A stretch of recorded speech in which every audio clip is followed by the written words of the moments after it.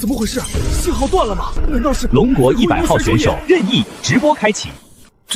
这是什么开局？棺材，我没看错吧？别人木筏渔船，我们龙国选手开局一口棺材。这是落地直接埋了，游戏是不是搞错了？惩罚模式吗？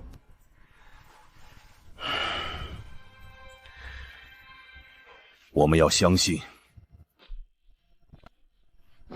是变异海鸥，它的喙能啄穿2毫米厚的铁皮。完了，来不及了！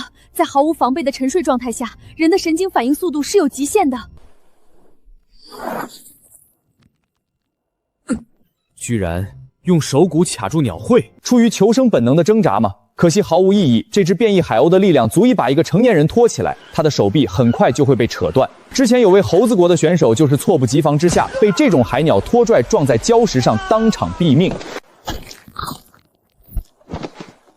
那是什么反应速度？那一下锁喉太专业了。任意的身份资料呢？怎么还没调出来？自己不是应该死了吗？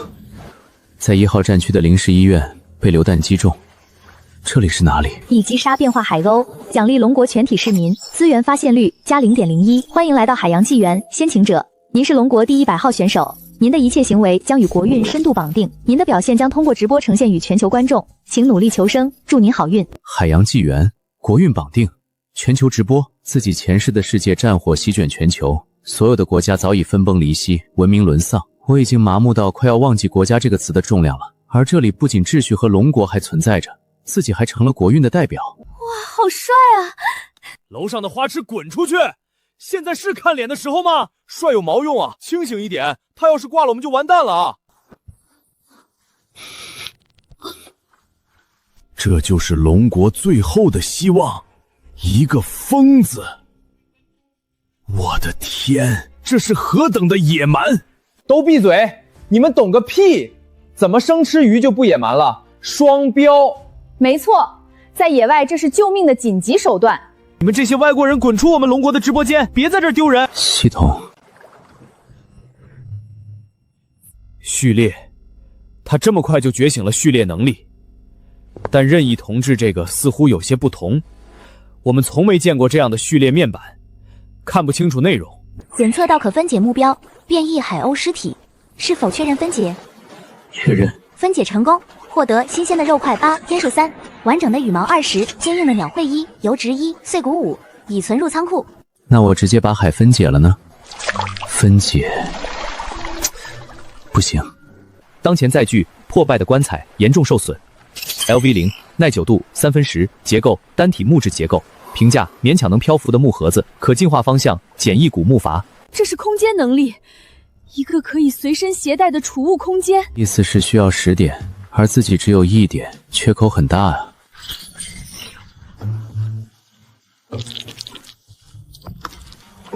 挂起来，这是要风干？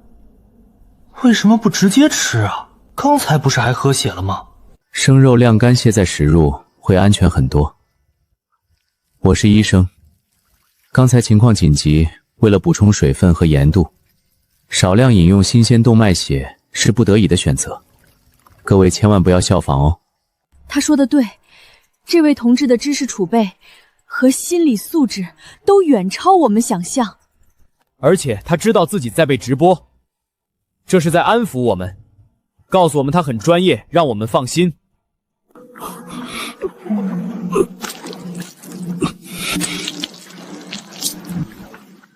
咬着不，这是怕自己喊出来。他在干什么？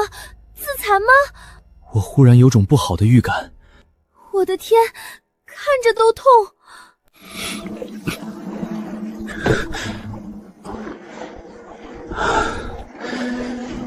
坐在这里干等，肯定等不来猎物和物资，能做的暂时都做了，可这口破棺材该怎么动？你好，龙国的朋友，我看你挂着肉干，要做交易吗？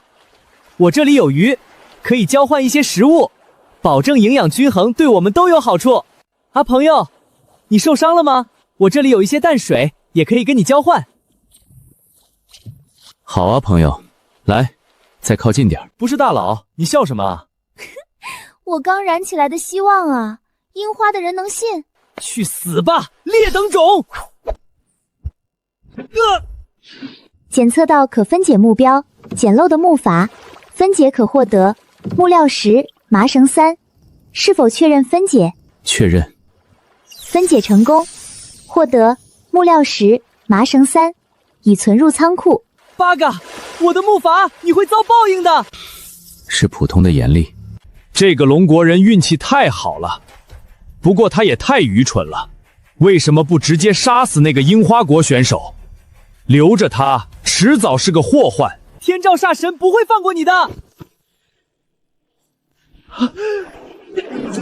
是利齿鱼怪，这种鱼对血腥味敏感，而且是群居。食物这么宝贵，怎么随便浪费？脸还没被打够，看不懂就闭嘴！这他妈是在打窝吧？任意大佬还是个钓鱼佬？但没钩啊，没钩怎么钓鱼？耍猴呢？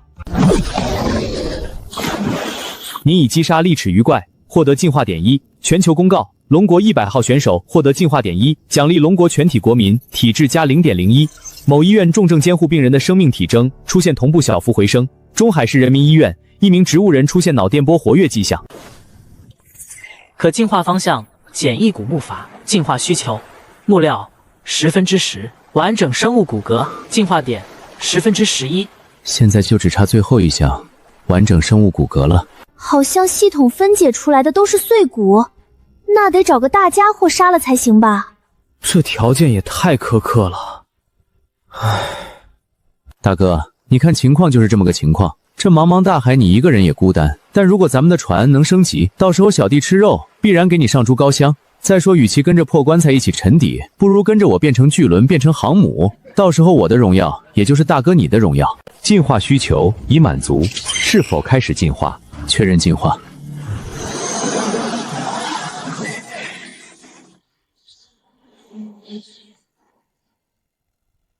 我是不是网卡了？谁来打我一下？所以是从一口单人棺材进化成了双人棺材。带护栏和座位的棺材，怕大佬晚上起夜掉海里吗？这造型还挺别致。我大概明白原因了，是进化的原材料。任意这次进化区别于其他人载具进化的关键材料，是那具完整生物骨骼，而那具骨骼是属于人类的。系统的进化逻辑很可能是基于材料的本质特性，用野兽的骨骼可能会进化出更具攻击性的形态，而用人的骨骼，系统判定最适合承载人这种生物的容器，自然就是棺材。不错，非常有安全感，平稳性也大大增加。这回别说在上面打棒球，就算翻个跟头都是可以的。大哥，你走得好突然。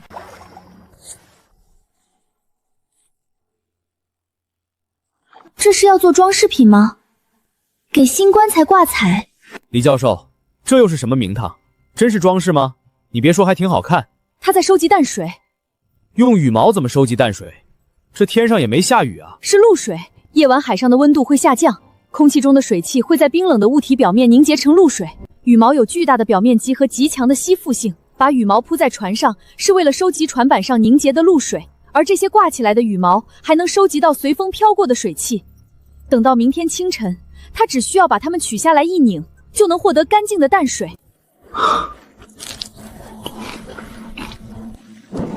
好像是火光。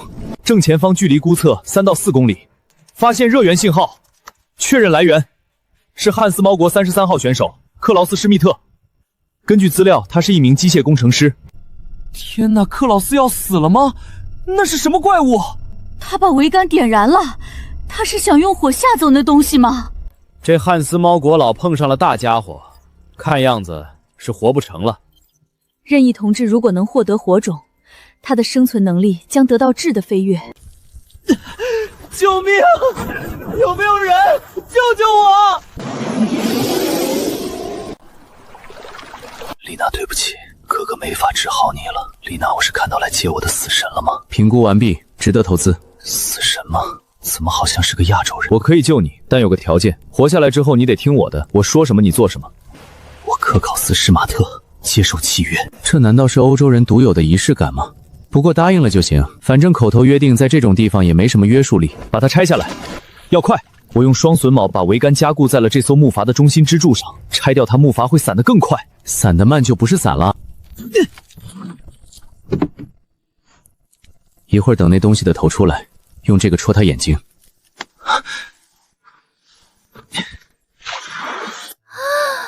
我就知道，这个男人太坏了，我好爱。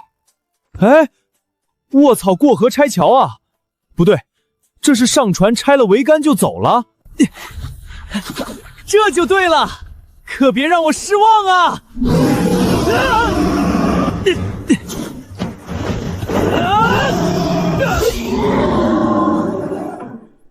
他不是在跑，他是在送快递呀！把怪物打包送货上门，这是人能想出来的操作？该死的，他不是在开玩笑，他真的把怪物送过来了。他把我当成了戳穿怪物眼球的袭人的牙签。疯子，你这个彻头彻尾的疯子！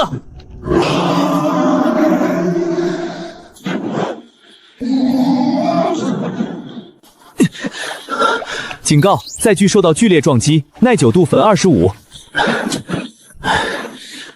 靠！大佬肯定是在为那个汉斯猫国选手的死而自责。这才是我们龙国人的风骨，仁义。可惜了，多好的一个机会！不，还有机会。是否确认分解？确认。不是，大佬你在干嘛？打扫卫生吗？强迫症犯了，看见垃圾就想清理。你们懂什么？这叫颗粒归仓。咱们棺材哥多勤俭持家。分解成功，获得木料层2；分解成功，获得木料层1。救命！救命！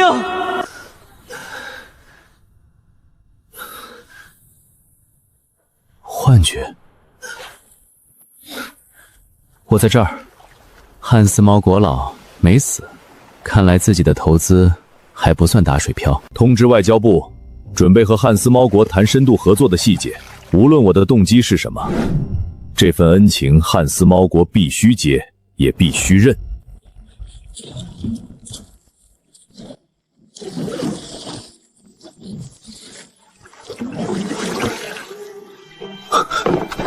拉住！好沉！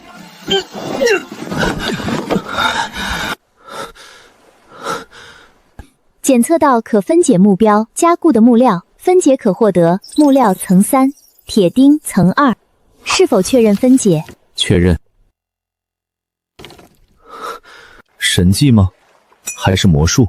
是不是表现得太急切、太冷血了？人才刚上来，转头就把人家的船给销毁了，这行为确实有点不近人情。你还好吗？有没有哪里受伤？朋友，别这样，有点假。神他妈的仁义，仁义的刺客！我仁义哥不是腹黑，他是真的心黑啊！笑死我了！你看那汉斯猫老的表情，他一定在怀疑人生。这孩子还真是体贴啊！现在有点明白为什么任意能在那样的环境里表现得这么滋润了。这种精神状态确实遥遥领先。你的意思是你能修理木制品？是的 ，LV0的铸造师序列能够对基础木质结构进行认知和修复，只要有足够的木料。这艘船，这些是骨头，人类的骨骼。没错，它的原材料来自我的前任队友。前任队友？一个很可靠的伙伴，人狠话不多，还从一个樱花国选手手下救过我的命。这人是开玩笑，还在如此轻描淡写的讲鬼故事。不过这人绝对干得出来这种事。你把他们分解了？没办法，为了生存，而且这也是他的遗愿。他说与其沉到冰冷的海底，不如融入小船变成航母，和我一起去征服海洋。那你不会把他的皮剥下来做成船帆，再用自己的骨头继续加固这口棺材吧？哈哈，你看他脸都白了。他信了，他真的信了。我感觉克劳斯已经在思考自己哪个部位比较适合做船桨了。说起来，确实有件很紧急的事情需要你来做，把船修一下。修船比起变成船的一部分，显然还是当个船匠更有前途。这汉斯猫怎么突然这么听话？难道自己吓到他了？没有吧？不行，我无法完全修复它。L0的铸造师只能对木质结构进行完全的修复和加固。这艘船的骨头和木头不是简单的拼接，而是融合在了一起。我能做的只有把破损的地方暂时填补上，但这无法完全恢复它的耐久度。就像给车换了保险杠，但发动机的损伤我无能为力。想要修复混合结构，我的序列至少需要提升到 LV1 才行。你的序列升级需要什么条件？熟练点，还有10进化点。10进化点啊！一只利齿鱼怪就是1点进化点，可问题是那种鱼也不是想找就能找到的。上次能一口气杀那么多，还是靠无私奉献的樱花国选手。现在去哪儿获取那么多进化点呢？那条怪兽受了伤，现在应该还在附近那玩意儿，应该值不少进化点吧？不过小破船的耐久度只剩下15点，现在就去跟那大家伙硬碰硬，纯属嫌命长了。确实，当务之急还是先解决更现实的问题——淡水。你之前是怎么解决食物和淡水问题呢？补给箱，游戏随机投放的基础物资箱。我运气好遇到了一个食物补给箱，里面有纯净水和压缩饼干。不过刚才我以为要死了，烧船的时候也没顾着物资，大概烧没了或者掉海里了吧？白高兴一场，算了，先干点能做的吧。弄弯。鱼钩，这也修得太厉害了，会影响成品的效果。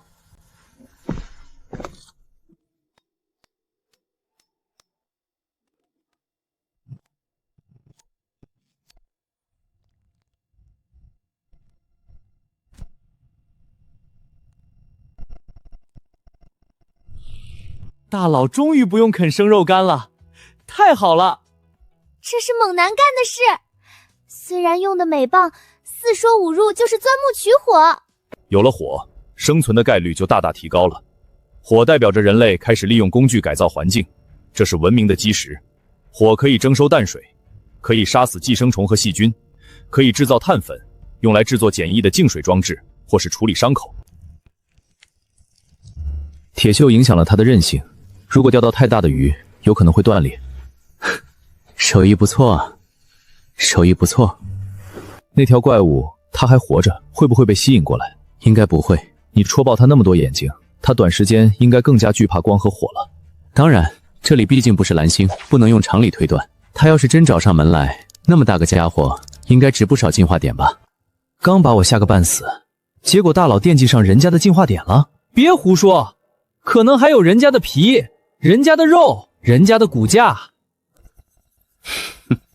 真是大言不惭，侥幸逃了一次，就以为自己能猎杀那种级别的怪物了吗？无知的龙国人！要不是对方，我现在已经尸骨无存。丽娜，如果他看到哥哥这副狼狈的样子，一定会毫不留情地嘲笑我吧？只能修成这样了，够用了。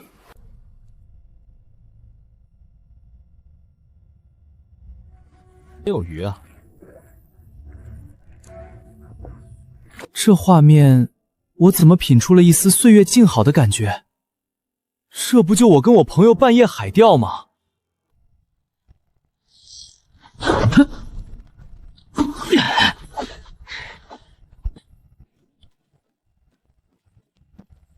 哦，这不就带鱼吗？好家伙，这带鱼成精了，看起来好凶！大佬快盘它！清蒸还是红烧？这鱼怎么有点眼熟呢？你已击杀变异带鱼，获得进化点1。全球公告：龙国100号选手5进化点国运奖励结算中。为什么不直接分解掉？浪费，利用率太低。鱼骨能煲汤，鱼皮可以熬鱼皮胶，还可以提炼鱼油，这叫物尽其用。好像钓到东西了。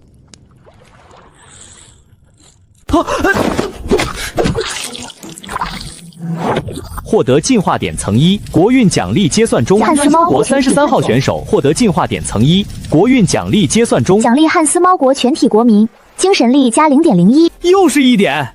我棺材哥今天晚上 KPI 拉满了啊！就这么没了，看着挺吓人，结果是个战五茶。唉，哦，上帝，我们得到了精神力奖励。这个龙国人是个守信的人。西巴，真是恶心。分解，检测到可分解目标，变异尊海鞘残骸，是否确认分解？确认。是否消耗素材，解锁该模块。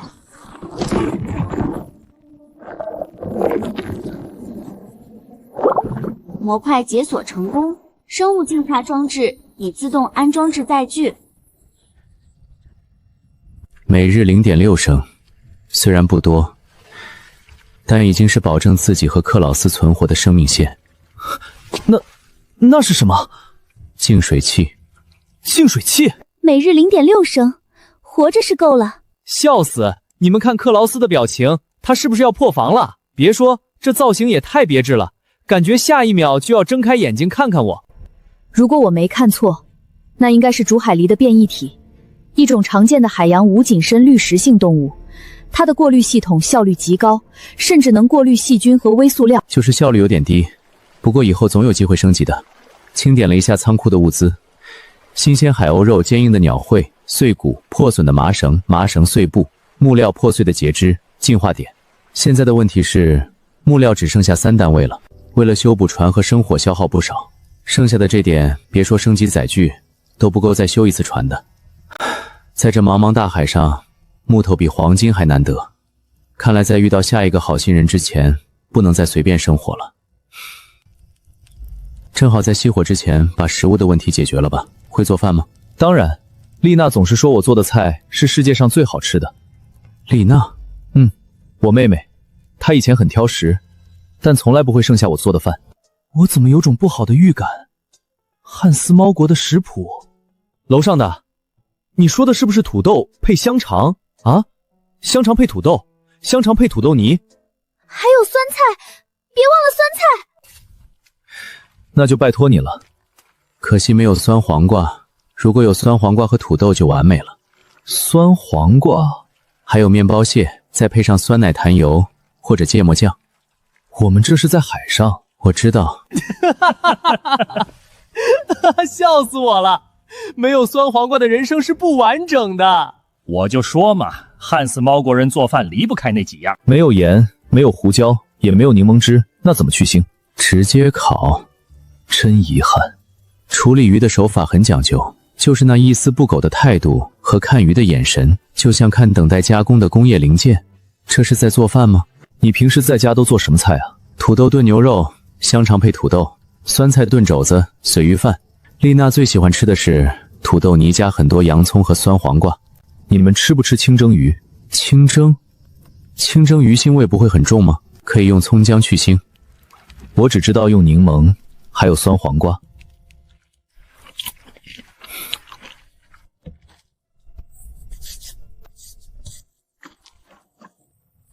海钓，鲜肉钓变异鱼效果不错。我的仓库不能保鲜，海鸥肉只能放2天。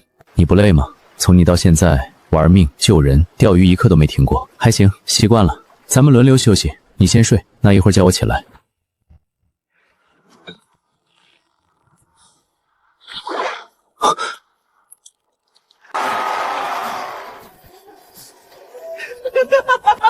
笑死我了！这么大动静就这？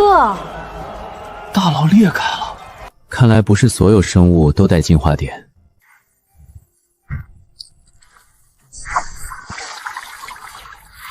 漂流瓶里好像有什么东西，不过黑灯瞎火的，根本什么都看不清。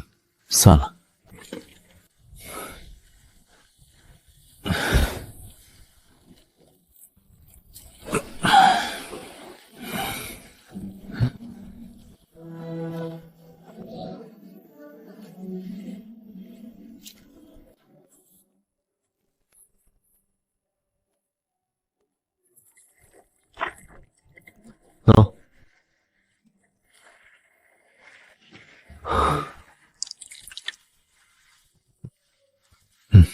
这就完了？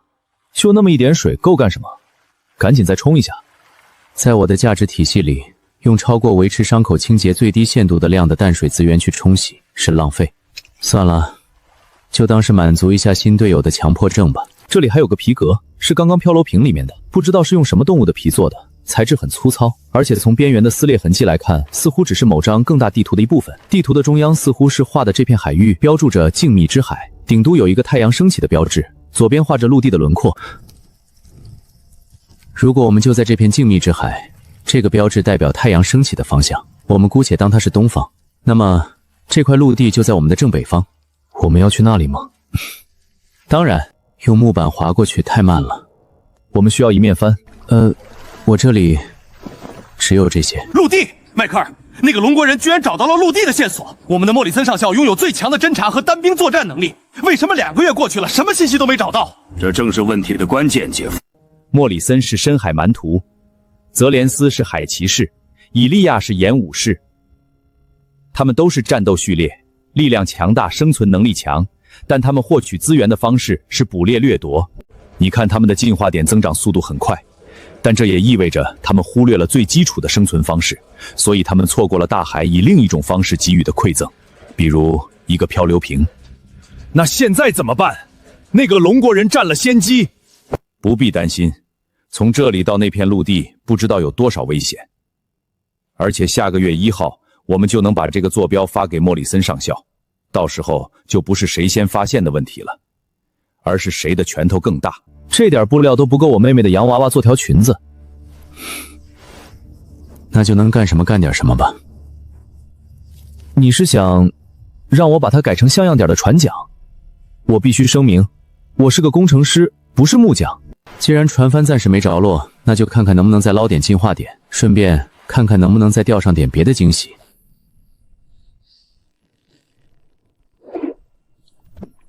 系统检测到可分解目标，散发着芬芳的旧皮靴，分解可获得腐烂的皮革乘2，是否确认分解？分解。系统检测到可分解目标，被遗弃的精神寄托，获得湿润的木料行衣，椰子的执念绳衣，是否确认分解？执念。欢迎上船，现在你也是船上的一员了。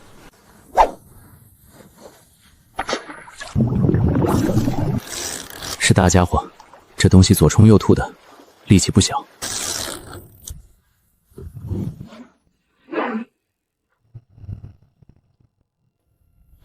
全球公告：龙国100号选手获得进化点词1，国运奖励结算中，奖励龙国全体国民精神力加 0.01。汉斯猫国33号选手国运奖励结算中，奖励汉斯猫国全体国民精神力加 0.01。确认。下次再钓上来这种东西，能不能给我点心理准备？没事，见得多了就习惯了。哼。现在还有罪魁祸首珊瑚，抛开那些虫子，这可以称之为一件艺术品。我知道，分叉繁复而优美，精巧又不失浑然天成，通体有种半透明的质感，大白天也能看出它散发的淡淡荧光，可想而知在夜晚该是怎样柔和梦幻的美景。真漂亮，不过我建议你把它分解掉，谁知道里面会不会钻出什么东西。有道理，而且船上空间有限，放这么大个又沉又易碎的摆件确实是占地方。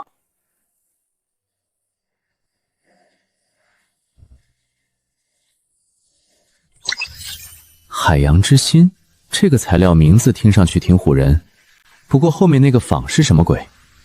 分解。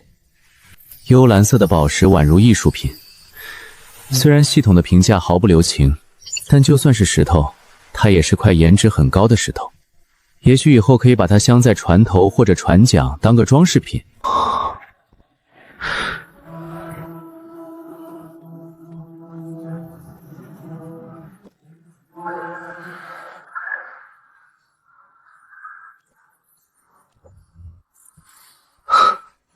生物光源，稳定并且没有任何消耗的光源，这代表照明不再需要生火，节约了木料。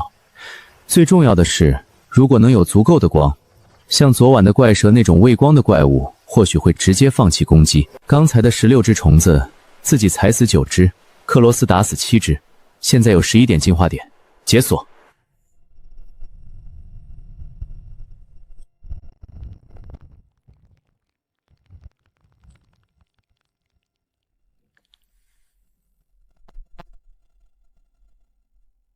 我就知道会这样。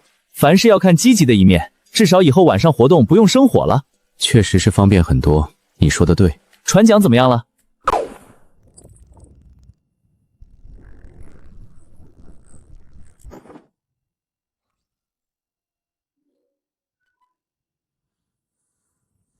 分解。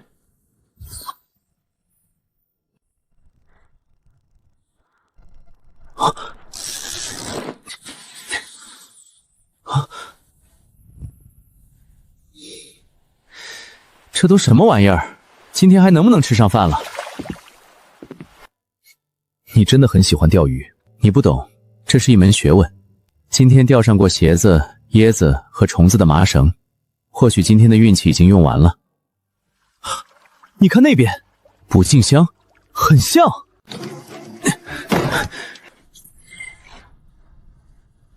芬姐，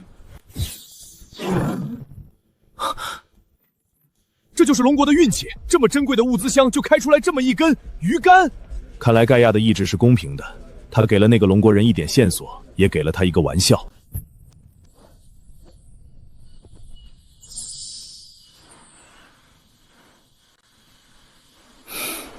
好家伙，光看着评价就不是什么正经东西，其实还不错。刚才那个箱子分解出来5单位木料和12根铁钉呢，还有那个降落伞，不是正好可以拿来做帆吗？虽然不是帆布，但够了，又轻又结实。我们需要一根主桅杆，桅杆长度3.5米，铆送连接更稳固。要不然先歇歇？不，工作让我感到平静。不歇就不歇吧，正好自己也想试试新鱼竿，手痒。这片海底下是不是有个乱葬岗啊？今天主营业务是考古，这回的东西像石头似的，不游动，但是很沉。是怪物吗？不像，有可能是个宝箱。真的很特别，先是鞋子，然后是椰子，现在是行李箱。扔了吧，要是以前自己可能就直接分解了，但是我们的船还要进化。从破损的棺材进化到小型古木棺的核心材料就是完整的生物骨骼，下次升级很可能还需要，可以先留着它，等到下次升级。任意，我是个崇尚科学的人，但是这叫落叶归根，我只是想给他一个家。这么大，再放就不新鲜了，烤了吧？直接丢进去，壳会焦。甲壳类生物的蛋白质凝固点很敏感，这样慢火烤才能锁住水分。哪怕是在海上，也要保持烹饪的严谨。刚才谁说我们只会煮土豆的？上帝啊！你看那个翻面的频率，简直像是在操作精密机床。好了，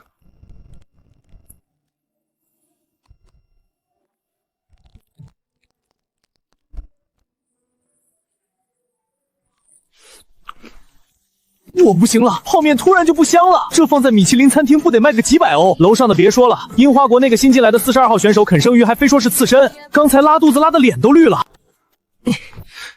等等，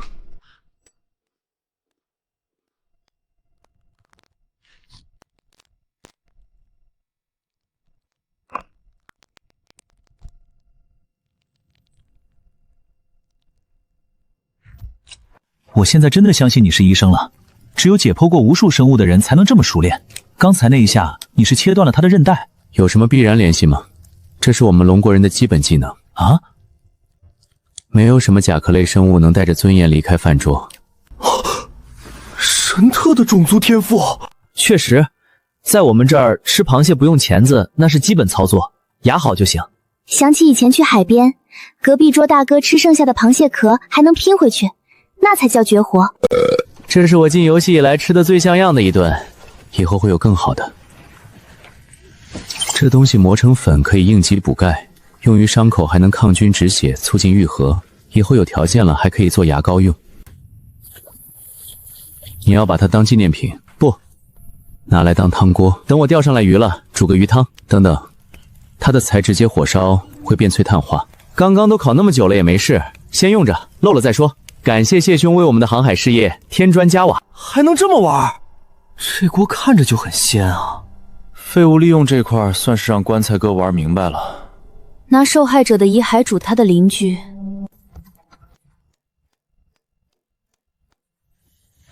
这个大小的船勉强够用，但是缺乏横向支撑，要是遇上6级以上的大风，有可能倒塌或折断。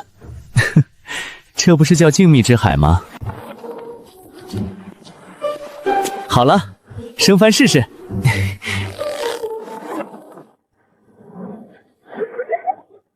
这造型太特么艺术了！带着问号去流浪，这特么是个任务 NPC。载具：小型古木棺 LV1，状态：扬帆起航，航速提挂件令人困惑的软翻，新增挂件，令人困惑的软翻。几个小时相处下来，我大致是摸清了这个龙国选手的脾气。他要是对你冷眼相对，说明你是个路人甲，死活不论；但要是突然开始温良谦让，甚至试图谈心聊家常，那完了，你是猎物。这帆怎么控制方向？座椅旁边有个舵板，你把绳索绑在那上面就好了，然后转动那个把手。我的天，有你这样的哥哥，你妹妹肯定特别骄傲吧？那你还是别这么说话了，瘆得慌。怎么会？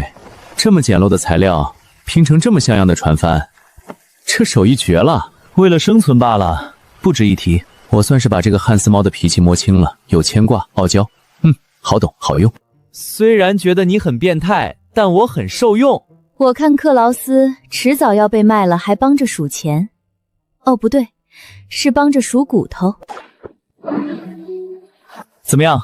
这速度还掉？你是机器吗？刚刚那只螃蟹还没消化完吧？这你就不懂了。现在船有速度了，正好脱掉。脱掉？假装我们是条逃窜的活鱼，一般能钓上来大家伙。最主要的是晚饭还没着落呢，我心里不踏实。这人简直比他们汉斯猫国最严苛的工头还要卷。大家伙，什么鬼？船要翻了！稳住你的！这东西不是在试图逃跑，而是在试图和船角力。往左！上帝啊，这得多大？给我起！那是剑鱼？不对，剑鱼的体型没这么小，可能是变异的梭鱼之类。管它什么鱼，现在都是我们的晚餐。他要撞船！啊！该死，他掉头了！啊！哥们儿，借个火！呀！这一棒子，我就问你多少年的功力？骷髅兄，虽然我不是人，但你是真的狗。别愣着，那鱼只是晕了，醒过来就麻烦了。过来帮忙。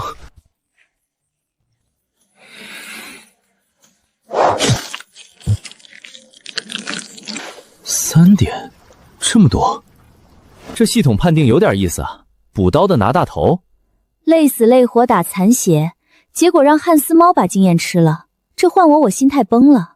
你看克劳斯的表情，好像不是高兴，都要吓尿了。我那个游戏判定总共多少点了？11点。哦，那还不错，看来以后补刀的工作可以多交给你，升级序列的效率能高一点。你不生气？一共才5点，谁拿不是拿？难道我拿了就不用帮你找进化点升级序列了？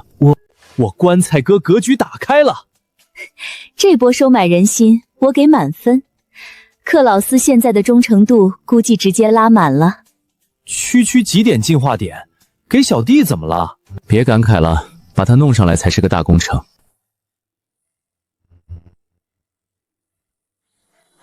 1、2、3，停！太重了，不等弄上来，船就要翻了。如果不弄上来，也许会引来更致命的猎食者，到时候别说晚餐，船能不能保住都是问题。没办法了，只能就地正法，打包带走了。检测到可分解目标：新鲜梭鱼肉2斤装成40，变异铁甲梭鱼乘50，完整的鱼骨乘1，鱼油片乘5，变异鱼柏乘1。是否确认分解？分解。新鲜梭鱼肉2斤装成40，这也太黑了。这条鱼看体型怎么都得300斤往上，经系统8层皮就剩80斤了。虽然它的名字叫铁甲梭鱼，但不至于鳞片加骨头加内脏占了200斤吧？中间商赚差价也不是这么个赚方法啊！算了，看看其他物品吧。这是那条怪鱼的掉落物吗？刚才在水里看还没觉得很夸张，现在拿在我手里，简直就像把钢铁做的短矛，这手感扎实的让人十分心安。变异铁甲梭鱼长叶，等级 Lev 2，硬度高。评价：大自然的鬼斧神工，为了贯穿猎物而生。PS 建议不要拿它剔牙，除非你想给自己开个脑洞。好东西，如果能加个防滑手柄，就可以当做近战的利器了，肯定比骨头好用得多。铁甲鳞片虽然它没能防住你的闷棍，但这不代表它不够硬。如果你想用它做件比基尼，我也没意见。硬度跟低碳钢差不多，但韧性更好。要是串起来做2个护腕或者盾牌，你要去演大片吗？神奇男侠，这是防御，防御。格局小了，给船嵌上呢。天才，受力点太少了，这点鳞片把船头那一面贴上都够呛。如果贴得稀稀拉拉，起不到防护作用不说，还会徒增船体的重量。那就先留着吧，等以后多杀几条再说。还有别的吗？优秀的福利囊，韧性惊人。当然，如果你非要把它放进锅里，那也是独特的风味。鱼脖，拿开拿开，离我远点。不识货，在我们龙国这叫花椒，是顶级食材，补肾固元，尤其是这种变异的，可能大补。我不需要，而且我绝不会吃这种恶心的玩意儿。不识抬举呢，这么大的鱼脖，要是真能做成花椒，汉斯猫不懂吃，这玩意儿处理好了，那是人间美味。那太可惜了，这东西腥味太大了，没有葱姜料酒，估计做出来那味道能把人直接送走。如果不看外观，单论它的气密性和韧性，吹起来可以当个救生圈。生物缓冲层进化需求：变异鱼仆1，进化点2。描述：在狂暴的大海里，你需要一点软着陆。生物缓冲层什么用？算了，能升级就升级吧。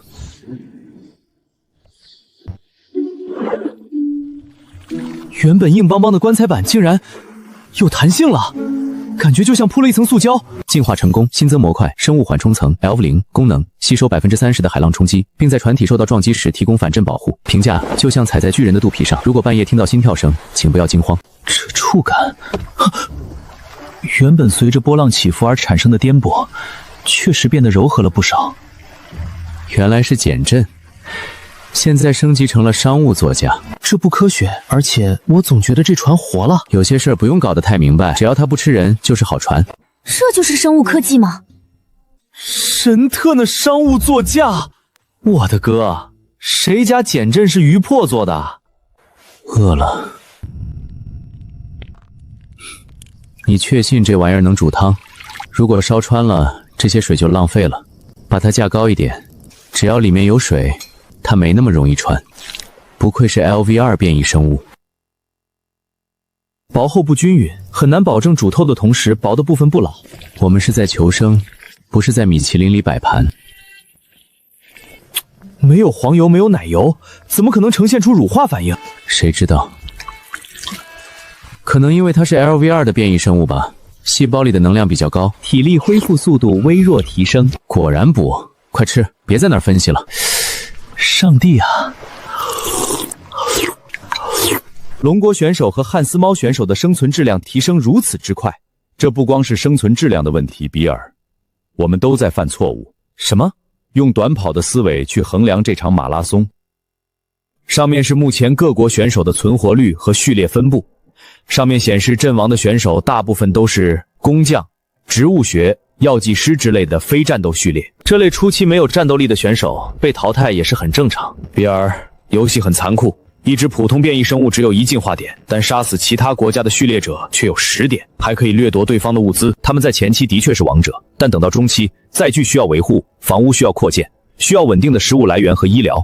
我建议联系我们的人，如果遇到这类型的弱势选手，只要没有直接威胁，尽量提供庇护。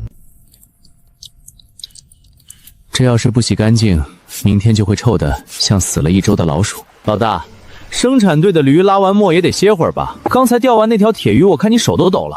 刚刚的鱼肉有加速体力恢复的效果，这会儿我感觉自己又行了。你要是觉得没事干，可以看看你的序列面板。进化点11%。进化点已经足够了，熟练度还差15。你进化船进化的这么轻松，序列一定早就升级了吧？我有个锤锤的序列，从始至终面板上只有分解、进化、储除这几个功能模块，别人的是人进化，自己的是船进化。照目前来看，只要材料有，理论上这口棺材大概能无限进化，算是吧。在你钓上来下一条鱼之前，我应该能给这玩意儿加个手柄，不能让船舱里那家伙的另一根大腿骨也骨裂。完了，克劳斯被彻底带跑偏了。卷王亲自下场，把周围的人都卷死了。别尬黑，这叫以身作则，榜样的力量是无穷的。骨裂，新的骨头胸骨裂了，还算完整的生物骨骼吗？要不找个机会给拿出来放生了吧，省得到时候想用用不了，还白占这么大地方。海洋的小寿星，评价：他可能比你的船年纪都大，放了他，也许海神会给你一点面子。P.S. 不好吃。给我面子？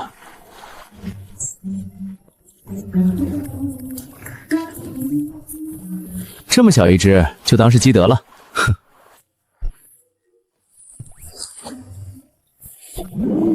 迷路的海龟少年，评价：他或许是刚才那只的哥哥。P.S. 依旧不好吃。这片海域的含盐量可能出了点问题，不然没办法解释。叛逆的海龟青年，他可能是来找刚刚那两弟弟的。帮个忙，这龟扑腾太厉害，我一个人有点吃力。我不理解。也许是葫芦娃救爷爷，来一个送一个。什么？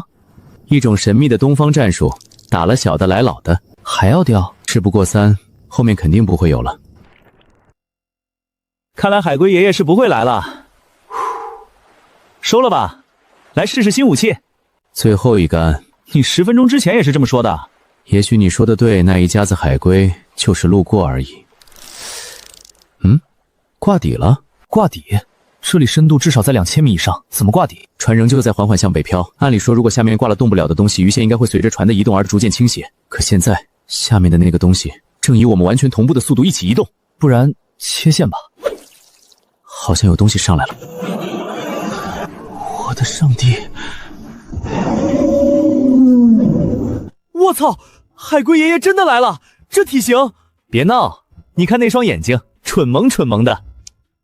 按常理来说，海龟性情温顺，不要攻击它，它把饵吃了，所以它现在上来是为了让咱们再给它续上。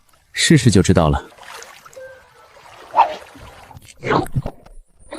它这是把咱们这儿当自助餐厅了吗？检测到可分解目标，半升的高浓度铜矿石，分解可获得铜矿池2，是否确认分解？分解成功，获得铜矿池2，已存入仓库。这笔买卖划算到天上去了。喂它，慢慢喂，别停。现在老大，那不是甲板，快回来！分解。克劳斯，你不是想救你妹妹吗？只要让汉斯猫国全民的精神力进化就行了。1点进化点只能带来0.01的增幅。想要达到进化的程度是什么概念？你知道你在说什么吗？知道。所以我们光活着不够，还要赢。如果没有这场突然降临的海洋纪元游戏，这个蓝星大概会因为资源枯竭，走上它所在的蓝星的老路。活着只是基础，赢得资源，赢得进化，才是自己和身后10几亿同胞的目标。分解。老哥稳住，别薅秃了啊！给龟大爷留条底裤。雁过拔毛，龟过瓜壳。棺材哥喜提拆迁队队长，这太疯狂了！他把一头巨兽变成了私人矿场。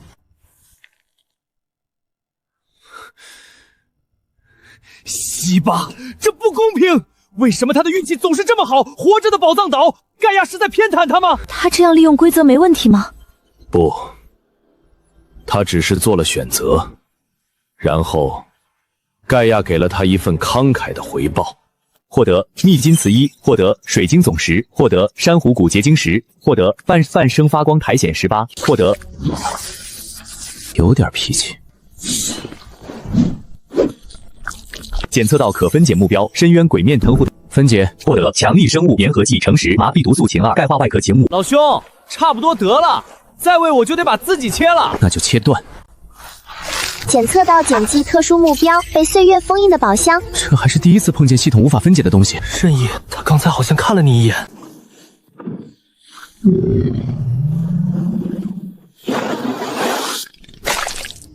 上帝啊，他吐了！这可能是给你的小费，感谢你的投喂。给你，我得去清理裤子，谢了。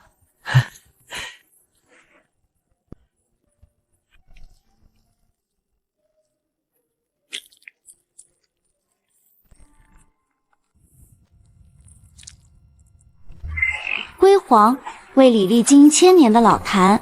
寒梅的消化液。分解，这回材料足够了，净化。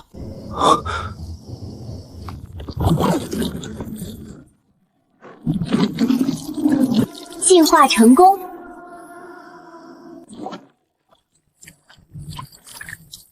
你又对我们的船做了什么？垃圾桶。生物净化装置效率提20%，持续时间2小时。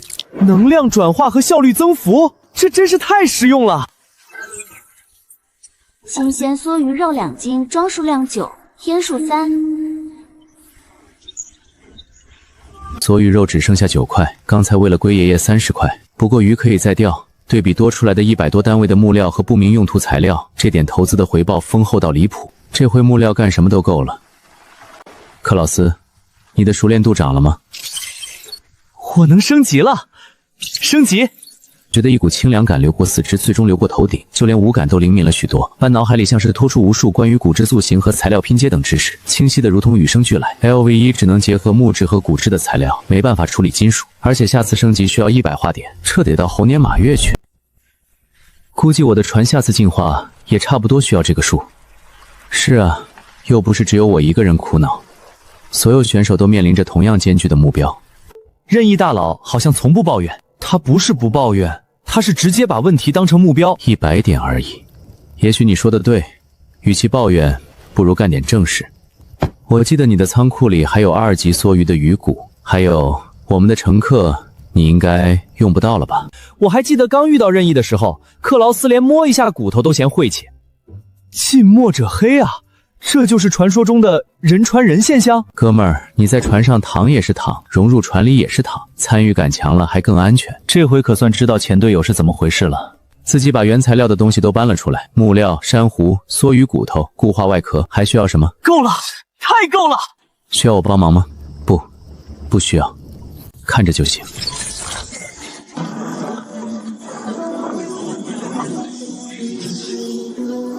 这就是序列的力量。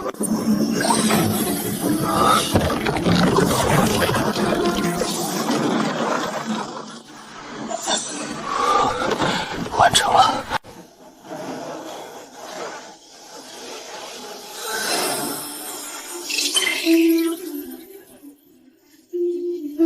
废物，通通都是废物！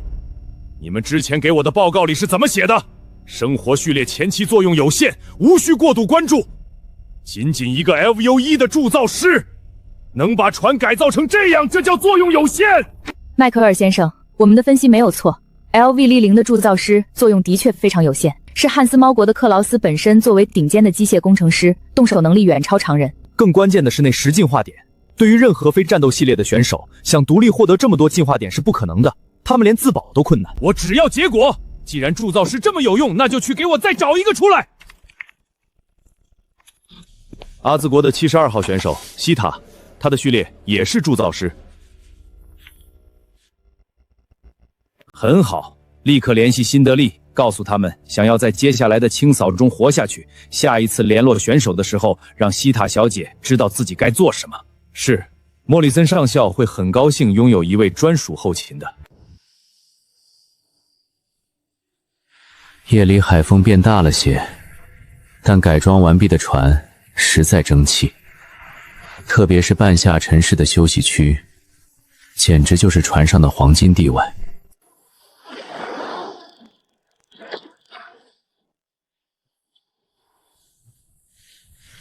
这要是在路市上，高低得给你点俩蜡烛，不知道的以为我给他守灵呢。这画面太阴间了，我都不敢大声呼吸。不懂就问，这是在进行什么神秘的仪式吗？那个绿灯能不能换个色儿啊？看着瘆得慌。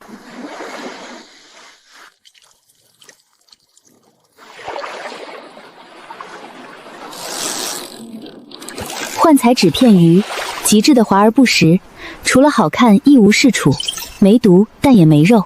获得发光的生物睡液挺衣。之前为龟大爷耗光储存，总不能把克劳斯切片喂了吧？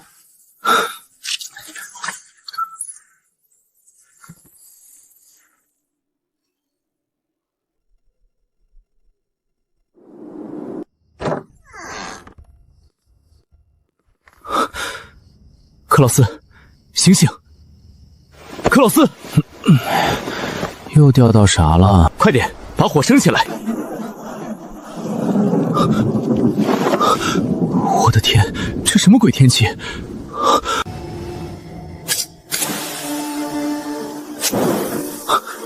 克劳斯，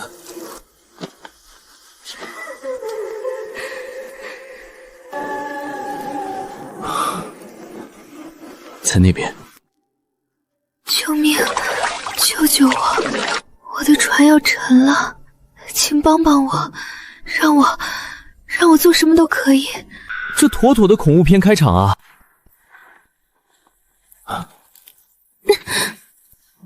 怕火？那你过来吧。谢谢你们，可我的腿受伤了，能不能请你们过来帮帮我？当然。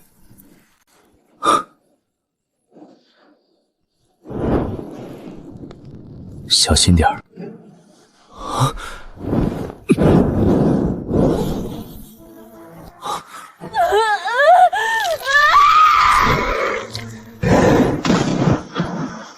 上帝啊！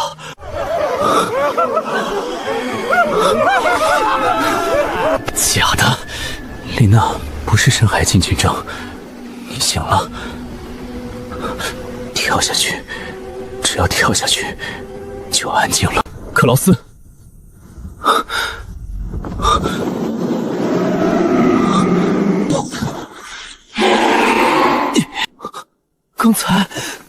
刚才你当诱饵当得不错。那女怪物死了吗？应该没死，不过肯定刺中了。我在毛上涂了鬼面藤壶的麻痹毒素。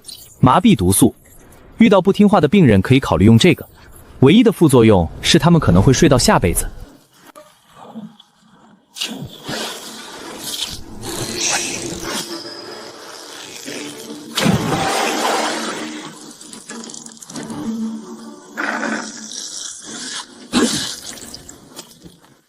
全球公告：龙国100号选手击杀韦塞尼，获得进化点6，龙国全体平民力量加 0.06。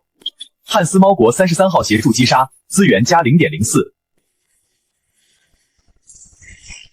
确认。赛陀之庸神经毒素阻断目标痛觉神经，在美梦中死去。有人吗？又来？这里到底有多少这种会唱歌的怪物？这次是真的。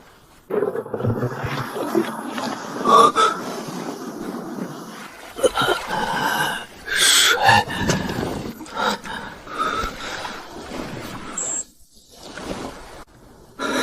怎么样？要救吗？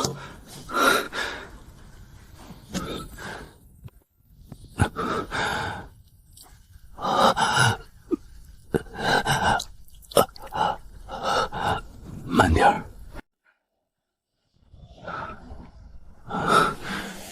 谢谢。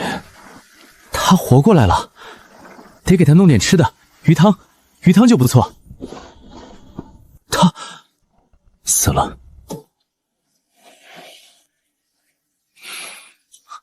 但他刚还喝了水，还说话了。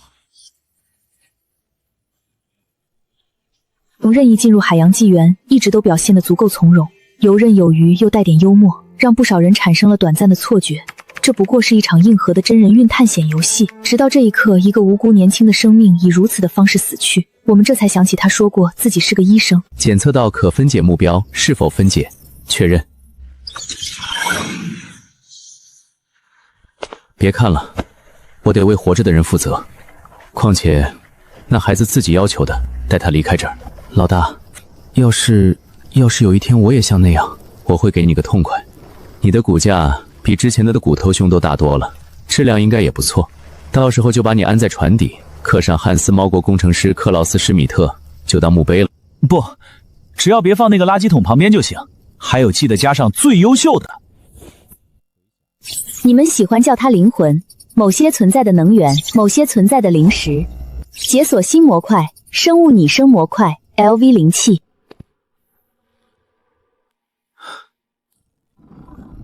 Verdammt！ 能不能把它关了？拟声功能在战场上可以用于制造混乱和心理压迫，战术价值很高。确实如此。克劳斯，来看看这个。这个，它的结构简直完美。老大，200%的负重，意味着我们可以装载更多物资，还可以加装火炮。有了它，其他国家的选手对我们来说跟浮木没什么两样。我也有些心动了。重装坦克谁不爱呢？但自己更在意吞噬血肉、修复船体的那个特性。在充满怪物的大海里，最不缺的就是血肉。这意味着这艘船的维护成本几乎为零，只要没一下秒杀，就能给船边打边奶，续航能力直接拉满。右边，必须右边！看这个进化方向，明显就是奔着海上堡垒去的。在绝对的力量面前，任何花里胡哨都是傻叉。老张，海战又不是碰碰车，机动性同样重要。而且请各位注意这个特性：骸骨武装艇虽然强大，但木料、铁块、特殊的粘合剂，每一次修复都需要大量的资源。一旦资源耗尽，船就变成了消耗品。但血肉不同，还有一点，那个加速50%也很重要，打不过可以跑啊。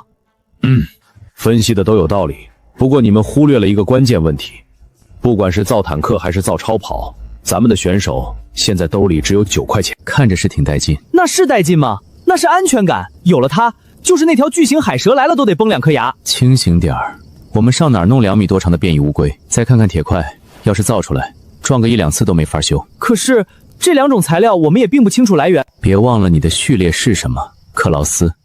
系统的进化只是给了个方向，不代表你不能进行2次的改装啊。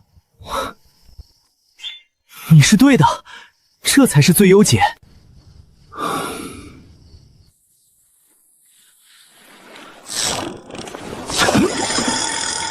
空袭，隐蔽！早，这起床号也太豪华了，至少不是那个怪石雕叫醒你。上钩了。我的天，这是灰姑娘撂下的吗？确实很漂亮。检测到可分解目标，是否分解？分解。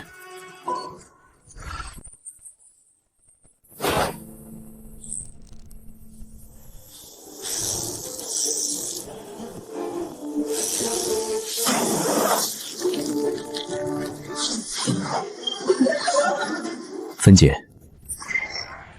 2点进化点，照这个速度，还得掉40多只这种玩意儿才能进化船。想要高收益，就得加大投入。既然高等级的肉蕴含能量高，想必对海里的怪物吸引力也更大。老大，你是想要毒死我，还是毒死鱼？这可是高档货，忍一忍。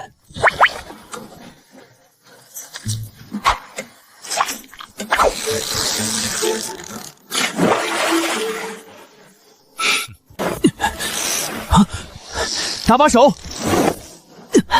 这力道比那条梭鱼还大。别愣着，送上门的进化点。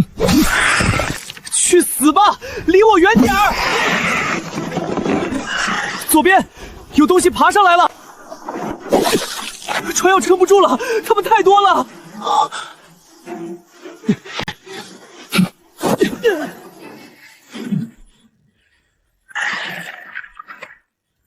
怎么样？拿了多少点数？现在有41进化点了。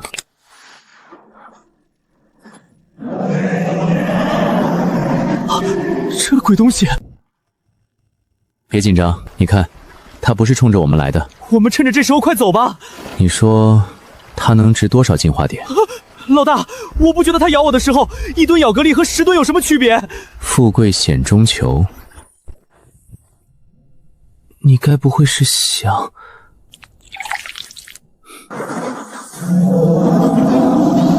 老大，别急。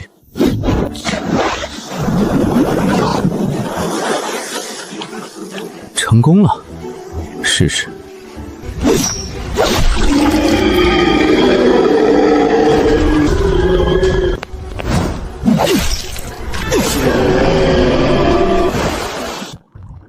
任意，快放手！任意，你答应我的墓碑还没刻呢。老大，克劳斯，你猜那头鲨鱼给了我多少进化点？赶紧把湿衣服换下来，就算100万点人没了，也只能留到去下面慢慢花了。 55点，我现在总共有108进化点，挺好，挺多。满足进化条件，是否确认进化？确认。进化成功。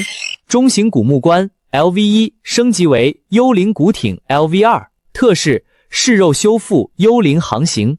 评价：优雅的死亡艺术品，它会悄无声息来到你身边，然后告诉你你的快递到了。惊喜吗？还生气吗？进去看看。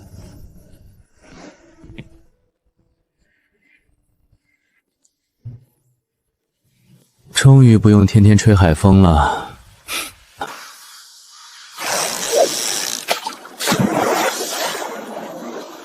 新鲜的海胆，早餐有着落了。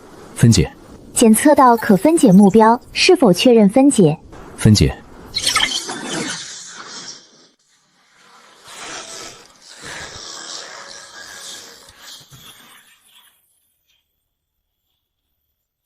这是什么？它会放电。要是能解开，把它挂在船底下当圆网，倒是不错。老大，这是生物，又没有开关。确实，对于没有自主意识的生物，可以直接进行分解。分解成功，获得生物电线体2，高导电神经属20。这玩意儿能吃，还是算了吧。确认进化。太美了。它让我想起了一种深海的生物，而我更关心实际的参数。打开面板，生物光能模块，功能提供可调节的持续照明。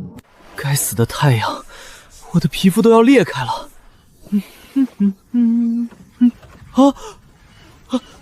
救命啊！救命！请你们救救我！老大，有人在求救。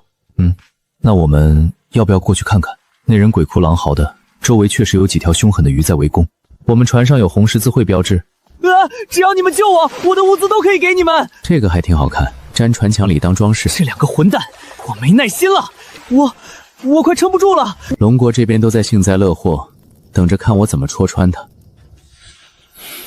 这演技不愧是专业的，演得过了。要不要把人捞上来？捞他干什么？他又不能吃。这条靠过去点，这条最肥。哼！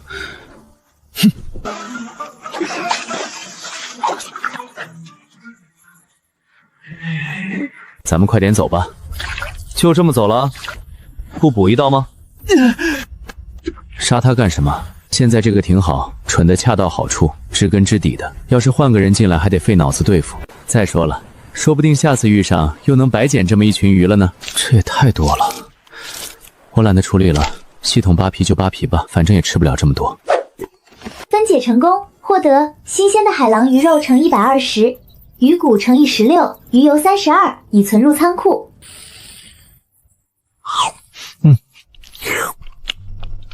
怎么了？不合胃口吗？很美味，但如果能配上黄油和柠檬汁，哪怕能有点盐也行啊。我遇到过个人，能凝结出来岩刺，他死之后，岩刺变成一堆岩粒了。那是岩武士序列。岩武士，对，他们的能力就是从海中凝结出各种形态的岩晶。早知道当初就不着急把他踹下水喂鱼了，至少让他多整几根岩刺再说。要不然咱们自己制盐算了，太麻烦，而且粗盐杂质太多，口感不行，吃多了对身体也不好。盐确实是个问题，如果盐分不够，可能会乏力眩晕。现在每天干的都力气活，光靠食物里自带的盐分肯定是不够的。看来这里的每一种序列应该都有它独特的价值。老大，我觉得这艘船应该有个名字。不是有吗？幽灵古艇。不，我说的是我们自己起的名字，比如复仇女神号或者深渊之眼之类，听起来比较有气势的。要不叫升官发财号？棺材哥的品味一如既往的稳定，升官发财号够吉利，我投一票。怎么了？要过去吗？看看情况。是1万毛熊国的11号选手，序列是深海蛮图。快滚！这不是你们这种菜鸟看热闹的地方。拉他上来。该死，是大动脉！按住，按紧点哈，不想流血就自己捅深点。老大，强光脉冲！你要干什么？没麻药，你忍着点。我操！我操！用鱼钩缝合，光是看着我的腿已经开始疼了。怎么惹上那大家伙的？也是晦气。我在海底发现个沉船，想下去捞点东西，没想到那是螃蟹的老巢。压住伤口，不用太用力。谢了。不客气，我是医生，救死扶伤应该的。我的船就在附近，送我过去，船上的物资分你们一半。可以。我的船就在东北方向，大概5、6里。好。你们是工匠类型的生活序列？我是医生，他是铸造师，没什么战斗力。这帆很特别啊，朋友送的，表达了我们对这个游戏充满疑问。别动。多谢了，看上什么随便拿。另外我还有个请求，如果能帮我修好我的守护者号，我可以把从沉船里找到的武器分你们一把，是金属武器，不是木头或骨头的。你的伤很重，1万，虽然暂时止血了，但这2天最好都一动别动，1周之内都不能剧烈活动，更不能下水，而且修船也需要时间。这里距离我们发现的陆地航程还有很远。如果你……等等，你说什么？陆地？是啊，就在北边，我们正准备过去看看。北边？我想和你们合作，至少在抵达陆地之前。在此期间，我船上所有的物资都归你们支配。就等你这句话了。龙国任意，这是汉斯猫国克劳斯，合作愉快。将军，伊万的性格有些直接，我担心他们起冲突。龙国的这个选手脑子够用，拳头也够硬，看着吧，伊万会老实下来的。这已经是个非常互补的团队出行了。立刻跟毛流国接触，加上汉子猫，建立3方情报共享。是。这简直是场灾难，结构完全不合理，他一定经常翻船吧？嘿，我的守护者号陪我干掉过2条4级的剑鱼，那可能是他们眼神不好。先把箱子搬上来，先帮我拿瓶酒，谢了。你管这个叫船舱？快，先帮我拿瓶酒出来，腿有点疼。谢了，兄弟。这么个垃圾堆，居然能在海上漂2个月，要是船再大点儿，估计得养1窝老鼠蟑螂了。这里面都是什么？好东西，是我从一沉船里捞出来的。沉船？这就是你说的都是好东西？你从沉船里就捞了一船的酒？酒是战士的血液，当然是好东西。确实是好东西。什么？不怕冻死的话，寒冷的时候能热，可以短时间作为应急代替淡水，提纯之后能消毒，减少感染风险，还能做燃烧瓶。斧子是我的武器，另一把我用不惯，给你们。你不是说你们没什么战斗力？用习惯了，手术刀也是刀。老大，要不你把那船直接分解了吧？嘿，汉斯猫老，你说什么？拼起来的垃圾。我的守护者号可是修好它的工程不亚于造一艘新船。那可是我爱妻。爱妻？你就是这么对你爱妻的，连澡都不给洗？海浪就是最好的沐浴。我的守护者号每天都在享受大自然的洗礼。你确定你船舱里没长出新物种？我不嫌弃它，它也不嫌弃我，这叫天造地设。冷静点儿。我冷静不了。老大，你看那船，不如直接分解了当柴火吧。你想想，把它修好这么多步骤，那得是多少熟练度？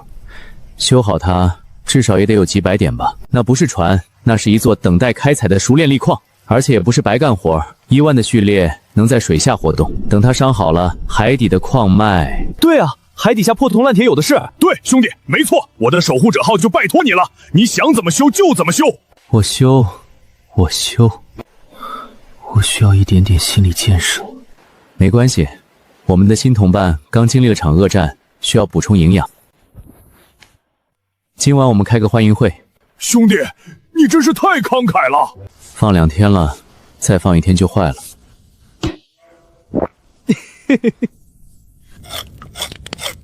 淡水不够煮汤了，用酒煮。味道肯定棒极了。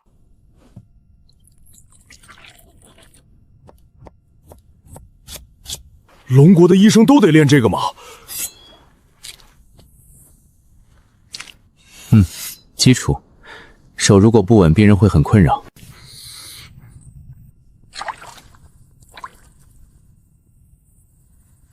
乌拉，这也太好吃了！我之前吃的简直是饲料。还行，主要是食材给力。这是我进这个鬼游戏以来吃的最文明的一顿饭。这样的机会以后有的是，只要活得够久。正式欢迎一下，欢迎登上升官发财号，这艘船是我们的了，我们将乘坐它前往新世界。出发！这是我进这个鬼游戏以来吃的最文明的一顿饭。这样的机会以后有的是，只要活得够久。正式欢迎一下，欢迎登上升官发财号，这艘船是我们的了，我们将乘坐它前往新世界。这艘船这么漂亮，这么优雅，为什么要叫这种名字？哪怕叫小甜甜呢？看着苗条的线条，又白又光滑。不喜欢，那就叫卡秋莎，经典，寓意着轰碎一切拦路的。你怎么不叫福特沙号？这个也不错。只要船还在，就一直升级，一直发展，多吉利。行了，这事儿以后再说吧。今晚还是你守下半夜，我守上半夜。1万是伤员，休息就行。其实我还能自己找死的，我不救第二次。去屋里躺。大清早的，谁在拆船啊？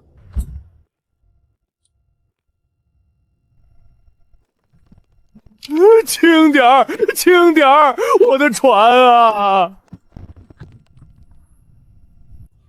腐烂程度超过50%，还有这块铁皮锈成这样，边缘还这么锋利，你是打算给自己放个血？那是战损锋，而且那个我磨过了，用脸磨的。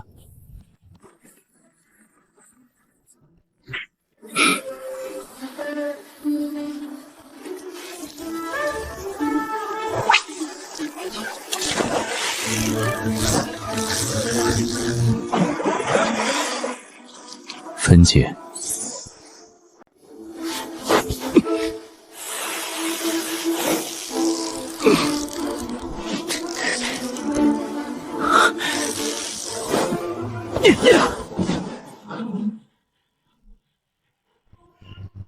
宝藏，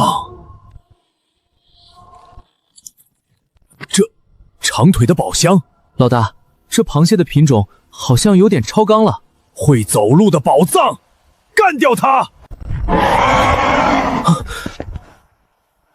！1万，克劳斯，你们别动。老大，我去收个房租。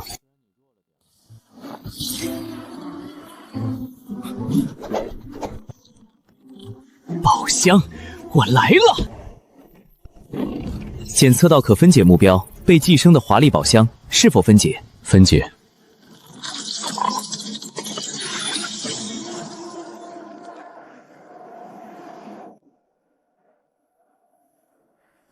他的房子没了，没有了坚硬外壳的保护，这只大家伙引以为傲的防御力已经归零。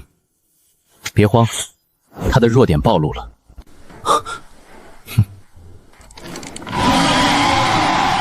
小心，克劳斯，左边！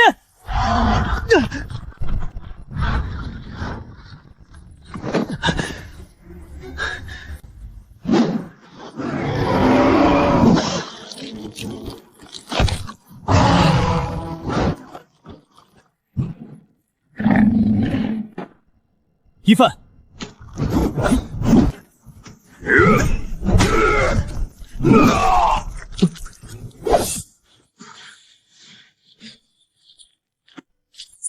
您已击杀 LV4 变异宝箱寄居蟹，获得进化点层40。这东西怎么办？这是我的序列能力，把接触到的东西分解成材料，然后用它们让这艘船进化。分解、进化，原来如此，还是你牛逼！检测至特殊材料强韧腹肌，是否进化？进化。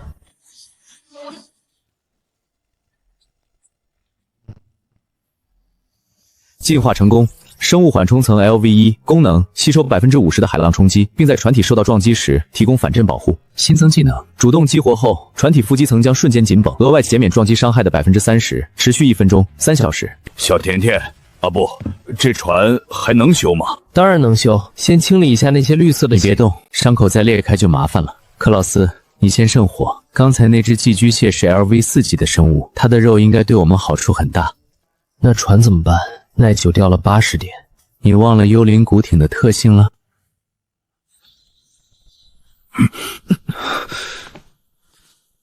看来转化效率不高。也是，现在LV0的反刍消化模块转化效率只有20%，意味着5斤肉才能转化出1斤的生物能量。快看那里，它自己长回来了。这不是修复，这是再生。好东西，这玩意儿要装在船上，那不是来什么撞什么。你喜欢就送给你，如果老大同意的话，我可以帮你给你的爱妻装上。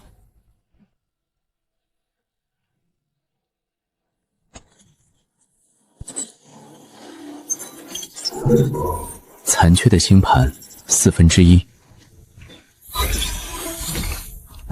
被诅咒的皇冠曾经属于一位沉默王国的君主，曾经的他被赋予了强大的祝福，现在的他附带着恶毒的诅咒。老大，火生好了！这么好的东西，应该直接烤了配上伏特加。粗鲁，它应该被搅打做成柔化浓汤。你们汉斯猫就喜欢把好东西搅成一锅糊糊。你们猫，别吵了，这样烤的和煮的不都有了？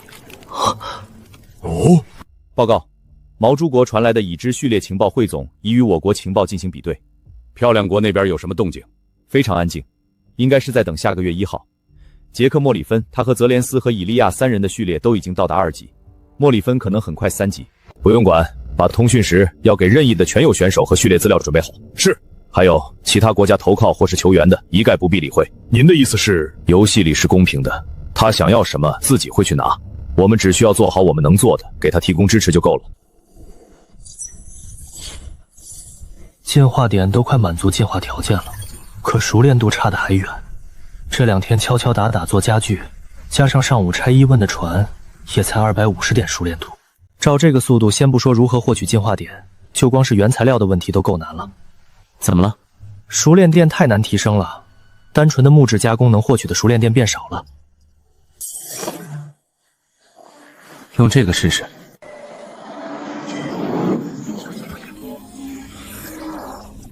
单纯的木质结构支撑不了这么重的外挂装甲，你的船需要彻底改造。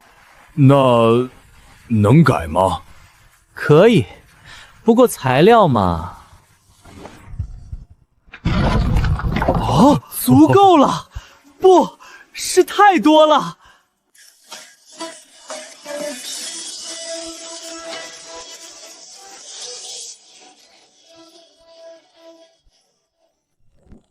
我的妈呀！这真的可以给我吗？它看起来就像个海鲜拼盘啊！谢了，兄弟。我不和男人拥抱。你们汉斯猫人都这么冷漠吗？这可是战士之间火热的情谊。说真的，你们铸造师简直就像神迹一样。每个序列都有它的价值。那是自然，等我伤好了，想要什么宝贝我都能捞上来。升到3级就能潜到3000米的海底，那里好东西挺多的。3000米，那几乎可以触及大部分浅层海域的海底了。3级需要多少进化点？1000。见鬼！我现在还差727点。我的船现在也才2级，估计再进化也需要1000进化点。养活这一大家子压力确实不小，要么去猎杀更高等级的怪物，要么就要提升猎杀效率，比如使用金属的重型捕鱼叉，或是船载武器。克劳斯，你升到2级还差多少？850。刚才对守护者号那一番改造，竟然硬生生给自己涨了600点实炼率。看来使用高等级材料确实效果更好。等克劳斯升级了，先看看能不能帮忙改造下劳苦功高的鱼竿。兄弟，你想干什么？我只是觉得它的结构或许还可以再优化一下。别担心，我只是把它拆开重新装一遍，很快的。拆开？你不能动我的喀秋莎。喀秋莎不是守护者吗？喀秋莎太柔弱了。我祖母就叫喀秋莎，她徒手打倒过棕熊。别急，就算熟练度满了，还差进化点呢。与其在这里争吵，不如咱们主动出击，找个大家伙打一架。这样进化点有了，船体受损，你的熟练度也有了。对啊，我怎么没想到呢？有道理，让喀秋莎开个招。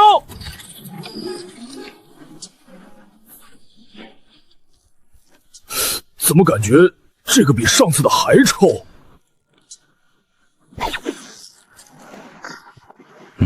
怎么回事？这高级饵料失灵了。再等等，来了！啊！这是什么鬼东西？鲸鱼吗？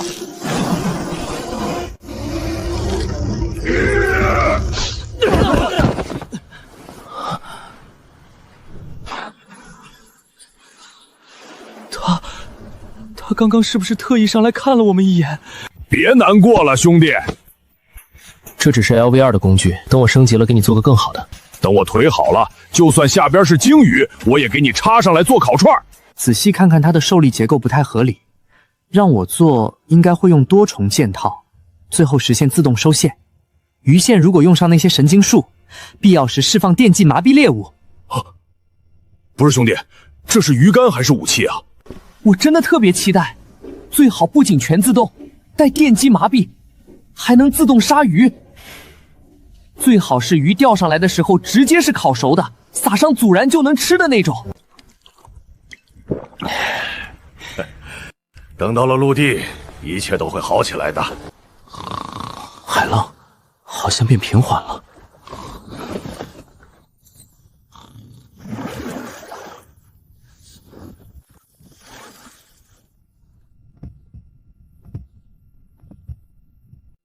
克劳斯，一饭，醒醒！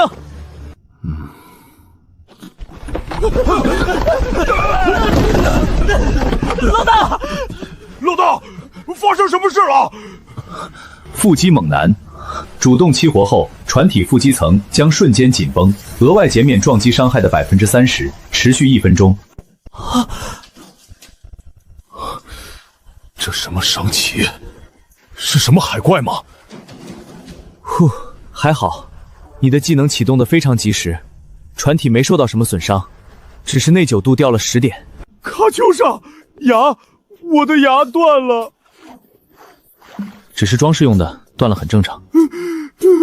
别哭了，几颗牙而已，我再给你装上不就得了？要不然再多装几颗，不，几排，只要把船头拆一下就行。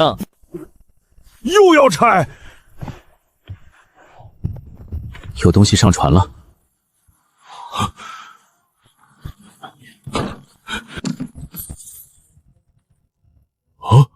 他把鱼竿送回来，拿走了一顶假发。他怎么进来的？他看起来没有恶意。他难道是在表达他没有恶意？我想是的。我认为这可能是警告。警告？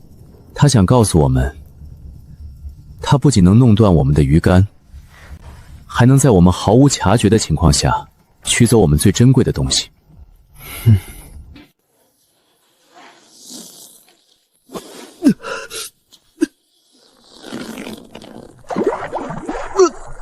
老大，你钓上了什么鬼东西？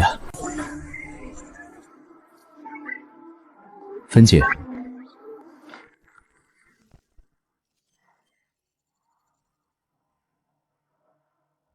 老大，这也是那个家伙送的，看起来是。他到底想干嘛？先打一巴掌，又给个甜枣。他可能没有恶意，弄断鱼竿是不小心，现在又送来礼物，或许是想建立某种联系。建立什么联系？交易吗？既然对方遵循着某种交换的规则，那是不是还能继续交易？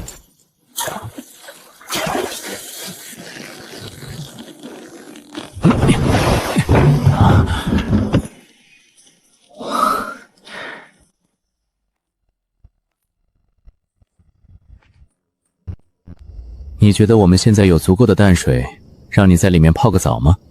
所以它除了占地方，还有什么用？不，等不缺水了，咱们再弄一个更大更豪华的。这回算是对这片海域的神秘邻居有了判断。他喜欢腐败血肉，非常有礼貌，弄坏东西知道赔偿，还接受以物易物，这生意能做。一个能换东西、实力强大还讲道理的邻居，可遇不可求。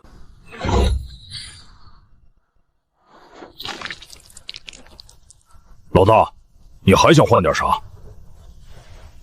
我想换能净化水的生物，就是会给你打扫卫生的。走你！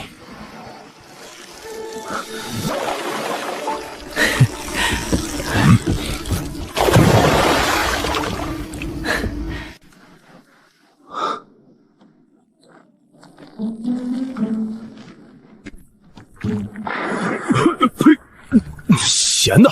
检测到可分解目标，异化的巨型海肠，稀有，是否确认分解？分解。生物净化装置1级功能，转化海水为可饮用淡水。净化。净化成功，当前每日产量5升。多少？5升？每天？老大还来吗？不换了啊？送他的。老大，这太浪费了吧？这不是浪费，我们的邻居值得这点善意。扬帆，我们继续向北。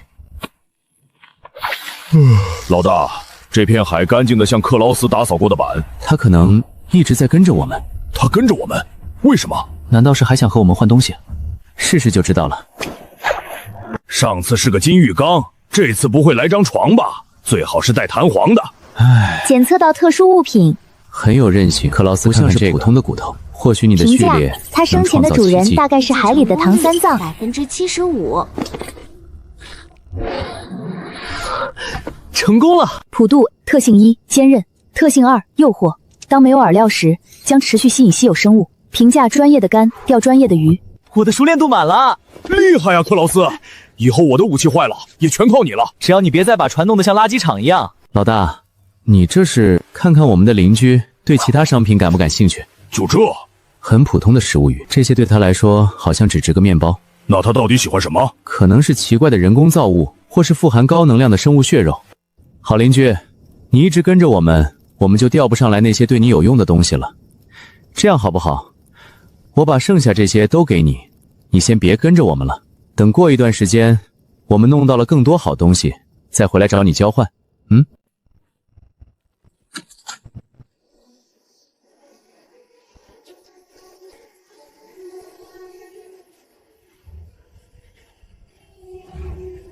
好邻居，好东西都给你。他走了吗？不知道，看来是走了。可能他刚走，气息还残存在这儿。咱们先继续往北走。太好了！说实话，那家伙在附近，我都不敢往海里撒尿了，怕见到他生气。船上不是有洗手间吗？习惯了，方便。老大，你还指望能钓上东西？反正闲着也是闲着，万一有头铁的就撞上来了呢。老大，鱼竿有动静了。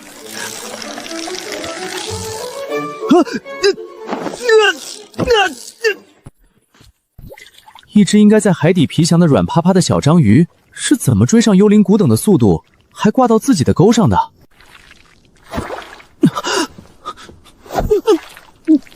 我帮你把它劈下来，你别动行不行？别冲动，开瓢了不好缝。但它快窒息了。让我来，别动。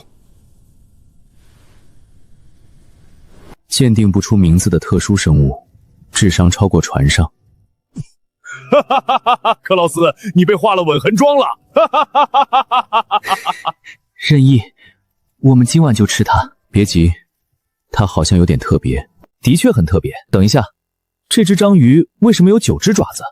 你这只章鱼还挺特别。什么？还真是，我从没见过9条腿的章鱼，这是畸形了吗？活了28年，头一回被只章鱼甩了脸子，不光是精神上的，还有物理上。你看你干的好事儿。好了，克劳斯，别跟他计较了，以后他就是吉祥物了。唉，总不能跟只章鱼较真儿，认命了。老大，哪有吉祥物一上来差点送走咱们工程师的？这在我们那儿应该叫开光。低点头，我看看，没破皮，问题不大，就当做了个纯天然面部 SPA 吧，促进血液循环，美容养颜。既然上了船，他得有个名字，要不然叫面具或是终结者。要我说，不如叫铁板烧或者芥末。我觉得都没什么创意。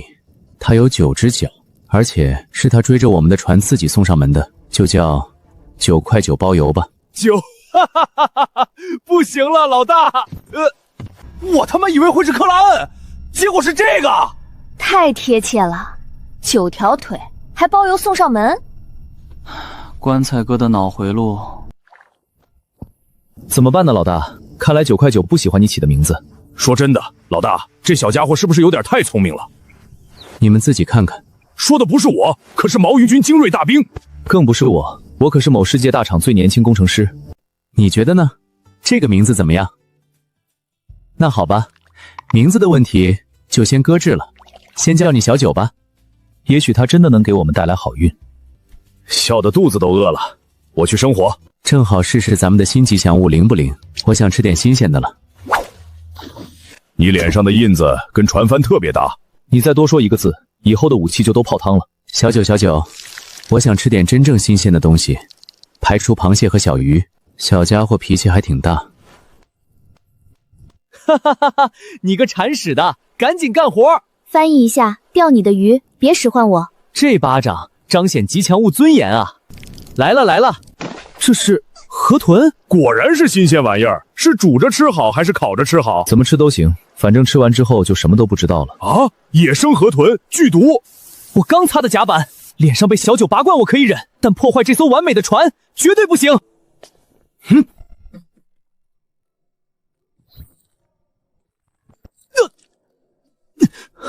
小9，冷静，他不会砍你，别怕。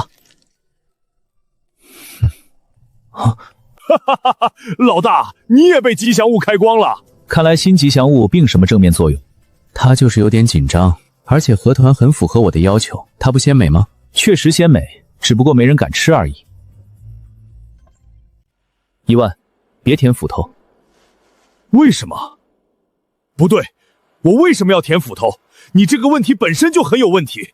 我只是好心提醒。最后再钓一竿，如果再没什么收获，那今天只能吃海狼鱼了。帮忙！我的天，这东西，它得是多大的体格？再这样下去，船要先散架了。不行，老子就下去看看底下到底是个什么玩意儿。别冲动，他的消耗比我们大得多。等他力竭，他快没力气了，再做最后的挣扎。收线。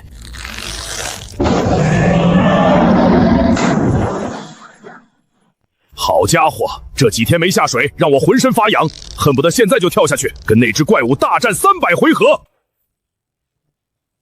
一帆，去你的船上。一帆，就是现在！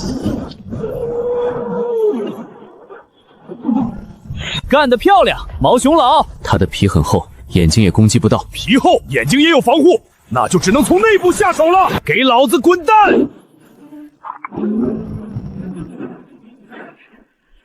我这一斧头有这么大威力吗？那斧头确实不能舔。看见没有？就一斧头，这家伙肉肯定比牛肉筋道。分解。怎么样？怎么样？精英的 LV4 肉肯定有点特殊效果。我们先烤哪部分？要不要留一些做成肉干？不是做青筋。这些鳞片强度甚至超过金属，可以给卡秋拉加一层外挂装甲甲，还可以完美覆盖幽灵骨挺的薄弱处。伙计们，我说最重要的肉呢？还能饿着你了？你可是大功臣。被污染的什么意思？意思就是吃完说不定你就可以跟上帝喝茶了。我这一法头其实是给他投毒了，这么多精英级的肉就这么全废了？也不能算全废。那这些肉怎么办？当鱼饵也不行，毒死的也不能吃。这倒是证明了变异河豚毒素的效力，短时间内放倒精英级怪物，作用于黏膜和消化道后效果拔佳，这是个很成功的实验。他好像没事。有的是，想吃多少有多少。真好，有毒都能吃。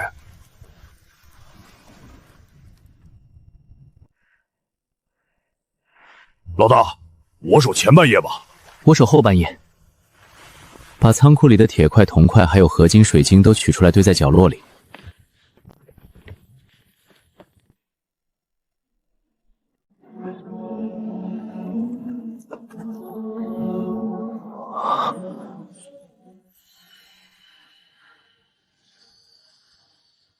原来如此。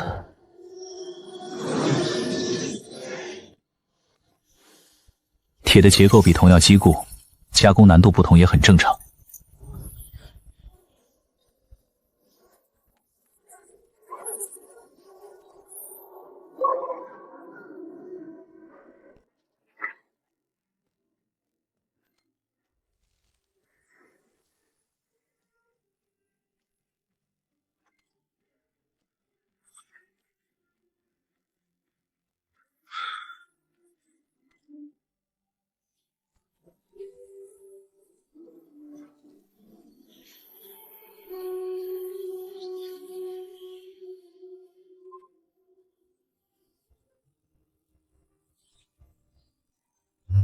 从性能上来说，这无疑是一次巨大的飞跃。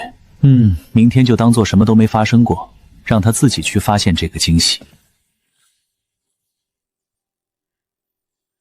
那是有人在划船。晚上好，朋友，我没有恶意，只是看到光亮，想过来寻求一下帮助。原来是汉斯猫国的朋友，我是樱花国37号选手佐藤二郎，真是太好了，在这片残酷的大海上能遇到一位来自盟友国的选手。盟友国都什么年代了，还提这种陈芝麻烂谷子的事情？樱花国这种不愿正视国民员错误的行为太狭隘了。这船太不可思议了，像是由骨骼构成的，邪气中透着一丝优雅，那淡蓝色的光柔和又不失亮度，简直是艺术。还有后面拴着那艘造型粗犷的船，这船头充满暴力美学。进游戏前在直播里看到过这个汉斯猫国的工程师，这才过去过久，居然就拥有了这样2艘强大的船。要不是那个叫任意的选手杀了佐藤一郎，我怎么会进这个鬼地方？现在基友机就在眼前，只要能搭上这条船，至于这个序列为铸造师的汉斯猫工程师，不过是自己登上巅峰的垫脚石罢了。克劳斯·施密特先生，您是汉斯猫最出色的工程师，您的事迹在我们樱花国被广泛报道。实不相瞒，鄙人的船出了点问题，食物已经消耗殆尽，能不能让鄙人上船休整？666，又来一个眼帝，这人我记得，演武士，开局就抖起来了，笑死！这演技还不如上回那个棒子哥，至少棒子哥真挨揍了。这人单看他衣着和船比自己都整洁，显然是连一场战斗都没经历过，没遇到过危险，却要撒谎博取同情。施密特先生，鄙人不会白吃白喝的。鄙人是演武士序列，能为您提供经验。任意前2天还在碎碎念，说要遇到演武士要友好的请上船坐坐。先在那儿待着，等我的同伴醒了再说。朋友，这克劳斯干得漂亮，热脸贴了冷屁股。克劳斯，老大说要请，那就得请。这选手牙口真好啊。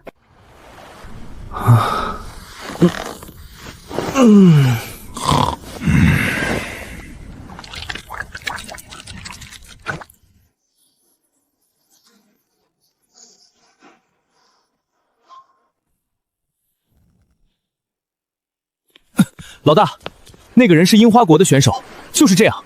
他说他是演武士，这不就是那个杀了36号的龙国选手吗？他怎么会在这里？难道和这个汉斯猫国的工程师是一伙的？静，绝不能让他看出自己的敌意。这位就是龙国的任意先生吧？您的智慧与勇气实在是……等一下，这笑容与击杀36号时如出一辙。听说你的序列是演武士，展示一下。哈哈，这语气怎么跟去会所选技师一样？前面的别乱开车，我们大佬是纯情美少年。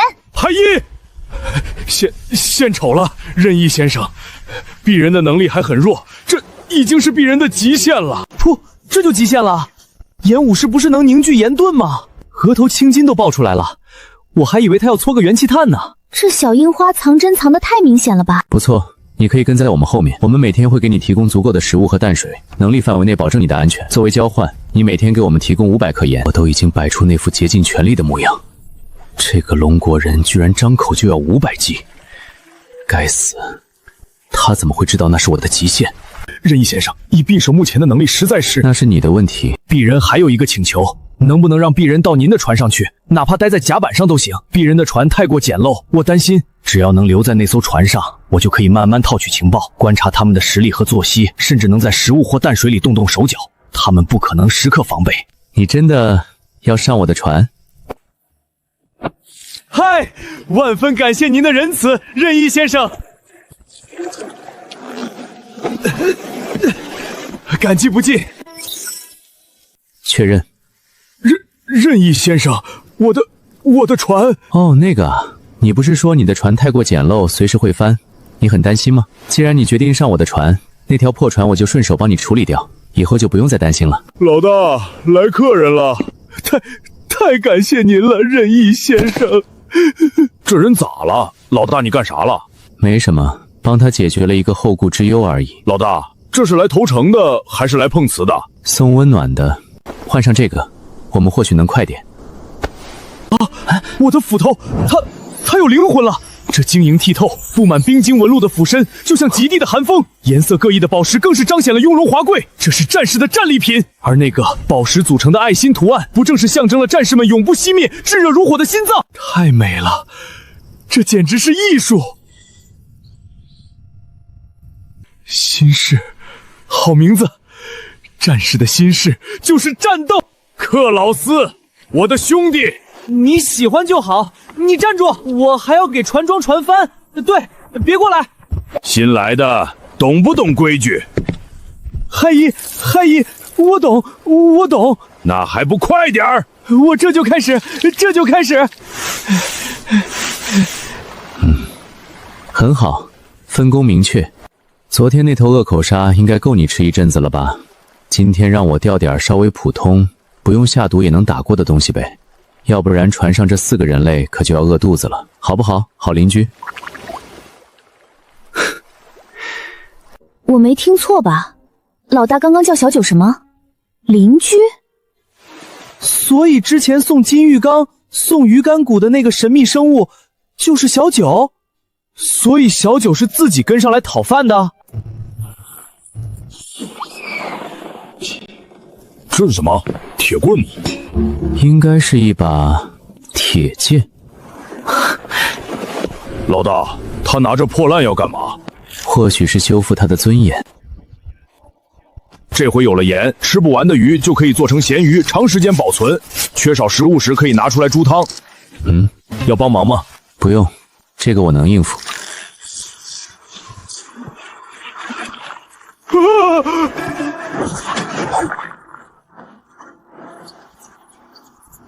分解。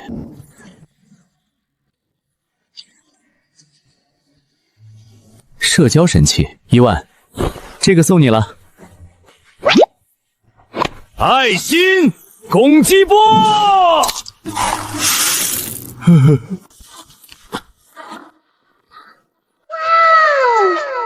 ！1万以前也不是这个画风，怎么好像放飞自我了？一嗓子干废3个人，这是 AOE 伤害啊！我好像听见克劳斯理智崩断的声音了。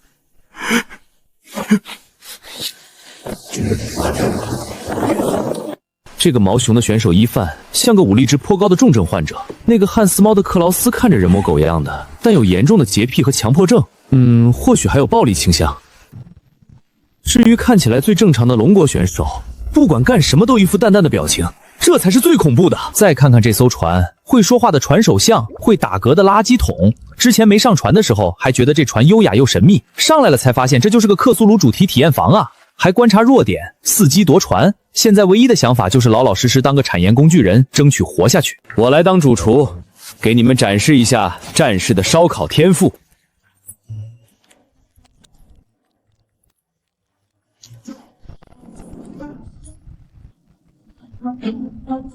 尝尝1万大厨的手艺。不错，盐的咸味恰到好处地中和了鱼油的腥气，只余下鱼肉的鲜美。这酱汁的配比是多少？有机会我一定要做给丽娜吃。佐藤先生，吃饱了吗？嘿，多谢管待。今天份额还差300克，加油。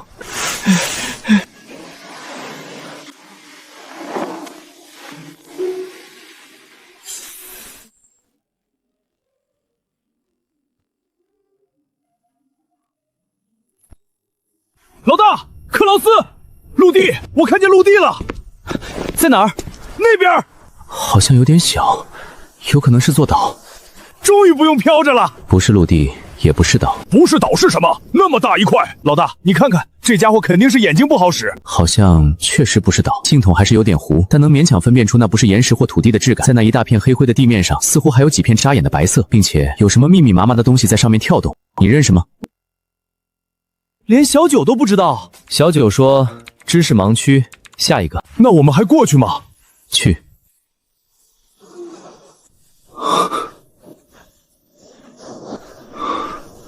我的老天！这就是一经落，万物生。我以前只在纪录片里看过，没想到能在这里看到。不知道为什么，突然有点想哭。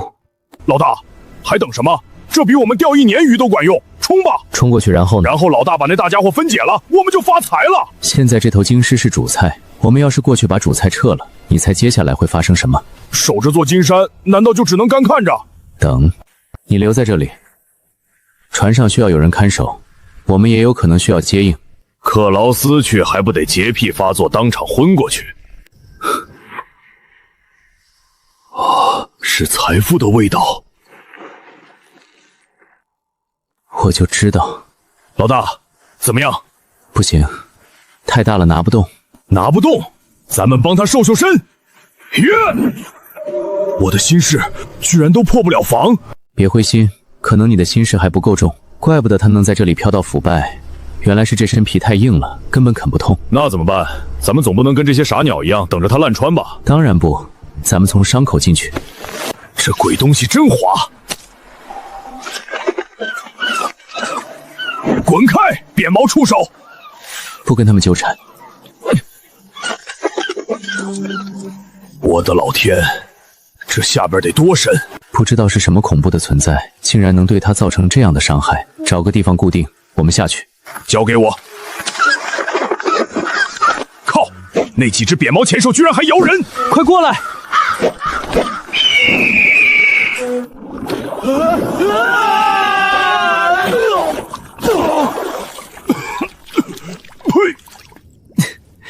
谁让你张嘴的？你现在看着像刚从汇粪池捞出来的。我们掉进他的肚子里了，应该是腹腔或是肌肉层之间。这画面分明是活的迷宫。看棺材哥那淡定的表情，他可能这肉清蒸还是红烧。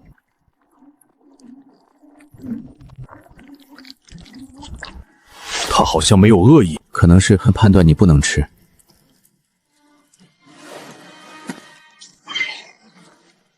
分解，走吧，这里像个迷宫似的，先随便找条路。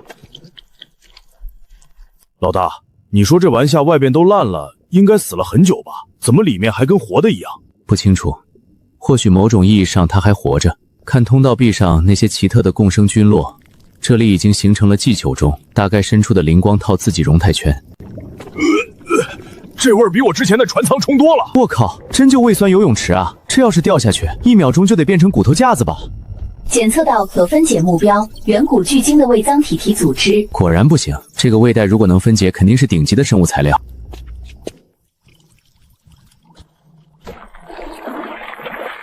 老大，老大，这家伙脑子好像不太好使，小心！这家伙是个活体酸液炮台啊！骂他，他对声音敏感啊！快点，用你最擅长的。你个眼睛都没有的软皮管子，长得跟个破轮胎似的。你出生的时候是不是把肠子拉出来了？瞅你那张嘴，吐的东西比我1个月没洗的袜子还臭，也就配在汇粪池里打滚了。你个废物，往爷这儿喷！今天你爷爷要是躲一下，老子跟你一个姓。这家伙还真是一点都没变。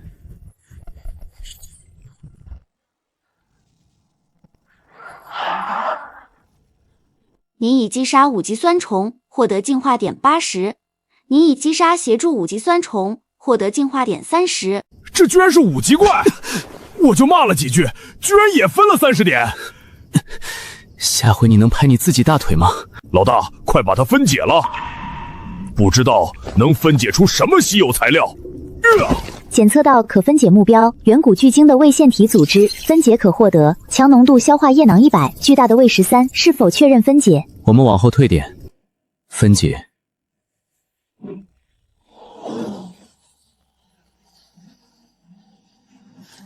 哇！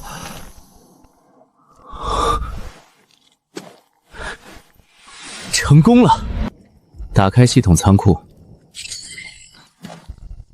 强韧的胃囊，高浓度消化液，高浓度消化液，巨大的喂食。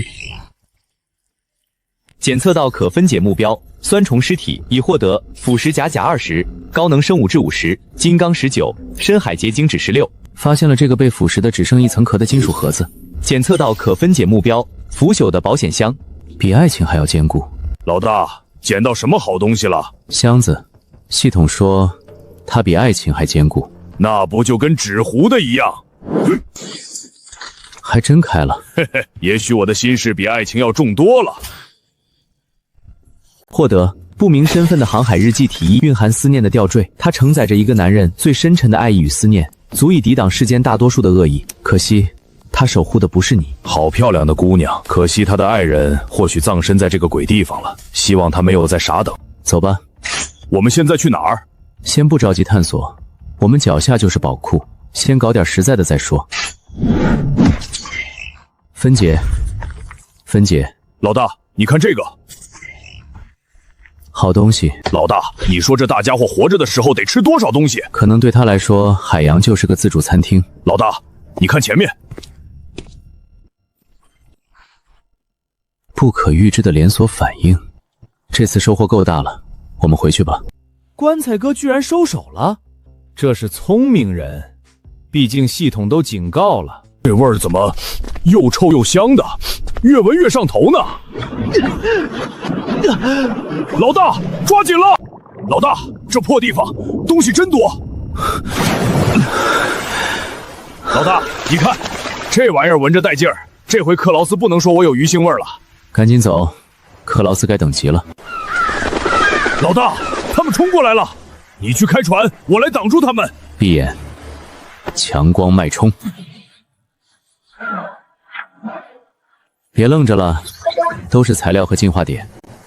好嘞！获得新鲜的肉块10乘数3，完整的羽毛长着22。马德，这些长牙的家伙也来凑热闹，咱们这效率比抢都快多了。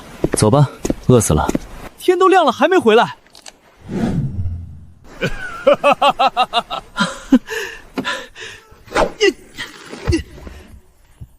老大，你不是医生吗？战地医生。难怪。老大，你是在哪个战场啊？伤得不轻啊。那会儿是无国界。来吃点东西。海鸥肉果然在获取了真碎的材料后，面板上出现了新的可选项，反刍消化模块升级到 L1 只需要10个进化点，但生物缓冲层从 L1 到 L2 需求直接从10点飙到了100了10倍，效率很重要，防御也很重要。进化。进化成功，反刍消化模块功能可将投入的有物分解为生物能量，用于强化其他模块。当前转化效率50%，希望你不要再拿一些没营养的垃圾来糊弄它。它现在能尝出你画的大饼是什么味道了。挑食，这是好事还是坏事？进化成功，生物缓冲层吸收70%的海浪冲击，并在船体受到撞击时提供反震保护。技能绝对防御姿态。我的天，就像跟个经验老道的搏击高手对拳，他把我的力气给卸掉了。至于技能先不说了，这艘船的生物缓冲层已经2级，能吸收7成海浪冲击力。哈哈，那岂不是海啸都能硬扛了？感觉好像少了点什么。忘放盐了，我去看看吧。别怕，是我们回来了。瞳孔对光反应正常，没有崩溃迹象，就是有点脱水和应激，小事。起来喝点水，吃东西。我们昨晚去做的事很危险，把你留跟工程师和吉祥物留在这儿是为了保证你的安全。慢慢吃，给你半个小时。海一，多谢。吃完就开始工作。今日份额700克盐，昨天的基础份额500克没有完成，所以今天把缺口补上，很合理吧？看来是依附那条鲸鱼的血肉生存的。钓鱼致富，路子靠谱，钓鱼发家不是神话。你看我找到了什么？这是那根铁条，竟然被你给炼成了剑。烛光稀有，特性1破晓，对变异生物造成10分乎1路的额外伤害。特性2勇气。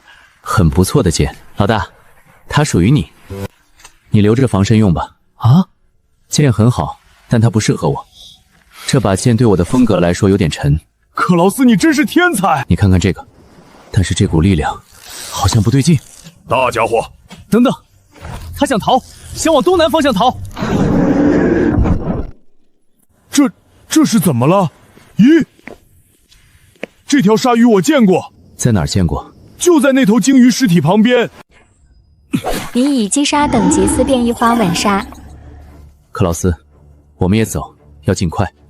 蓝星一头鲸鱼的鲸爆都能波及到方圆半公里，那这头体型堪比岛屿的远古巨物要是爆炸的话，来不及了。卡秋莎拖慢了我们的速度，我们放弃它吧。不过别把它丢在这儿，分解成材料带走，它还能派上用场。这不是抛弃，伊万说的对。检测到可分解目标，改装船。确认。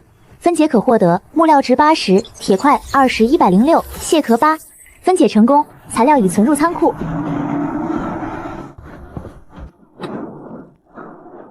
不用管了，进船长室，快点！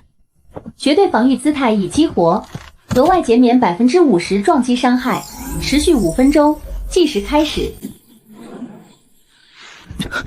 系统面板，老大，警告！船体遭受剧烈冲击，耐久度放200，幽灵古艇耐久度200分，时间4分37秒，耐久度加20。警告，耐久度8分15秒。警告，船体遭受剧烈冲击，耐久度送150。老大，我们好像在被推远。也就是说，冲击会一波比一波弱。生物能量储备32%。等等，血肉，这些不全都是洋料吗？警告，船体遭受剧烈冲击，耐久度凤80。张开，呼吸，耐久度加20。警告，能量浓度过高，将产生未知异变。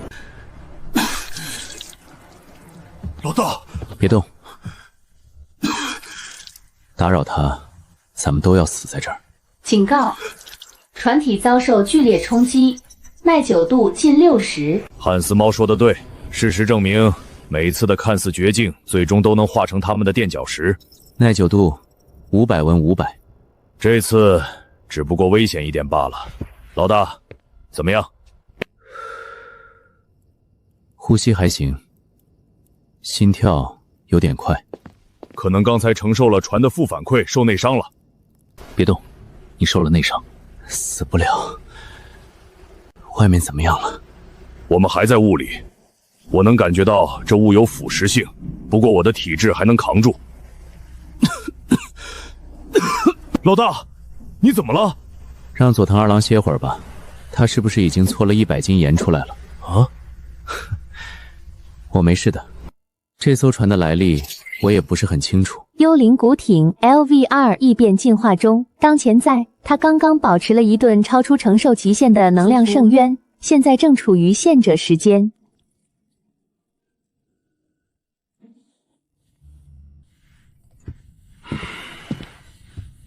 要是有点冰就好了。朗姆加冰，伤肾。那冰真不是个好东西，我以后忌冰了。说起来，这2天克劳斯疯了，他把我们所有的鱼竿按照大小、颜色、深浅整整齐齐的码在那儿，说那叫尺寸及色谱归纳法。心疼10000秒钟，汉斯猫的强迫症逼毁了毛熊。老大，要不然你把那些海鸥羽毛……对面是灵潮者海骑士，还有幽灵船长，很强。这3个人在选手里面臭名昭著啊！那艘黑船好恶心，任意老大的船跟他比起来，简直是艺术品。老板，那艘船，我能感觉到它像一头巨兽在呼吸，生命能量非常庞大。哦，翡翠国69号选手翁密，序列幽灵船长。此人在进入游戏前是 XX 园区的头目之一，心狠手辣，毫无底线。他旁边的是猴子国54号选手拉吉，序列海骑士，以及大寨子国76号选手索克，序列灵潮者。这3个人抱团是个大麻烦。在这片残酷的海洋里，个体生存的效率太低了。为了整合资源、优化配置，我诚挚地邀请各位加入我的团队。你们的船很特别，但需要专业的团队来运营，才能发挥它最大的价值。这家伙在放什么屁？别急，先让客人们表演一下才艺。你算什么东西？敢跟翁美老板这么说话？可惜了，我是愿意尊重有价值的人的。既然这样，那只能请你们把船和物资都留下了，这就是你们最后的价值了。拉杰，好嘞，老板。呀！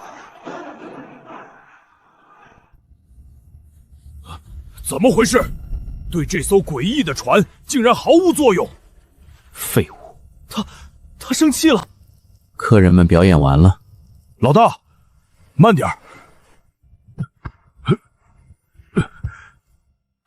佐克，准备。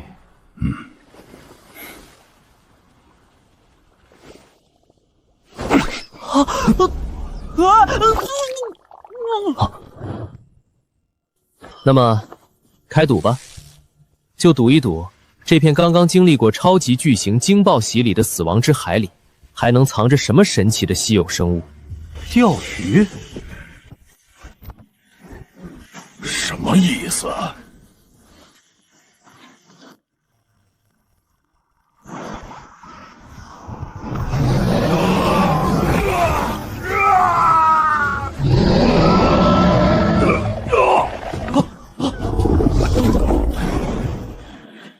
真是一份厚礼，该如何感谢你呢，朋友？感谢任意什么？难道他对2个队友早有不满，正好借着任意的手清理门户吗？醒来吧，献上你们的价值。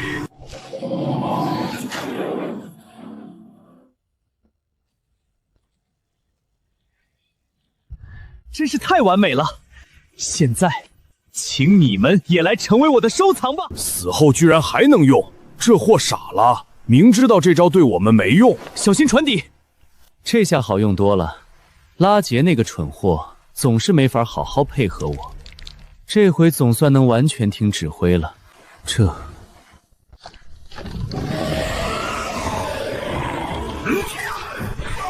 再多来点，你们这些没长肉的家伙！克劳斯，试试烛光的新技能。现在，可我们并没受到精神攻击。我知道，就当看看特效，给我们的新客人助助兴。哼，净化是澄海使者序列吗？可惜范围太小了。什么？不！蓝星的各位，刚才3位选手的序列都很有用，可惜人我不喜欢。我希望接下来进来的人能聪明一点，不够聪明就懂事一点。如果下次来的还是这样，我不介意一直换到满意为止。这话说的多提劲儿！哎呀，真是怎么看怎么顺眼。章鱼能喝酒吗？你不懂，酒是战士的情谊。他肯定还未成年，你看他这么小一只。怎么了？佐藤二郎不见了。他能跑哪儿去？这雾气虽然很稀薄了，但腐蚀性扛不了多久，何况连个木板都没有，直接跳海吗？嘿，这家伙，咱们还追吗？追！找到下一替代品之前，这个工具人不能丢在黑船上。亚麦罗！看来我们的工具人先生遇到麻烦了。不是自己！好家伙，这是下死手了。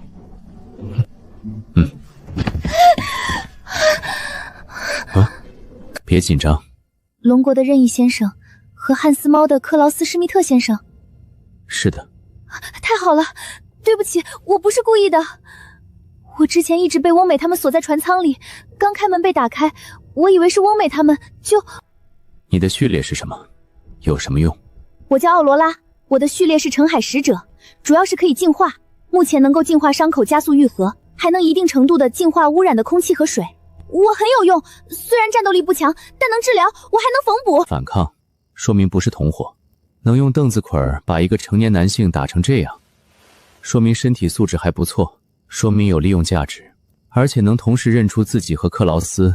那进入游戏的时间不长，对最近发生的事比较了解。谢谢你们，那时候给索托玛淡水。欢迎奥罗拉小姐，咱们别在这儿耗着了。请让我治疗他一下。差不多就行，给他留点教训。现在有了更多的船员加入，淡水和食物的补给也要好好算算了。我们食物倒是不缺，眼下比较紧迫的是空间和淡水。现在5个人刚实现淡水自由，就又恢复赤贫状态了。模块进化必须提上日程了。发霉的马铃薯，看就让人联想到耕种和陆地。虽然以现在的条件根本没办法在船上开辟出田地来种，但这至少代表了一种可能性。你应该休息，都躺了3天了，骨头都要锈了。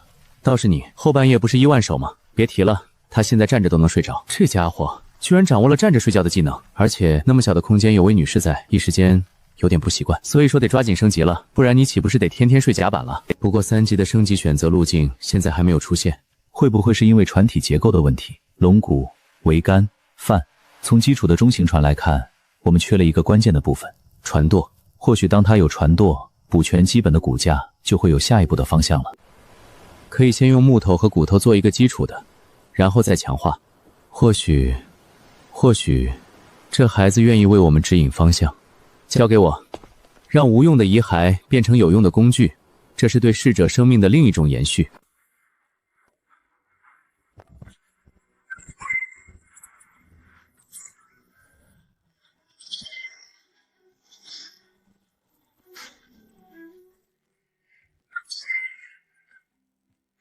任意，还需要一样东西，回响是什么？分解索托玛的石，除了骨骼就是这个名为回响的晶体。如果按系统所说，那么这个应该就是索托玛的灵魂。既然已经用它的骨架为载体，那么以它的灵魂为引，也算是完整了。开始改造。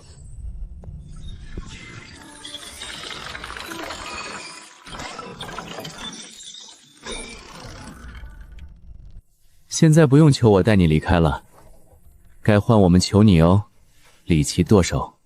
这条船现在完整了，快看看有没有用。检测到载具核心结构已补全，开启 LV3 进化路径选择。在补全了船的骨骼后，3级的进化路径终于揭开了面纱。这个选项几乎就是2级时的骸骨武装艇 Max 版，光是看布满狰狞骨刺的船身以及张稳鳄鱼的船头，就能感受到扑面的凶悍狂暴。不过2000颗牙，得拔光多少倒霉蛋啊！进化算球了，但这个材料，看看另一个。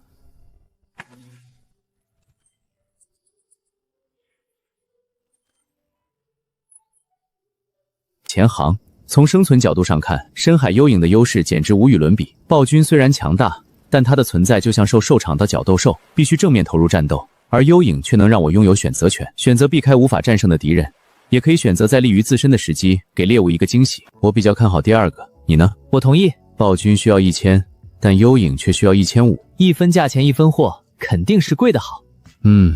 说得不错，这个逻辑可以满分。那就先暂定，接下来就是漫长的捡破烂和存钱环节了。上帝啊，凳子上这个脚印是谁踩的？长凳是用来睡觉的，再踩它以后你就睡地上吧。嘿，我还没用完呢，用完就擦了，你急什么？谁把威尔逊放地上的？我放的。老大，你还用吗？用不用我把它拿过去？我帮你拿过去吧。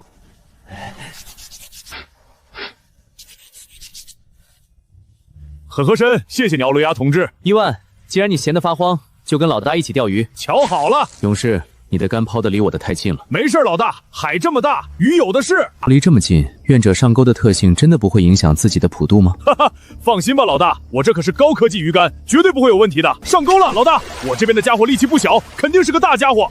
我怎么觉得他在往你那边跑？不，他在往你那边跑。我就知道缠线了。你们看2个浮漂的位置，他俩钓到同一个东西了。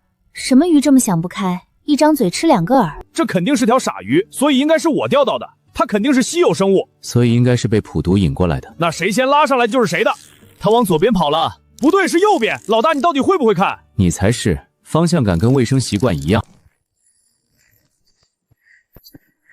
这是个什么玩意儿？分解。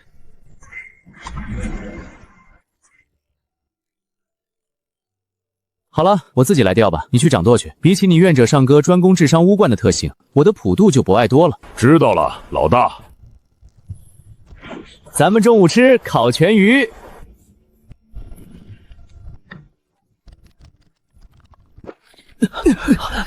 船被卡住了，这感觉并不像是水下有什么生物攻击我们，反倒像是搁浅。礁石，有礁石，是不是说明我们已经在陆地附近了？不一定，海底火山喷发有可能也会形成礁石群。我们绕开，一范去看看往哪儿走。往右边，右边大概2公里，礁石系数很多，我们的船能过去。天黑进去太危险，在这儿停一晚。总感觉好像有什么东西在看着我，错觉吗？也许是自己神经太紧绷了。不对，这感觉就和那晚如出一辙，是某种强大到超乎常理的生物带来的压迫感。难道又有类似那条巨蛇的怪物？他怎么会在这里？是巧合还是……啊！他一直在追踪我们。如果真是这样，我们可能有麻烦了。为什么会这个时候出现在这里？如果真的是一路尾随我们，那说明这畜生不仅记仇，还拥有着超乎想象的智慧和耐心。他在等一个完美的时机，比如现在，前路是礁石迷宫的时候。看来是个够劲儿的大家伙。养伤期间没少加餐啊，他也记仇得很。骨头兄脊骨做的船甲就是被他弄坏的。别怕，工程师，老子去把他头上角拧下来。等一下，他好像学聪明了，知道挑个好地方动手，有点脑子，可惜不多。他怕光，我们让船亮起来。不行，他现在皮糙肉厚，还有了冲撞的能力。如果把他惊走，躲到海面之下，我们就被动了。帮个小忙，这只怪物显然对你情感很深刻，居然这么执着，不远万里追踪我们。所以你去用语言魅力让他失去理智，他对你的感情就是我们的武器。老大，你比怪物更可怕。你这个畸形水生生物，你的外貌让人印象深刻。总而言之，又丑又蠢。做得很好，伊万。在呢，老大。你去船头盯死水下的礁石清障。克劳斯，他记得你，你什么都不用做，只要让他能一直看见你就行。我是引诱疯狗的肉骨头吗？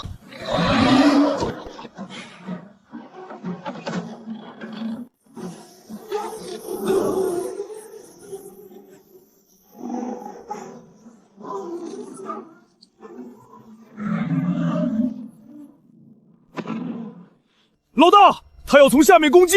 知道了。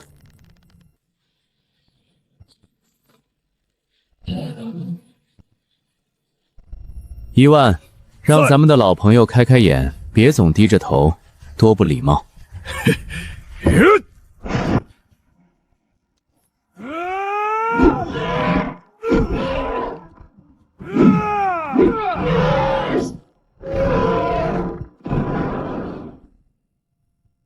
别这么丧气，工程师，恭喜你战胜了自己的心理阴影。心理阴影？我现在看什么都像是阴影。克劳斯，别怕了，海怪已经死了。名字起得这么拉风，能不能给我爆点龙肝凤水出来？您已击杀5级精英尾变异深渊海怪，获得进化点层80。您已辅助击杀5级精英尾变异深渊海怪，获得进化点层30。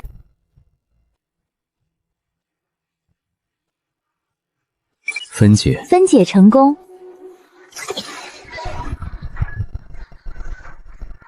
分解成功。有人受伤吗？我来治疗。没事儿，都好着呢。如果精神创伤不算的话，对不起，那我的能力也帮不上忙。这个东西或许能当个动力泵，按照进化规律来看，它也许可以驱动船只，怎么样？有新的进化选项吗？比如新增一个动力模块？我猜是咱们的框架等级太低了，就像不能把重卡的发动机塞进手推车里。幽灵古艇现在的结构承受不住这么一颗心脏。我去擦一擦。遇到你们，我真是太幸运了。幸运是你自己争取的，下次战斗你要参加，否则永远都没法升级。在这里，只有善良没有力量是什么都做不到的。真好吃啊！要是再来点蔬菜沙拉，加上冰镇伏特加。你是想的痛风吗？为了健康着想，朗姆最好也别再喝了。闭嘴吧！只许你念到酸黄瓜和香肠吗？的士女士，你也看到了，龙国选手的潜力超出了我们的预估。让你们的选手配合杰克，让龙国葬身海底。作为回报，杰克的清扫名单上不会有樱花国。我会向盖亚申请，给予你们自主选择进入游戏人员的宝贵权利。请您静候佳音。迈克尔先生，那个盖亚是可以相信的吗？龙国太强大了，不管那个盖亚是不是真的，左右对我们有利，为什么不做？老大，你看我发现了什么？你把我的猎物惊走了。你不是让我钓水母吗？一只钓太慢了，下边有一大片，够不够？不够我再去。收获巨大，你确实做出了很大的贡献，但下次我们可以先商量一下，毕竟你的命比一堆材料重要多了。知道了，老大。好了，那现在咱们就来集思广益一下，怎么把下面的水母捞上来吧。或许我们可以做一张网。网的面积不能太大，否则水下的阻力会让它很难操控，而且只有伊万一个人能长时间潜水，谁去配合他把网在水下伸开？这确实是个难题。伊范负责在水下撑开网的一边，另一边我用鱼竿勾着，不就行了？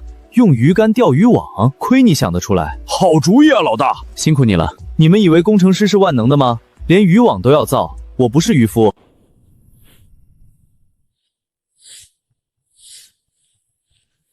结实。伊万，下水后找到水母群，撑开网就行，剩下的交给我。放心吧，老大。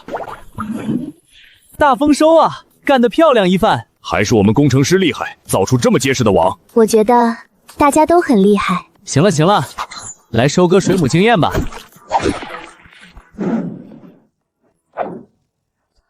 看看今晚能不能找出关于盖亚的线索。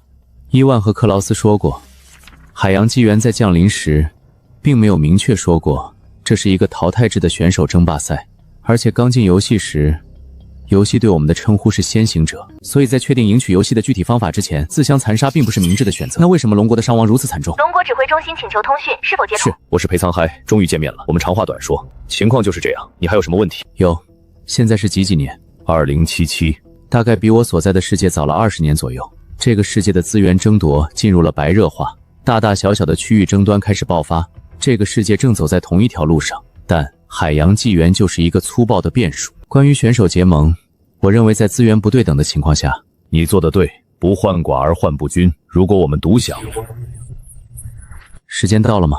系统面板也一片灰色，完全无法打开。我与幽灵古桶之间那层紧密的联系也被切断了。先行者，是我将你从那个已经凋零的世界召唤过来。你是谁？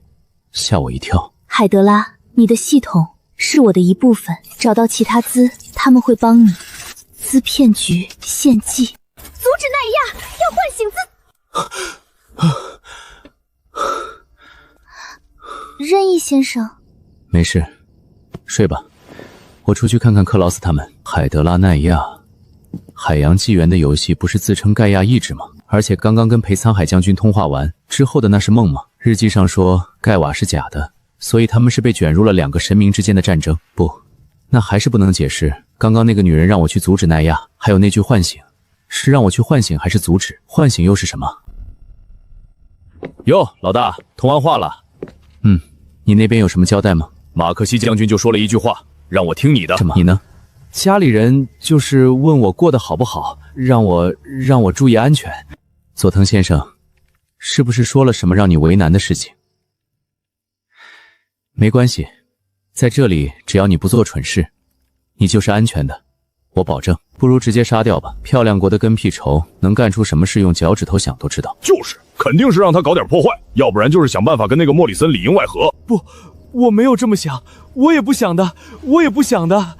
果然，老大还是杀掉吧，他的国家还是有给他计划的。是啊，老大。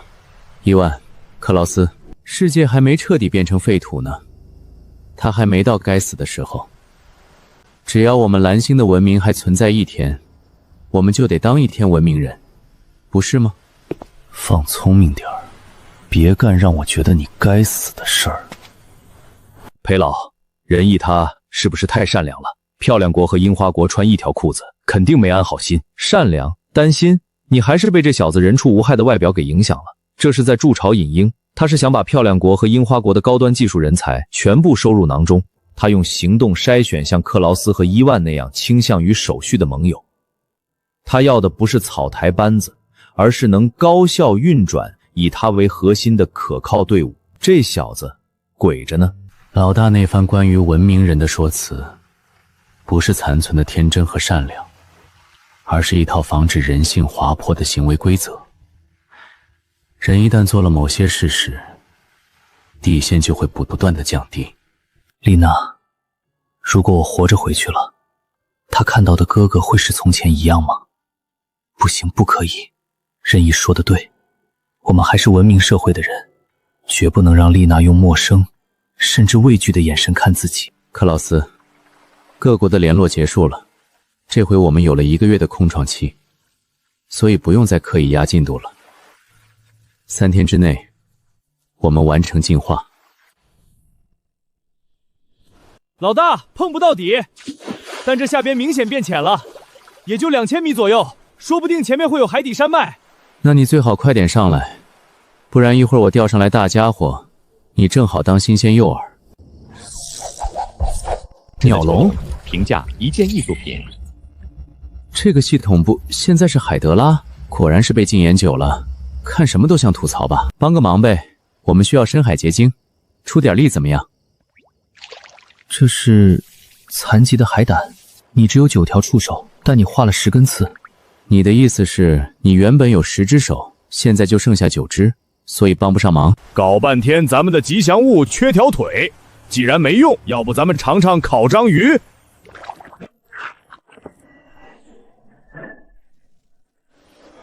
哈哈哈哈哈！章鱼兄弟，你现在的能力就是变个色吗？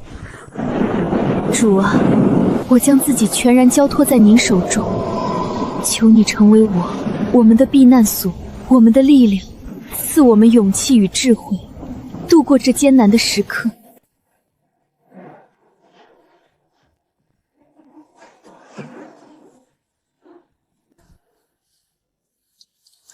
喂，这至少得50年了，空气里都是细菌。他的肋骨有2个明显的缺口，不过是从背后捅的，一击毙命，和船锚旁边那个一样，同样的姿势，同样的伤口，一连7、8具骷髅，全都是毫无防备下被杀死的。有人顺着船锚爬上来，杀死了船尾的守卫，悄无声息摸到了这里。他的姿势与其他客人不同，似乎在死前有过挣扎。背后肩胛的位置发现了圆形的孔洞，这是碎发枪的子弹。甲板上总共有23具骷髅，但其中有20个都是死在躺椅上，只有3个倒在旁边。袭击发生时，只有3个人来得及做出反应，还马上被杀死了。不过还有个问题，碎发枪射程不长，而且噪音很大，船舱里的人为什么毫无加觉？那就得问问船舱里的人了。任意先生，让我来吧。你看人家，我是工程师，不是门童。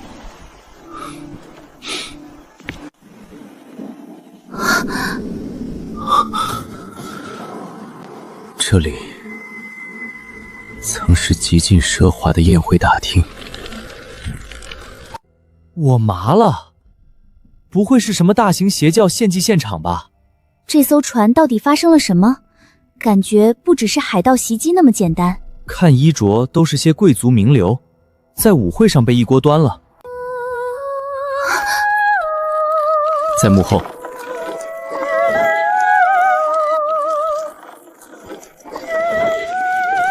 先走。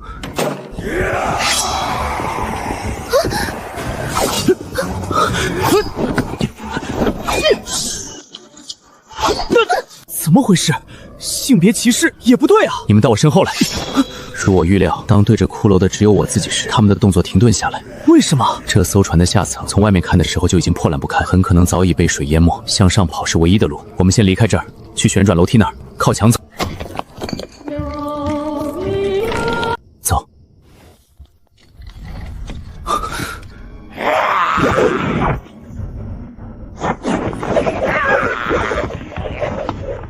我靠，交谊舞是吧？可恶，这该死的风度！啊！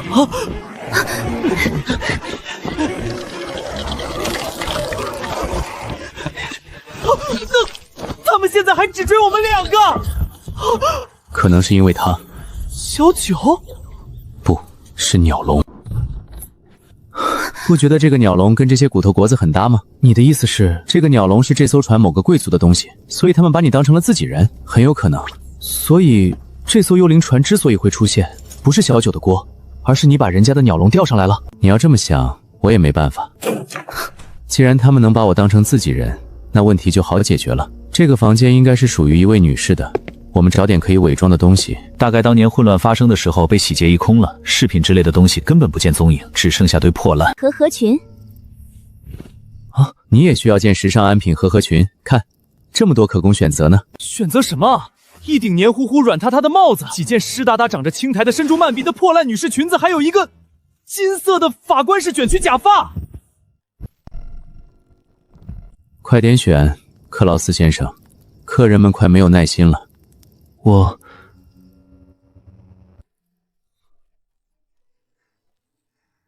救命！这假发跟老柯的气质绝配啊！中世纪刻薄贵族法官，对味儿哈。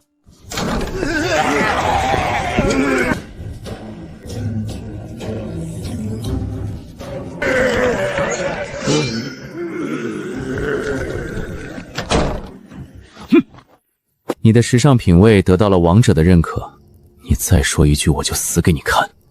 我们去顶层看看，顶层住的人地位通常比较高，也许有线索。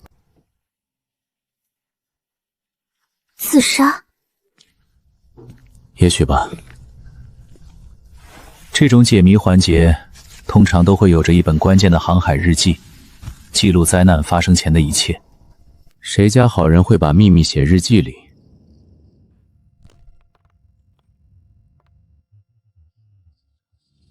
保险柜，就是它。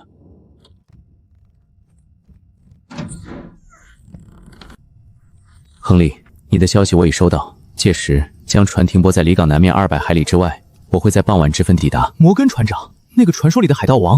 不对，这里不是蓝星，名字只是个代号。奥罗拉，你看，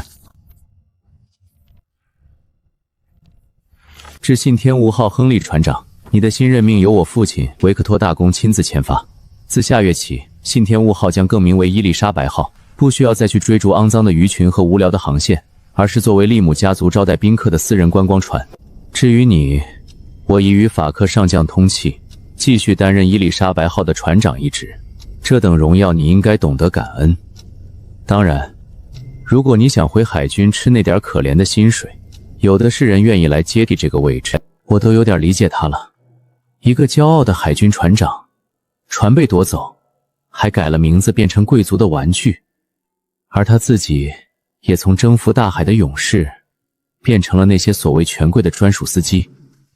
我们这位亨利船长对这份荣耀可不怎么领情，于是他联系了摩根先生，准备里应外合，自导自演一出惊心动魄的海盗袭击戏码。剧本大概是这样的：亨利把放哨的人调开，摩根带着他的人在约定的地方登船，抢走那些贵族们的珠宝钱财，亨利船长则会在恰当的时机出现，扮演一个英勇抵抗、击退海盗的英雄。事后他既能名利双收，又能狠狠恶心一下那位维克托大公。完美的计划，除了结局，亨利船长玩脱了，摩根不讲信用，把所有人都杀了。亨利船长觉得无法交差，只能畏罪自杀。不，如果是海盗的屠杀，不应该像宴会厅里那样，餐刀、叉子、碎酒瓶，那是宾客们自己的武器。他们是突然发了狂，在极度混乱中相互攻击，直到最后一个人倒下，一场突发的集体癔症。别忘了我们的 BGM， 那个舞台幕后响起的女高音，在死后还能控制骷髅起舞。或许自以为手握剧本的亨利船长，只不过是拉开序幕的报幕员，真正的导演另有其人。怎么突然烧脑起来了？画风突变啊！所以 BOSS 是谁？唱歌的？有没有人觉得这个精神控制很像前头的赛琳？那群海盗呢？他们去哪儿了？也许和那些贵族一起加入了这场派对，又或者他们足够聪明，选择了见好就收。不管怎样，都需要去见见现在这艘船真正的船长了。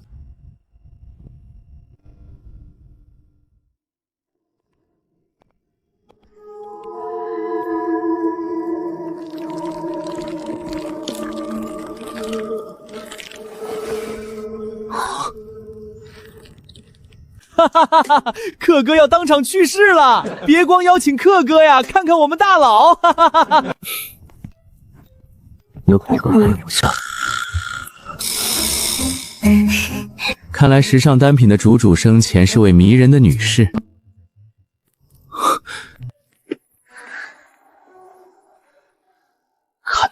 子。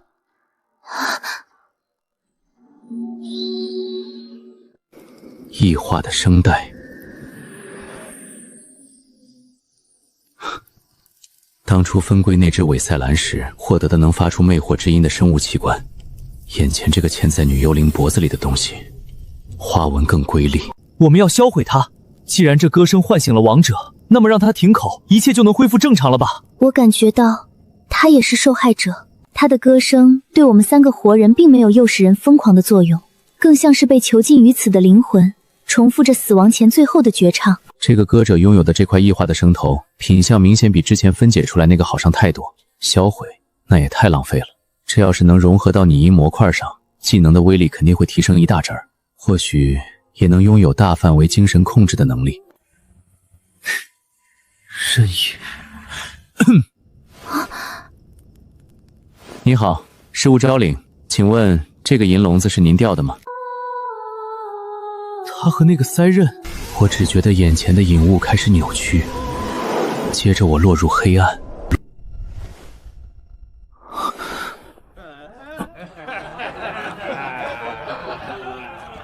艾美利亚，没钱就滚出去！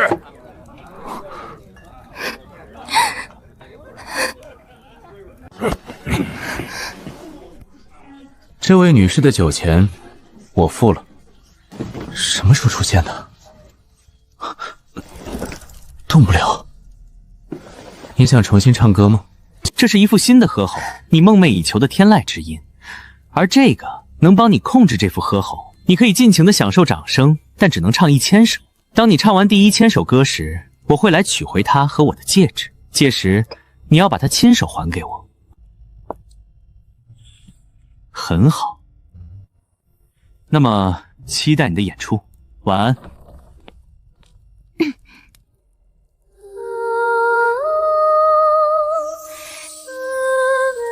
很快，我成了全城最炙手可热的夜莺。歌声能让心肠最刻薄的贵族老爷落泪，能让最吝啬的商贾豪掷千金。掌声、鲜花、珠宝、财富和追捧，我沉醉在梦一般的生活里，早就把与连名字都不知道的男人的约定忘得一干二净。怎么可能只唱1000首歌？我要唱10000首、10万首，我会让自己的名字响彻整个世界。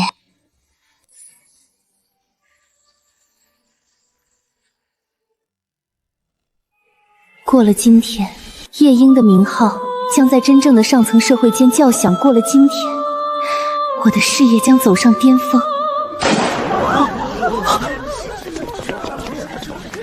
都别动，把钱都交出来！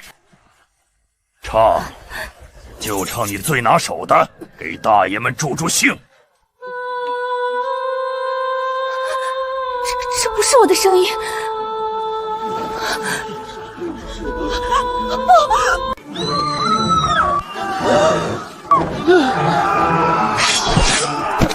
控制住他们！爱的彼端，一定有空梦的彼岸。船长，这是怎么回事？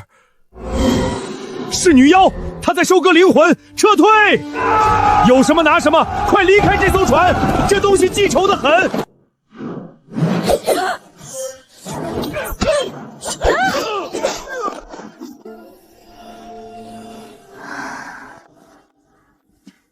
无与伦比的演出，我亲爱的夜莺。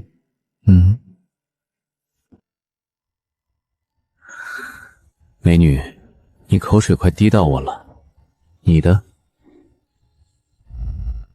你被困在这儿很久了吧？你的故事我们都看到了，真是个悲伤的故事。你悠着点忽悠，老大，你看看你有一点点悲伤的表情吗？你的歌手现在已经成为了枷锁、诅咒，我能够帮你了结这份痛苦。那么，作为回报，我能得到什么？哥，这是个积怨不知道多少年的幽灵，想拿人家器官还问人家要报酬，欺负人家死的酒。基作，别闹。这艘船，这些财宝，拿走它，结束这一切。我拥有的都给你。成交。夜莺的绝唱稀有。评价：只要让听众失去理智，歌词就无所谓了。PS 记得让他们签免责协议。警告：该模块与高位格精神体深度绑定，直接分解将导致其结构崩解，有78%的几率彻底损坏。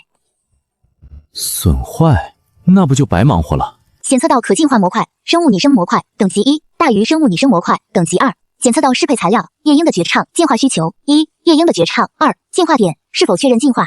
确认。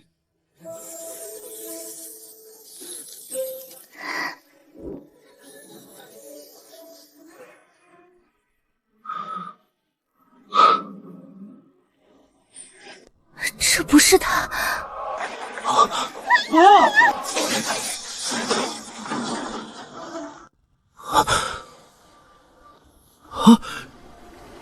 假发不见了，那件衣服也不见了。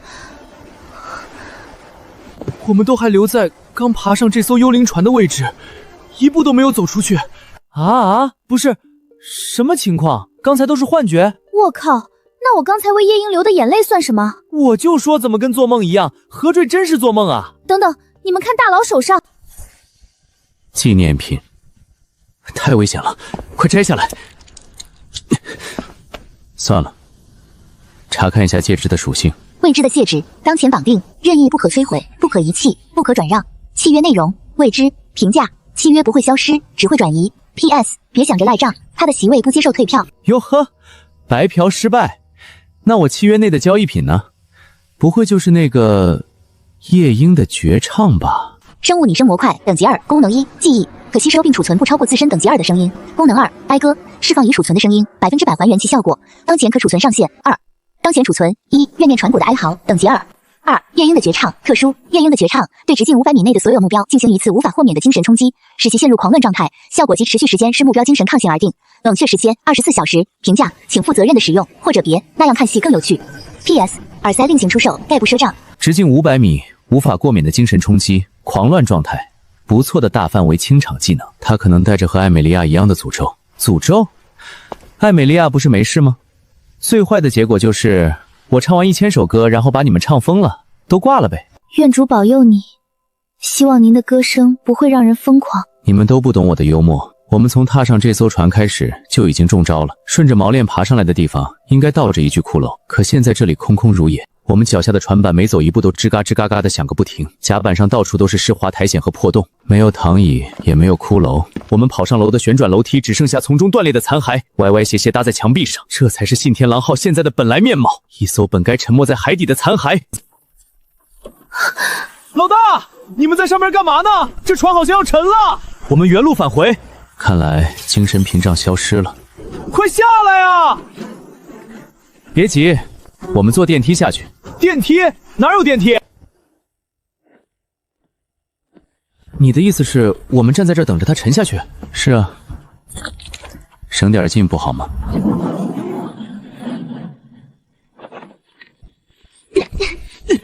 检测到可分解目标，是否分解？确认。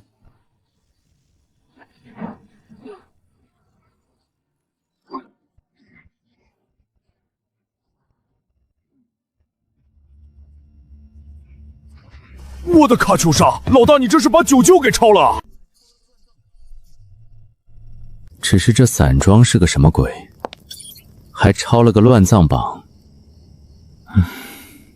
系统出品，干净又卫生，愿他们的灵魂得以安息。任意先生，您的十字化成 X 了。祝福是真的，阿蒙，你们的遗物我会好好利用的。对了，摩根给亨利的信里说，让信天翁号停在离港南边200海里的地方。那从我们这里再往北200海里就会有港口。那我们现在全速前进。不忙。登陆之前，先让船净化一下。9块9。哦。虽然你的名字是9块9，但咱们也必须得对品质有追求。像刚刚那种不能吃的大家伙就先放一放。接下来的早饭、午饭、晚饭，以及我们未来的幸福生活，就全靠你了。去吧，普都。克劳斯。我想要个懒人沙发，要不要再配个自动按摩功能？材质就用那些散装倒霉儿的骨头吧。也行。这一下午就没停过手，整片海域都成了我的自助渔场了。老大，天都快黑了，先开饭吧。最后一杆，肯定是能吃的。啊，脱钩了！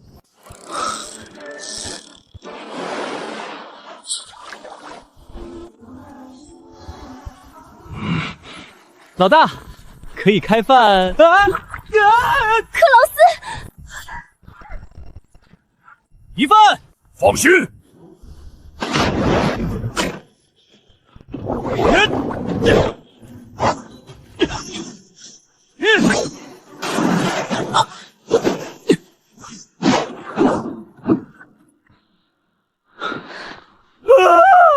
老大！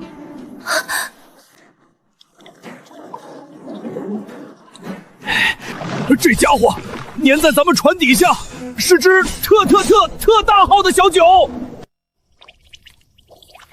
你们俩没事吧？没事。我刚数了一数，除了差点被奥罗拉砍伤的那一根之外，只有7根触手，应该不是小九的亲戚。滚到船尾去！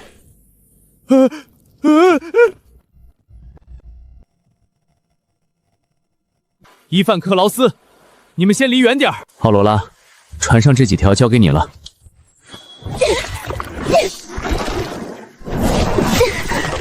主，求你赦免他的罪。伊范怎么看的？比小九丑多了。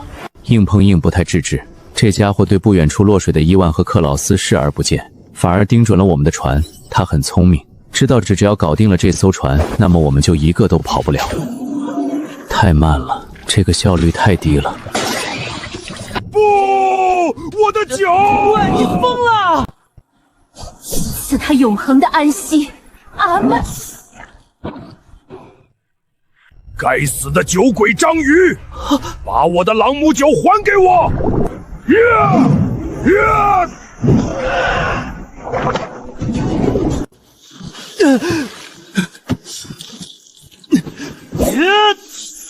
别动了，恶心的东西！伊万，把他引上来，速战速决。收到。伙计们，闭眼，强光脉冲。你喝得明白吗你？您已协助击杀迷航者狂欢触须等级6，获得进化点80。还不快上来！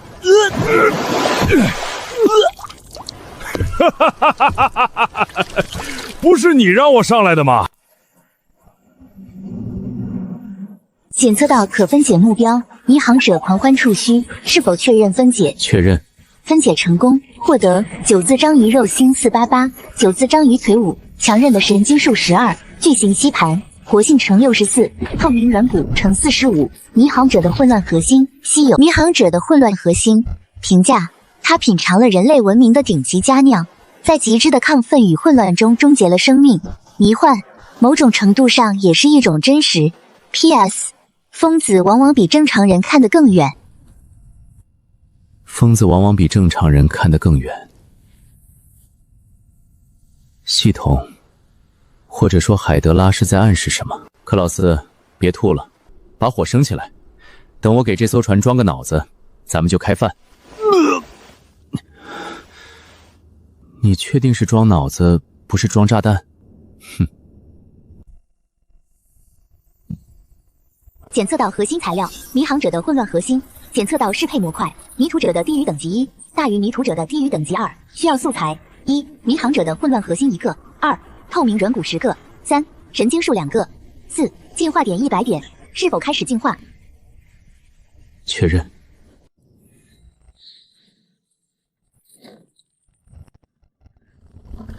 进化成功。迷醉者的狂欢，等级2，功能1，老马识途，船只转向灵活性提升30%，稳定性提升15%。功能2，亢奋模式，被动技能，消耗生物能量，强行抵御特殊磁场。迷雾及精神类干扰，凭直觉找到正确的路。评价：他不再迷茫，但他嗨大了。现在他能带着你在暴风眼中蹦迪。P.S. 悠着点，有点野。现在他不光光滑，还带着一点点呼吸的扩张感。别担心，结果不是很好吗？是很好，我就是怕以后某一天我改造他的时候，他突然说：“喂，你弄疼我了。”我倒是挺期待说不定再升2级，我们能比蓝星更早实现自动驾驶。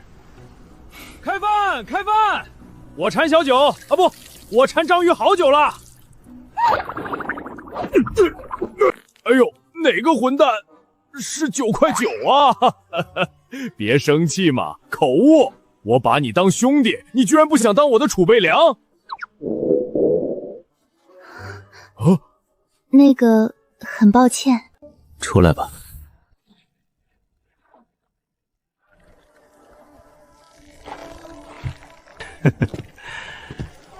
小啊，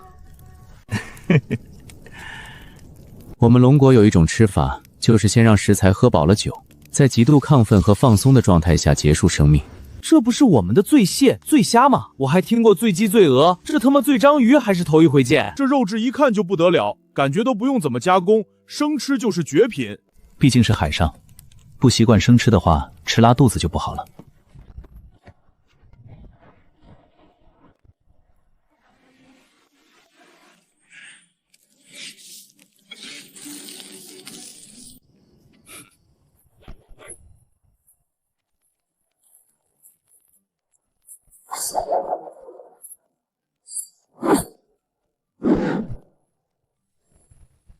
下锅，口水要掉甲板上了，克劳斯会让你把船舔一遍的。0.1克、0.2克、0.3克。我先来试试。好，妈，太带劲儿了！我觉得有哪里不对劲儿。怎么，中毒了？不是，我觉得我变聪明了。就像被套了智商 buff 的。上帝呀，这毒性这么强，都开始产生幻觉了。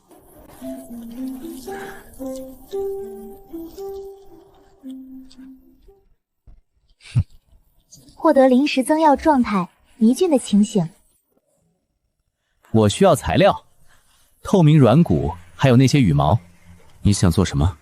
给船做双翅膀。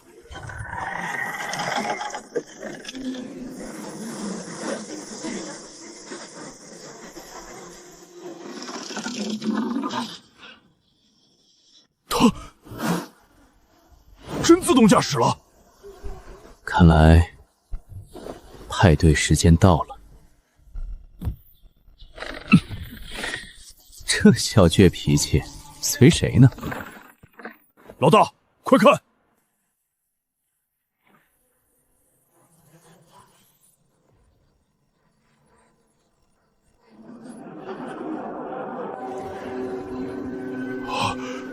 能去近距离看看吗？别闹，骨头煮完之后连当材料的资格都没有。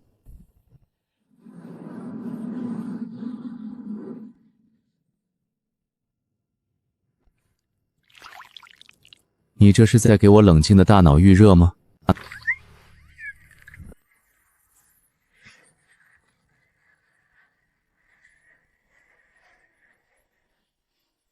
愿生灵得以安宁。那是什么？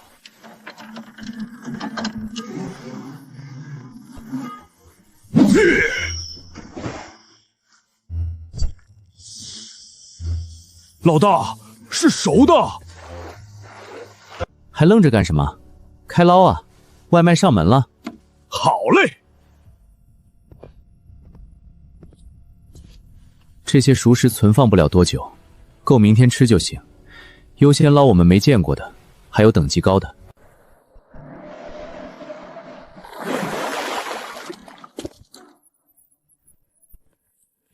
检测到可分解目标，分解可获得焦炭10，导热骨刺66。是否确认分解？确认。1万，把那个像轮胎的东西捞上来。系统提示：检测到可分解目标碳烤钻石虾 F4，分解可获得焦炭乘25，微型钻石甲壳乘47，是否确认？系统提示：分解成功，获得微型钻石甲壳乘47。检测到可分解目标碳烤占星鳖 F4，分解成功，获得占卜的龟甲奇物。有了它，占卜的准确率会大大提高。正好缺进化点。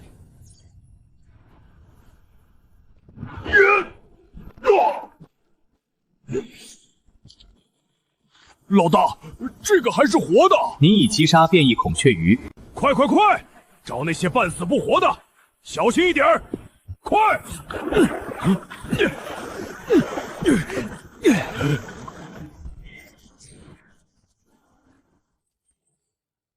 有东西过来了。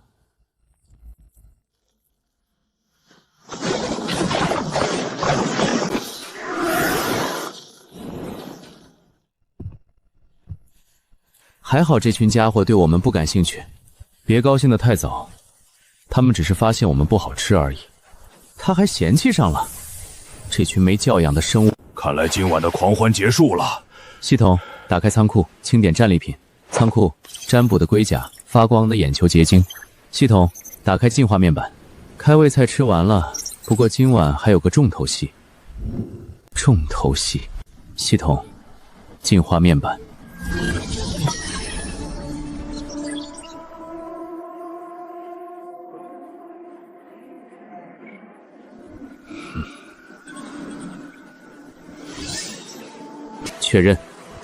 确认成功，进化开始。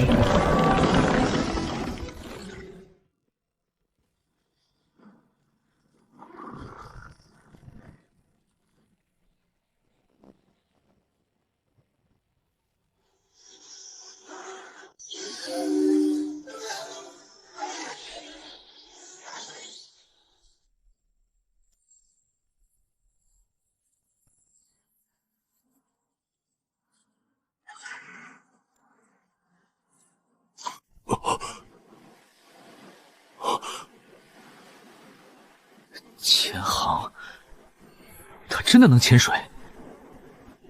去船长室看看。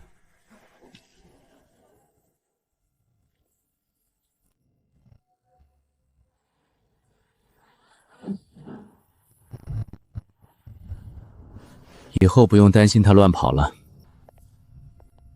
下面还有。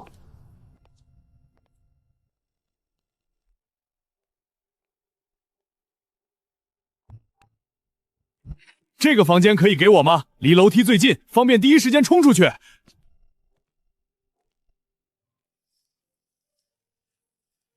佐藤先生，你的房间就是上面的观察室。海一，多谢任意先生。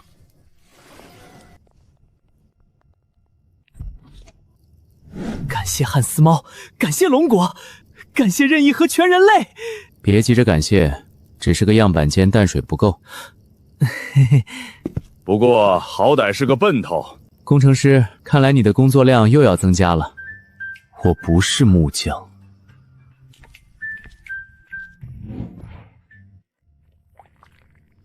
航向正北。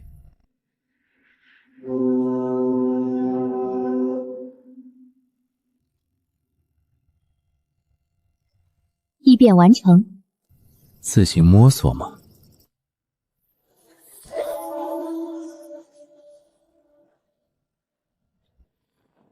下潜。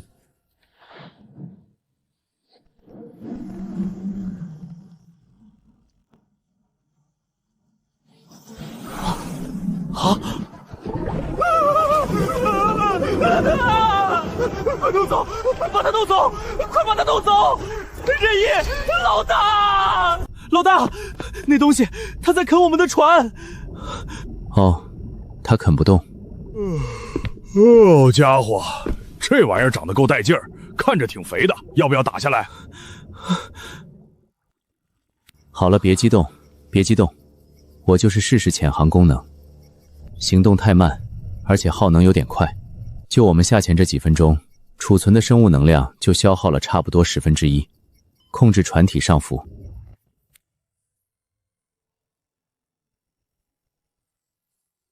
克劳斯，我想要个炮。像海盗的那种炮吗？对不起，老大，我可能没自我介绍过，我只造过汽车，就是4个轮子在地上跑的那种，原理是差不多，但动能呢？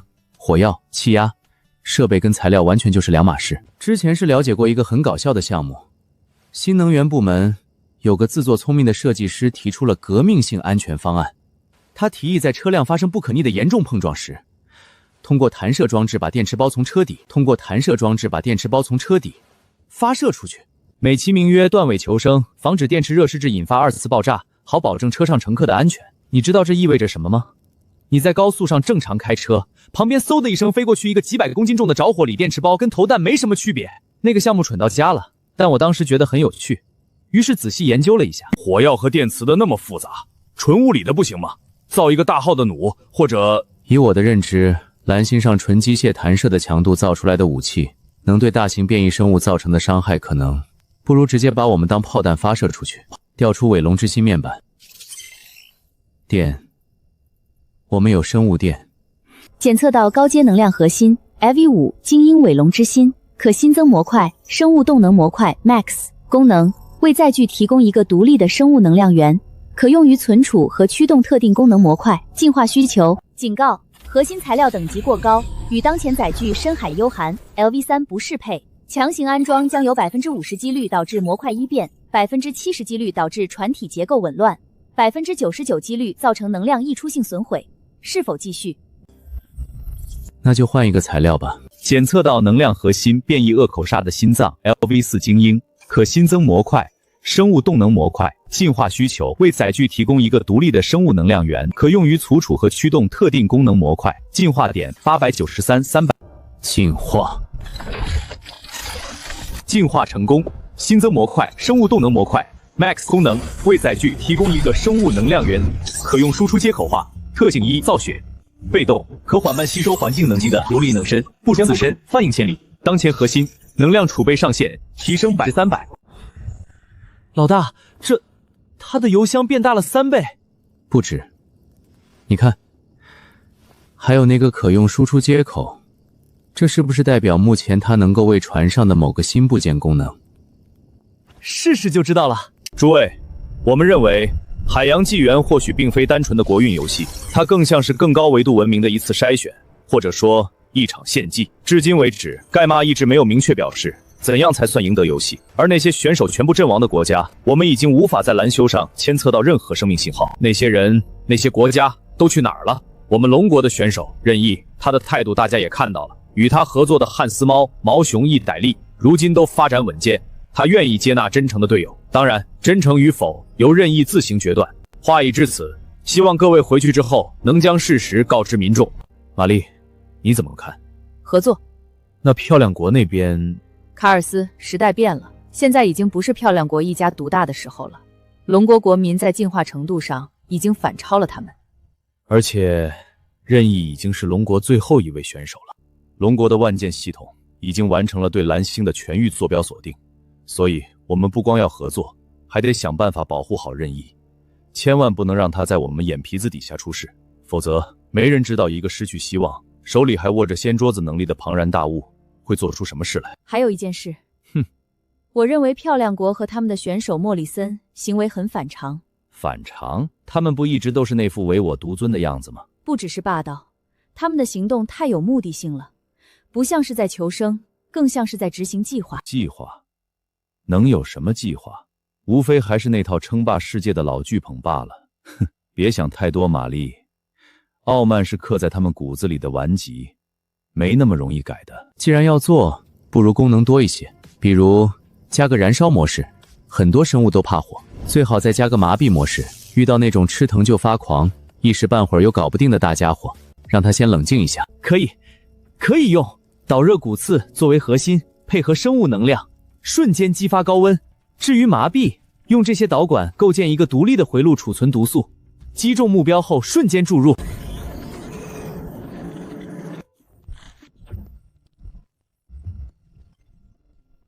1万，离远点儿。老大，你看这小气鬼，看看都不行。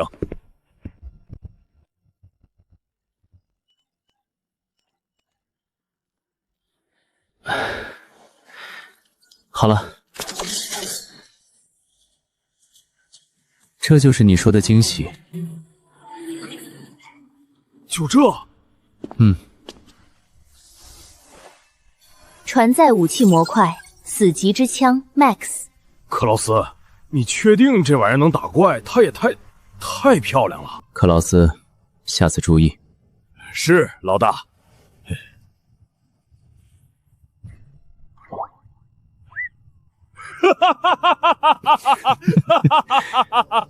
老大，你看，他还瞪我。它能自动锁敌瞄准，连接着深海幽影的感知系统，也可以通过精神指令直接锁定目标，不需要手动操作。理论上，它的锁敌范围能达到2公里，不过受限于缆绳的长度和强度，鱼叉的有效攻击距离目前只有100米左右。再远的话，回收和拉扯大型猎物会对船体造成负担。老大，那还等什么？我们试试吧，随便找个什么东西看看威力。100米够用了。什么说？不急，总会有机会的。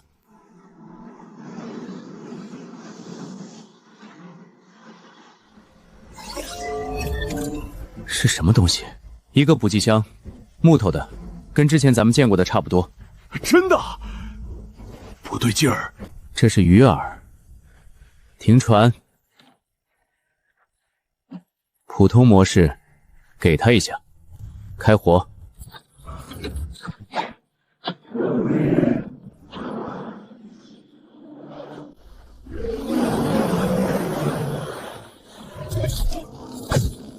我来。回来。测试还是很成功的，至少它的精准度非常高，缆绳也很结实。要不然，咱们直接试试燃烧模式。要不然，咱们直接试试燃烧模式。开火。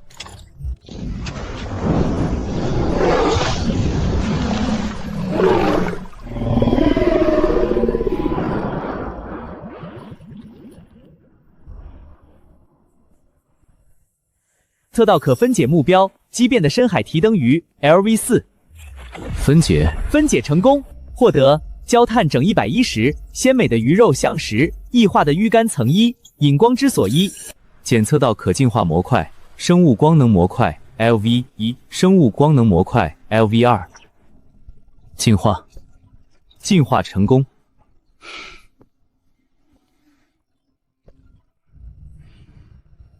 让莫里森上校继续以任意为目标是非常不明智的，正面对抗胜算不足1成。我们需要改变策略。阁下，情况有些变化。龙国的100号选手比我们预想的要棘手。哦，棘手？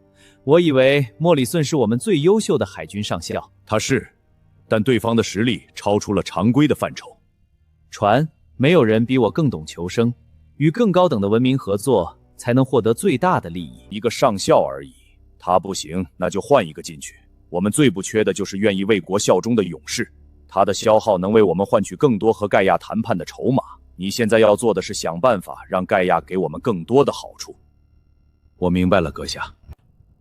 异化的鱼感，评价高能量器官，胆固醇的狂欢。总的来说，能吃，建议搭配烈酒食用，否则可能会变成霸总。老大，这闻起来也太棒了。看来无毒且美味。这是什么？口感太棒了，比蓝星最好的鹅肝还要丰腴。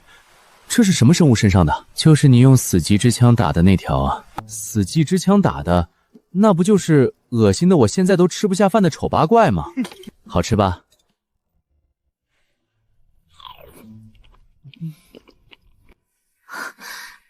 任意先生，你看那边。是陆地，真的是陆地！温带森林、热带雨林、沙滩、礁石滩、雪山，这些地貌和生态环境这么秘密地拼接在一起是正常的吗？这里是海洋纪元，能让棺材板进化成潜水艇的世界出现这种拼接大陆，似乎也算不上什么稀奇事。靠！终于不用天天泡在水里了。陆地意味着建立一个稳固基地的可能性。虽然想念陆地，但这个游戏叫做海洋纪元，陆地未必代表安全，更有可能意味着更盛大、更血腥的狩猎开始了。嘿，工程师，你说那上面会有什么？野猪、熊、水果、毒蘑菇，或者比那只提灯鱼丑10000倍，一口能把我们咬2段的怪物。别那么扫兴，想想看，脚踏实地的感觉，一座真正的房子，柔软的床。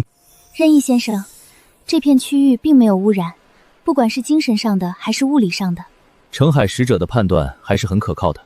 等天亮，确认安全之前，不能离开船太远。没有船，他只能算体质超强的普通人类而已。包括伊范，在陆地上的战斗力恐怕要打个折。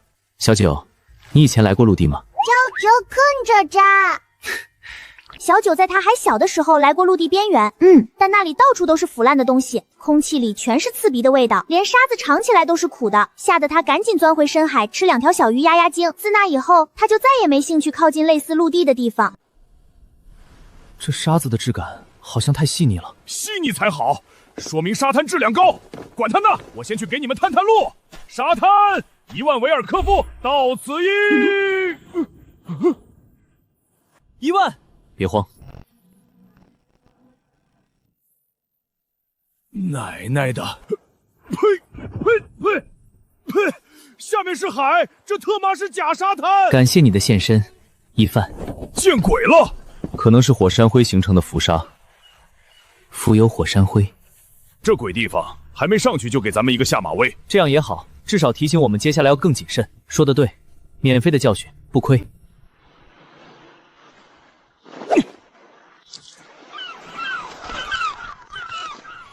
看来是安全的。那还等什么，老大？我打头阵。我和伊万先去看看情况，奥罗拉和克劳斯留在船上。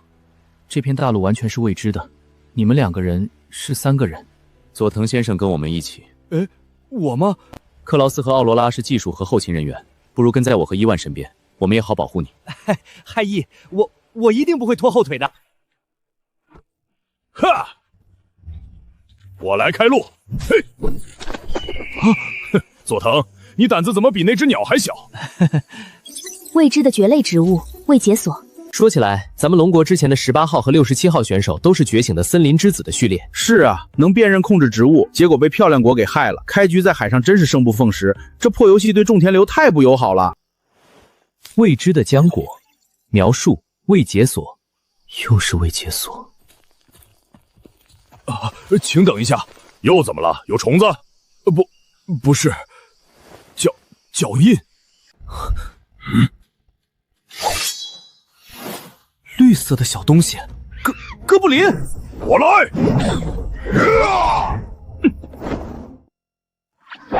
你已击杀 LV3 怒息猴，获得进化点子10。老大，后面！1万，背靠背。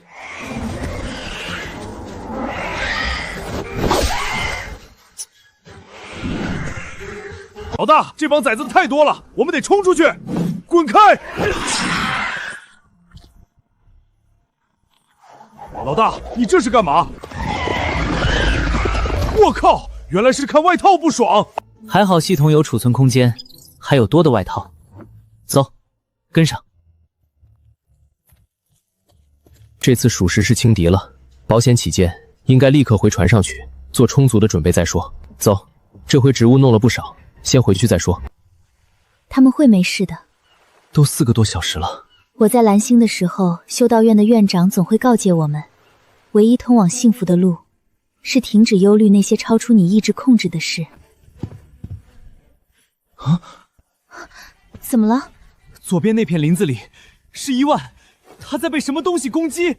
任意！看好船。等等。啊！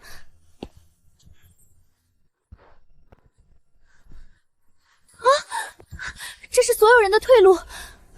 既然任意先生让我看船，那就绝不能出任何差错。冷静，冷静，想想你现在能做到的事。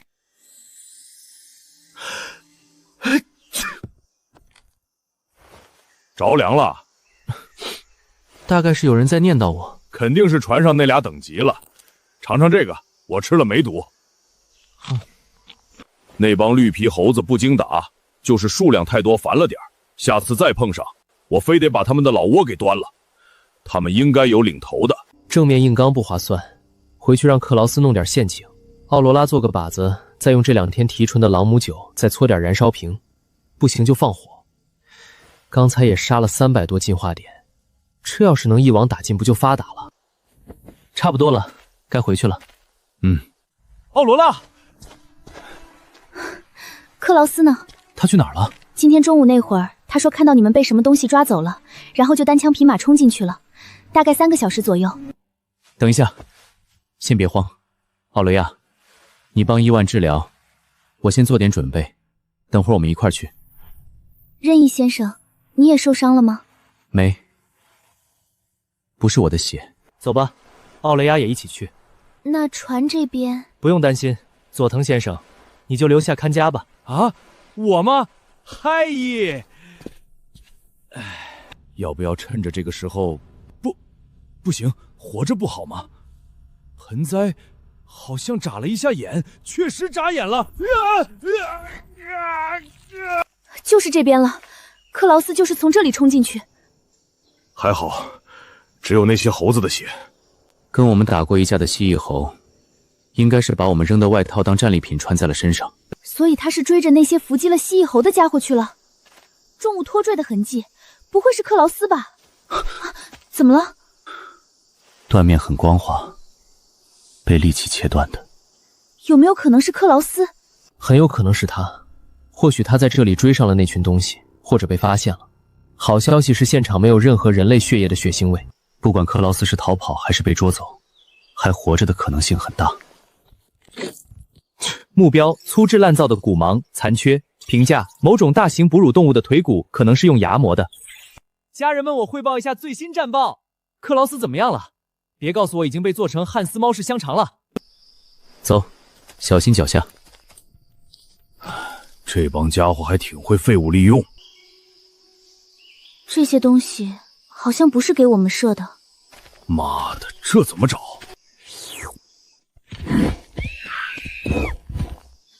你看，奥罗亚、伊范，我就说这样有用吧。请问你见到过一个大概这么高，有点话痨，拿着剑的两脚兽吗？不配合。你已击杀 Level 3穴居怪，获得进化点奖15。这玩意儿好像比海里的脆多了，这么弱。别小瞧他们，皮肤粗糙厚实，指甲长而弯曲，看起来应该擅长挖掘。老大，现在怎么搞？检测到可分解目标及学作怪，分解可获得灰白的肉块30，萎缩的脑花1，粗糙的皮1。这都是些什么玩意儿？这边走。既然已经热情邀请了克劳斯，想必不会拒绝多几个客人。第32只。老大，这帮灰皮耗子到底有多少？管他呢，找不到人就把这杀空为止。到了，1万上。收到。把克劳斯交出来，否则老子把你们剁成哨子。哨子？垃圾。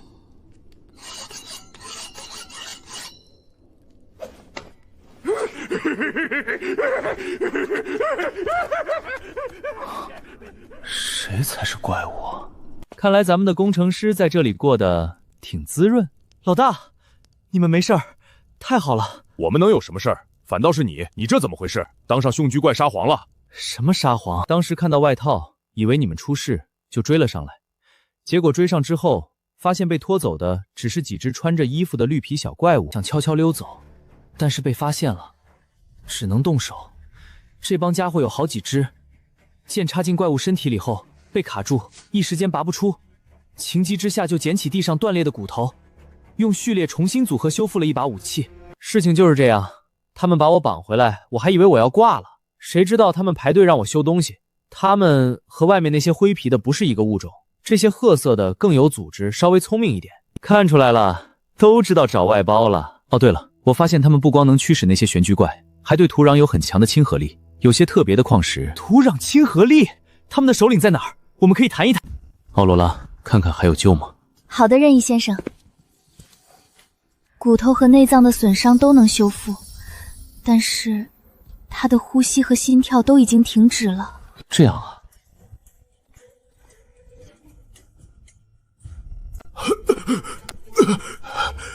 这回可以治了，别担心，皮外伤而已。运气真好，能遇上我们老大这种神医。不用谢，治病救人是我的天职，诊费一会儿再算。嘶哈！伟大的降临者！海德拉，出来干活。游戏不是自带翻译包吗？给我加载一个。没反应。既然技术支持指望不上，那就只能采用原始一点的办法了。克劳斯，你去跟这位先生交流一下感情。我？老大，我不是翻译。都一样。你的序列本质是赋予无序的原材料一个稳定、可理解的形态。语言也是赋予混乱的思维一种可交流的形态，底层逻辑不是一样吗？而且优秀的工程师应该能给我们搭建起沟通的桥梁。快去！这简直是荒谬！克劳斯，咕噜卡拉叽哩哩噜，东巴拉西碎，特不要谱，雾兮兮，卡拉卡拉嘣。他刚才是不是骂人了？听起来像菜名，有点饿了。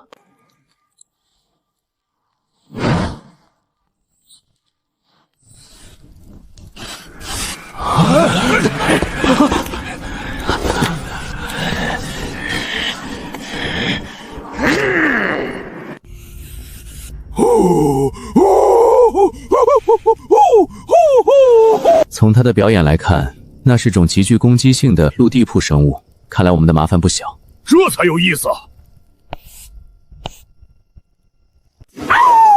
起个不来，你就不进来。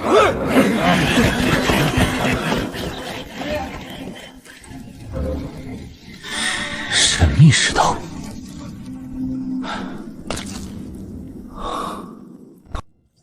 那个倒霉催铸造师，这说的显然不是克劳斯，难道是海德拉认识的某个人？他跟铸造师这一序列是否有关？哼！这是什么原理？发热的石头，或许可以给船做个供暖。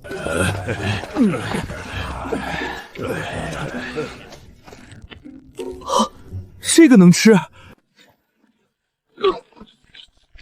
这什么瓜，还挺爆！看来咱们得先排雷了。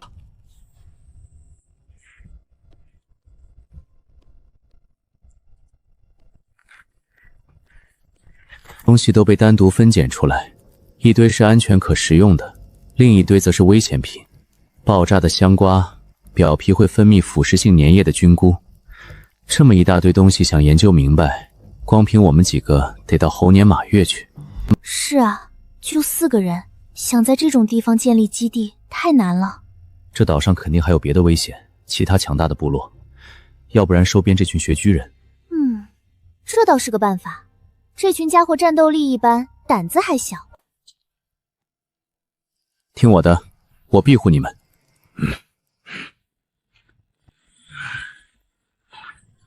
声望系统，这个3无游戏连个说明书都没有，现在居然自己更新功能了。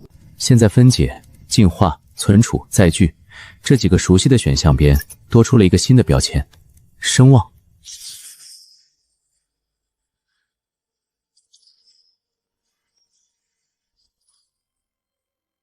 友善，一路走来，所过之处生态链都得抖3抖，堪称海面清净符。结果声望是友善，或者说这个世界的规则有着一套我无法理解的评判标准。或许我干掉的那些，在这个世界的定义里都属于污染物。老大，怎么了？哦，打包一下，我们需要回去一趟。克劳斯，让咱们的向导把特产的采集位置标出来。染血石不在地图上。应该在地图外雪山的那边，咱们得回去了。船上还有个活物呢，而且既然要在这片陆地上发展一段时间，得给深海幽影找个好去处才行。差点把那小子忘了，也不知道这么长时间捣乱没有。捣乱是不可能捣乱的，深海幽影现在跟个30多米长的活物没什么两样，要不是跟自己心意相通，会不会吃人都很难炖。老大，咱们以后就在这儿发展了。其实我还是更喜欢大海。暂时不说别的，陆地上也没有能让深海幽影继续进化的材料。我不是很信任刚收的小弟，如果要在这儿发展，我们得尽快建立一个安全的营地。陆地上比海上要危险得多。同意。所以，咱们先给船找个停车位。船跟离开时没什么区别，看来那小子挺老实。佐藤，感觉怎么样？新功能，你是第一位体验客户，可以给个5星好评吗？这艘船本身就是一个怪物，一个效忠于任意的怪物。好了，该干正事儿了。我打算把船开到那片火山灰里去。这种天气就该配上能单手开伏特加瓶盖的比基尼辣妹，再来杯烈酒。辣妹，这个够辣。辣，我们那是把伏特加当水喝，生吃洋葱大蒜都不带眨眼的。这小东西也就是看着红，能有多……水。也许不光能当调料，还能搞个生化武器出来。你赚了，这个封唇手术很自然，还免费，最多6个小时就消肿了。克劳斯，好了没？我们这里有伤需要心灵慰藉。马上了，别催。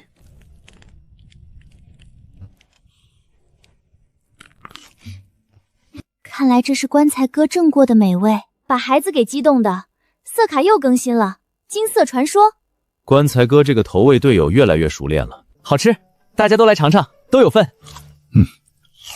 褐皮雪巨人的部落是个不错的切入点，但山洞虽然相对安全，却不算方便，更无法满足种植所需要的光照，所以最好把据点设置在地下，而头顶就是农场。到地方了，把需要的都拿上。奥罗拉，真要把船停这里？不用担心。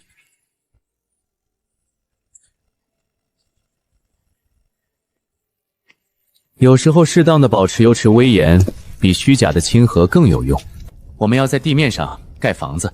老大，你要在上面盖房子？可以，地面上视野更好，而且方便我们种植作物。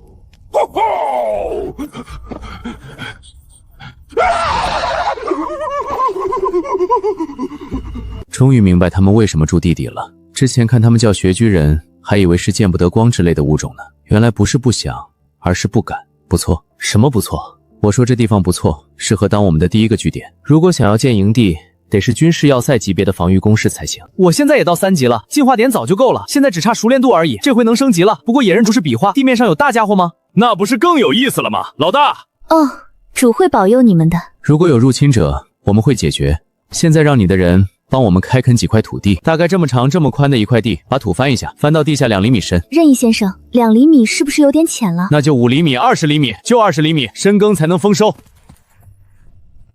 这片试验田就交给你了，别有压力，能种活最好，种不活咱们就去采集，主要是做个实验。好了，现在该聊聊我们的据点了，说说你们的意见。这里的地势开阔，取水方便，但缺点也同样明显，4个方向都有威胁，木质的不够坚固。哪有那么复杂？就按我们的军营建。军营？什么规格的？墙要高要厚，外面得挖上3圈沟，大门后面还得有石栓顶着。营房要分成几排，宿舍区、食堂、训练场。厕所要建在下风口。对了，还得有个武器库，防潮的。这个白痴不会把布局图给全世界画出来吧？啊，这些都不重要，所有这些都得往后稍。我们得先建个瞭望台。你要知道，这可是森林。终于说个最有用的了，克劳斯，要不要试一个用你的序列把铁融成树林？不需要把它变成铁树，只需要给它下半段加个外骨骼，或者把上面的枝干变成铁木。外骨骼。自然的造物本身就是完美的，如果顺着它的纹理在表皮构建一层金属网格，可以最大限度节省材料。尽管造，管够。丢过来几块。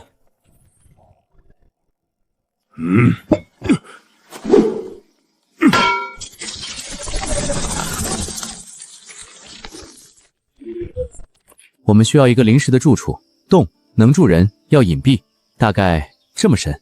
挖个地洞，让我们住几天。啊哦！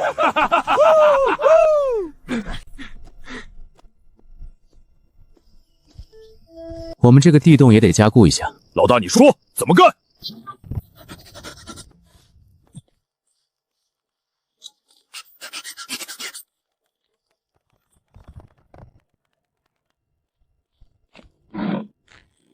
最后一次警告。把你船上的那个女孩交出来，或者我们把船打沉了再把她捞上来。莫里森上校，我想这其中一定有什么误会。这位西塔小姐只是个需要帮助的孩子，她并没有什么。她比你有价值。过来，这是命令，来自你的郭家，也来自我。基督听着，我们不是他们的对手。你国家已经排到72号了，如果你死了，后面的人可能……据我所知，在我前面的71个人，不是无脑的去追逐赛珍和其他国女性选手，就是为了捞海里的财宝幻影而落水，那是他们活该。我只希望我死之后，接替我的28个人，最好还都是那样的货色。听话，孩子，你先。破渔网里捞到的古董，里面有弹药，但能不能响，他不知道。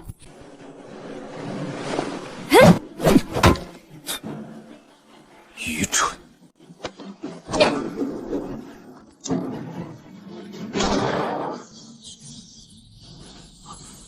毒！不许动！听他的话，活着才有希望。看好他，他的序列很有用。你别杀他，我什么都听你的。我帮你造东西，帮你干活，我发誓。以利亚他要是敢动一下，就把他的手筋挑了。序列，我的序列是鉴赏家，这个名字听起来很弱。我能看出物品的价值、它的历史、它的材质、它的缺损，以及如何修复。就像这把枪，我能看到它在18世纪被一位船长使用，在风暴中受损，沉入海底。但现在它在我手里，它的激发弹簧老化了，火势需要打磨，银瑶池有轻微的堵塞，所以你能修复它。只要有合适的材料和工具，我可以。我不但能修复它，还能修复很多东西，武器、工具，甚至某些特殊的遗物。很好，你给我改造船，正好用你们这艘船的碎片，还有那一艘。造不了。你说什么？我的序列现在才1级，缝个渔网补个破洞还行。你想让我把那艘木船的龙骨拆下来，和这艘通风艇焊在一起？材料不一样，结构不一样，我做不到。我没让你做选择，这是命令。他做不到，这是客观上的，不是主观。他的等级太低了，只会浪费材料和时间，降低你们的效率。先生，你有2个选择：给我升级，把我的序列等级提上去。我需要进化点，需要图纸，需要合适的材料，然后我能给你造出你想要的船，甚至比你想象的更好，或者杀了我。你是不是绝对我不敢杀你？等等，上校，这是一笔投资，它的价值就在于它序列的潜力。如果它升级了，那我们的船也可以跟着升级。天快黑了，奥罗拉。好的，任意先生，马上就来。进度如何了？考虑到安全性和视野，我初步设想是一个封闭式的6角形平台，但材料还需要斟酌，不急，具体的慢慢研究。先回去吧，一会儿天黑了。把锅拿下来！怎么回事？奥罗拉，你回来了。晚饭可能需要稍等片刻。我看不下去了，这是什么人类早期驯服火焰的珍贵影像？一饭，烟都这么大了，你还添柴，笑死！什么叫一个敢教，一个敢学？你们在做什么？炒菜，你来的正好，把那个逃生出口打开，通通风。你不是经常做饭吗？我在家是用电磁炉和精确控温的烤箱，排烟系统功率是1200瓦，谁会在地洞里用明火泡炒？愣着干什么？吃啊，挺好的，就是有点下饭。我需要主食，比如土豆泥。吃炒土豆丝，主食土豆泥，亏你想得出来。看来下次还是老老实实煮或者烤吧。早上工程咋样？那棵树经过改造之后，承重能力超乎我的想象。单单造一个瞭望台太浪费了。我有一个大胆的想法，或许我们可以把整个营地搬上去。把营地搬上去，详细说说。这棵树高度超过50米，我感应过，它的根系非常发达，深入地下至少20米。这意味着我们不需要再费时费力去打地基，大自然已经帮我们要把最难的一步做完了。离地30米，这个高度能规避丛林里90%的掠食者，也能获得最好的光照和视野。老大，你让我直接改造树这个提议简直天才，它的结构浑然天成。我以前制造的那些东西跟它一比，简直就是一堆没有灵魂的工业垃圾。别这么说，人类也是大自然最有创造力的造物，我们会学习，会进步。对，我们可以让它更完美。把营地建在30米的高空，好处太多了，远离地面的潮湿和蚊虫，还能避开很多大型野兽的巡逻路线。最重要的是安全。至于那些会爬树的，到时候看能不能在不伤害树本身的同时通个生物高压电。30米，那得多高啊？万一掉下来。如果平台和护栏足够坚固，掉下去是你自己的事儿。而且我们可以设计一个升降梯，我们可以先以这棵树为核心建造一个主平台，然后往四周延伸，用缆索或者吊桥连接到旁边几棵比较粗壮的树上，建立副平台。居住区、储藏区，再来一个专门的加工区和瞭望哨，在树冠上铺设一套雨水积集和过滤系统，这样就可以自给自足。墙体可以加上那些变异生物的甲壳做强化。这是要弄个空中花园吗？我们还得在地洞待多久才能住进那个卢浮宫？如今的地洞还不如老大的船舱干爽，更何况今天看那些玄居怪翻地的时候，可是翻出来不少稀奇古怪的虫子。这要是半夜睡觉睡到一半，突然觉得痒痒，伸手一抛，抛出来个手臂那么长的蜈蚣，至少这儿的虫子个头都挺大的，没法钻你耳朵里产卵。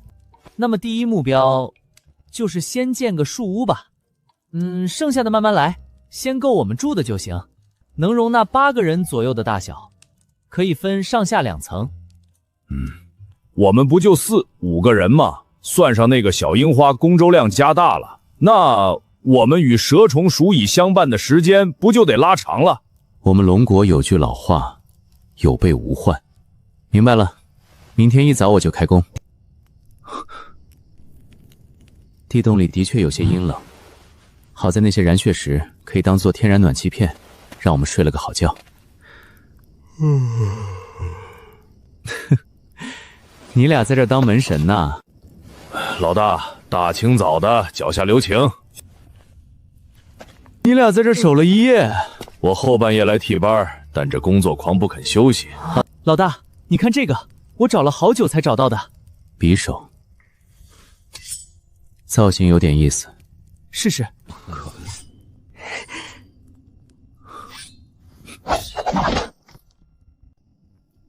渡鸦等级3，特性1，医者，刺中任何部位有概率将其变成弱点产生暴击。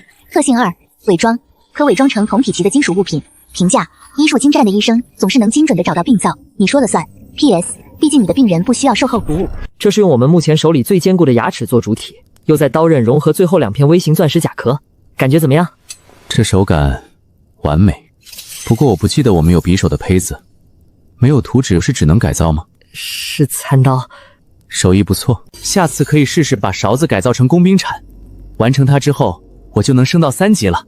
本来我还想给它再加个新功能，但手头没有更高级的材料了，现有的这些金属都没法承载。什么功能？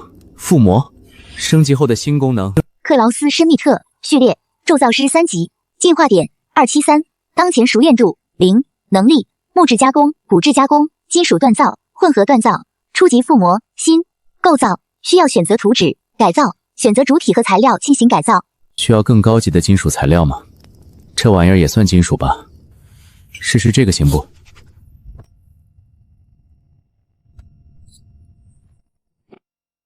聂莹评价：一块会唱歌的金属，但只有懂它的人才能听见。PS， 他说他不喜欢被当成垫脚石，除非是通往传奇的阶梯。没有金属的冰冷，反而带着点温暖，重量也比看起来要轻得多。而且在我的触碰到这块金属时，体内铸造师的力量仿佛被什么东西激活了。我能听到这块金属内部那奇妙的结构正在以某种韵律共振。任意，这东西好像很珍贵，升级船还要用吧？有就用呗，仓库里就剩这一个，留着也凑不成一对，难道还等它下崽吗？研发人员不要考虑材料的问题。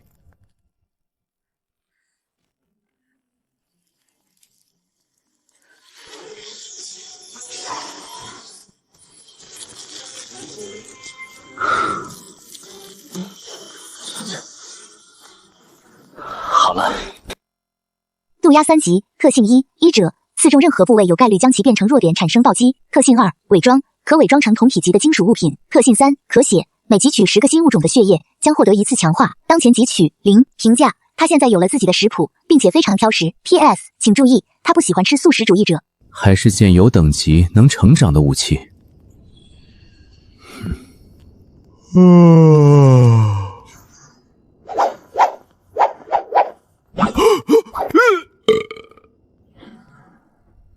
他就不能伪装成低调一点的东西吗？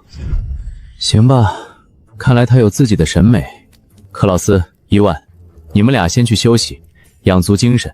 尤其是你，克劳斯，营地的建设是长期工程，不急在一时。明白。伊范，你监督他去休息，不到中午不能开工，要不然我就把你的朗姆酒全换成辣椒水。保证完成任务。老大，你干什么去？我去找达拉绑比聊聊。不能总待在这1亩3分地儿，去看看这岛上还有什么好东西。怎么跟那些怪物聊？叽里咕噜的，谁能听懂？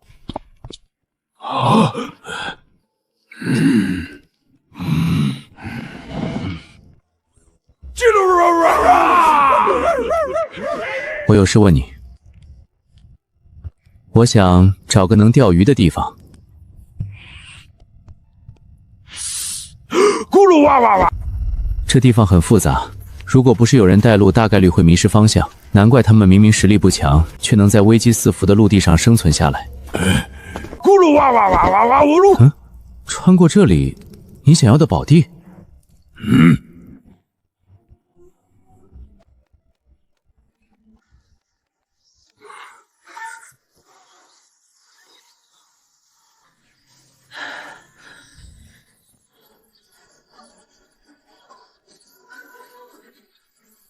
这简直像是这棵树自己长出来的。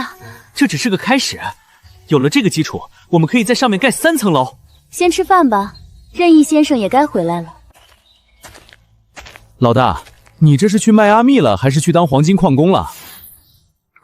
热，沙子不好吃。当我侧身挤出那道狭窄的石缝时，一时间被那股热浪吹得偏了偏头。刚刚在地穴里带出来那点阴凉瞬间被驱散了，滚烫而干燥的空气与半步前仿佛是2个世界。这哪是想象里的地下河或水洞？巨大的日头悬在空中，每一粒沙子都烤得发烫，每走一步都往血里渗。这是一片一望无际的沙漠啊！钓鱼，水呢？达拉崩巴酋长，你是不是带错路了？这热浪隔着屏幕都感觉到了，快回去吧，别中暑了。吧。大哥，你也知道热啊？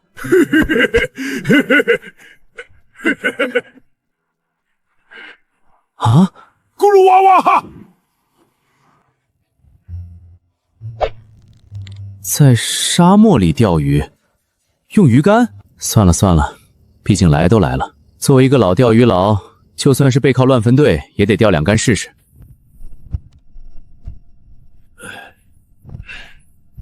好吧。信你一次，用不用挂鱼饵呢？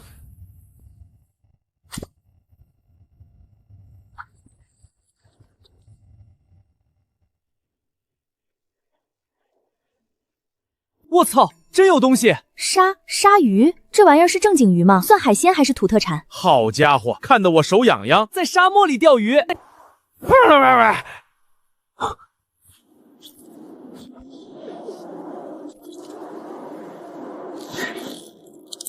起！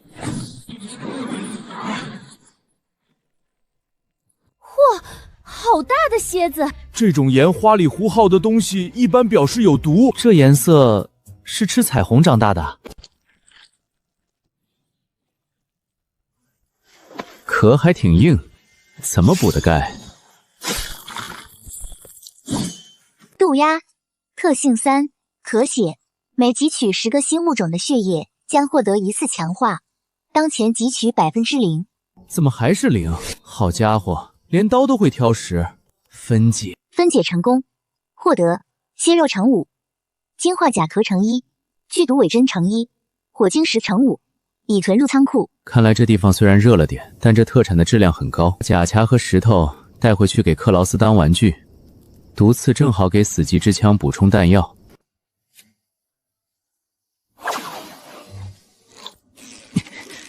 这力道比刚才那些流金火晶蝎猛多了，给我起！分解。哦，爆装备了！这地图的怪是黄金系列啊，连鱼肉都是黄金。不过金鱼皮是个啥？怎么感觉这名字怪怪的？薄如蝉翼，兔手温润。与其说是皮，更像一张天然的金纸，上面还带着细密的鳞片纹路。土豆泥冰激凌，要不然回去试试。只要换不同的饵，这沙坑就没有匹配不上的生物，而且还全都是些花里胡哨、富贵迷人眼的小东西。虽然等级大多在3级，但架不住材料稀有且好看。这次试一下空钩入沙，普渡空钩时有吸引珍稀生物的特性，每次空钩钓的时候都没让我失望过。这是蝎子，这也太小了，只有巴掌大，通体纯金，毫无杂质。不过尾针竟然都像是一颗钻石吗？我天，把金色传奇调出来了！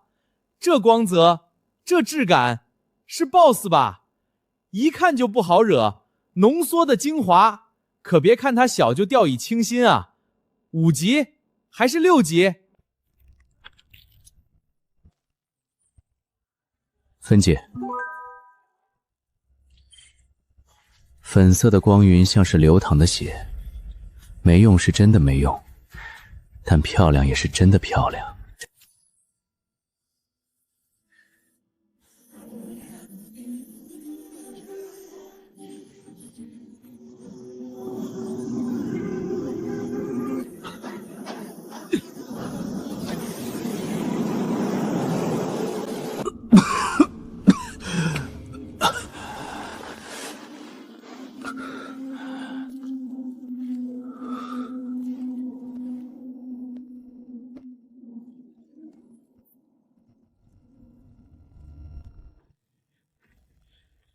这回我看清了这只燕后蝎的全貌，它太大了。红扫黄，这可是真正的富婆。但如果不想在新婚之夜变成她的磨牙棒，建议收起大胆的想法，你把握不住。这评价多少带点私人恩怨。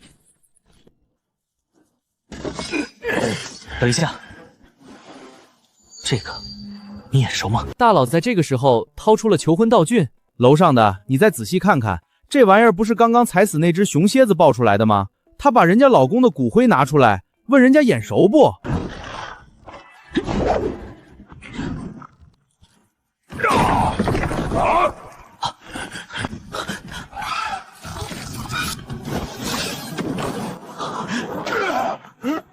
这就有点尴尬了。看他那暴怒的样子，要是现在能看到其状态的话，8成是狂暴自丧偶。初次见面，女士，虽然这么说有点冒昧，但你能不能先下来？女士，你的准头太差，要不然我教你啊。白长这么大个块头，结果是个远程法师。下来握个手啊！这要是深海幽影在身边就好了。不是我说，你老公真的很脆，我都没怎么用力，他就碎了。不但碎了，还爆了一地这种亮晶晶的石头。无能的丈夫，连钻戒都给我爆出来了。就刚才我扔的那个，你捡到没？哼，就这点本事，你老公死得不冤。虽然活着的时候脆了点儿，但死之后真的很硬。别傻站着！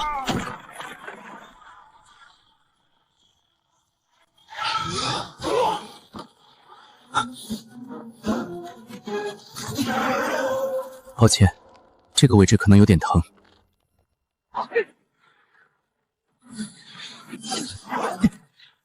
抱歉，这次截肢手术体验可能不太好，总算开张了。毕竟你失去的只是一条命哦。好毒，我喜欢。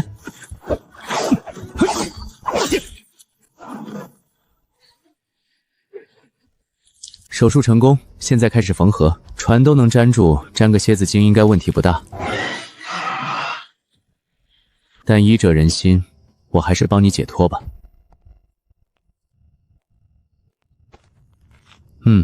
很结实。芬姐，你已击杀红沙黄燕后蝎，获得进化点460。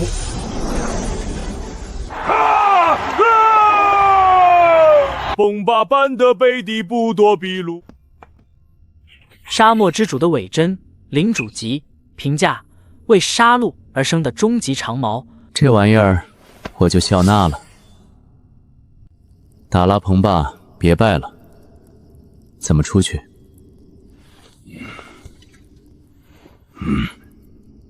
伊拉瓦。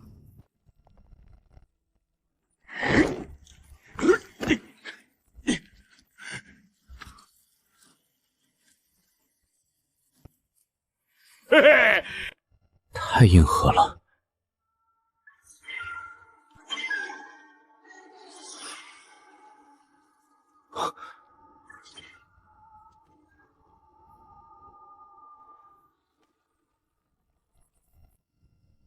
所以呢，你就跟达拉崩把一样，那么硬爬上来的。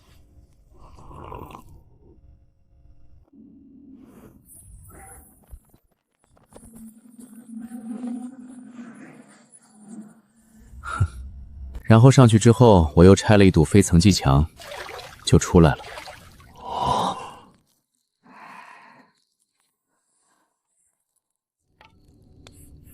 明天得去找达拉邦巴，给他们弄几套。穿进来的现代衣物都已经磨损的差不多了。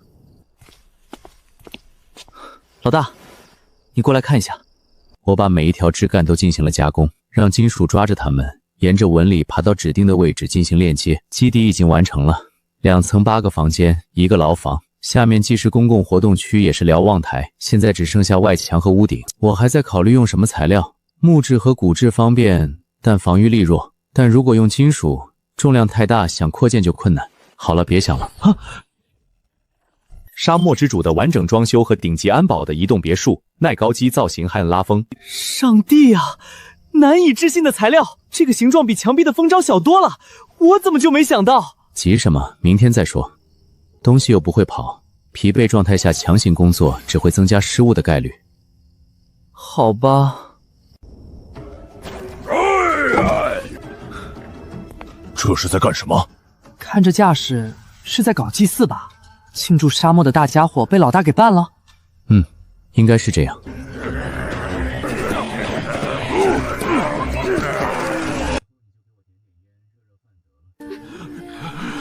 随他们去，我们做好警戒就行。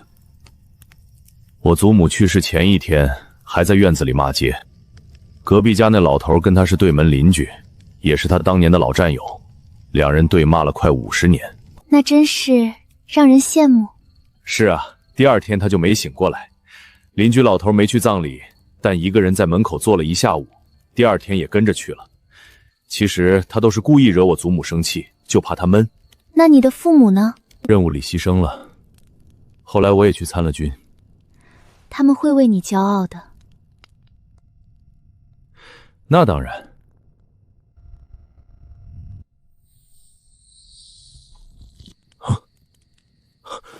什么动静？嘘。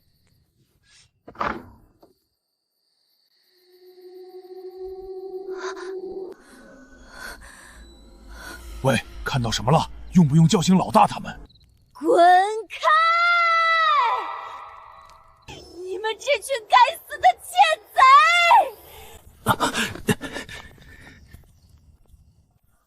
贼！怎么回事？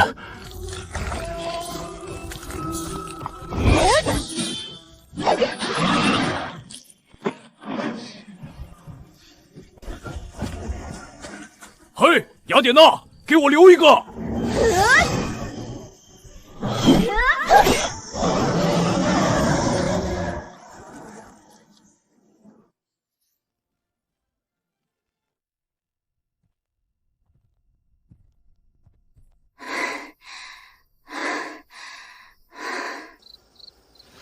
他的底线被这些东西给踩烂了。哼，这不就是达拉庞巴他们开派对的食物吗？看来那不是庆祝仪式，是贡品。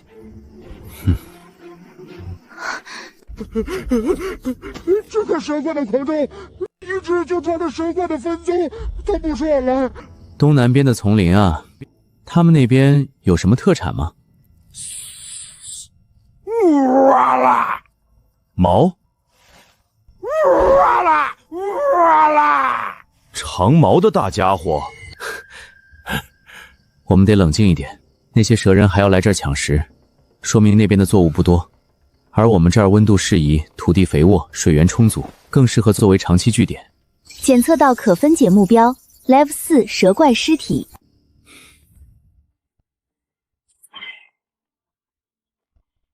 老大，老大，我们什么时候杀过去？不急。啊？这还能不急？等他们打过来吗？让他们来。我们对他们的数量、首领等级、能力一无所知，主动进攻的风险太大。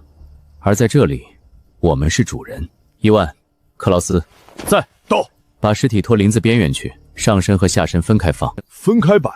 老大，你这是准备震慑敌人？分开多远？需要按某种固定间距排列吗？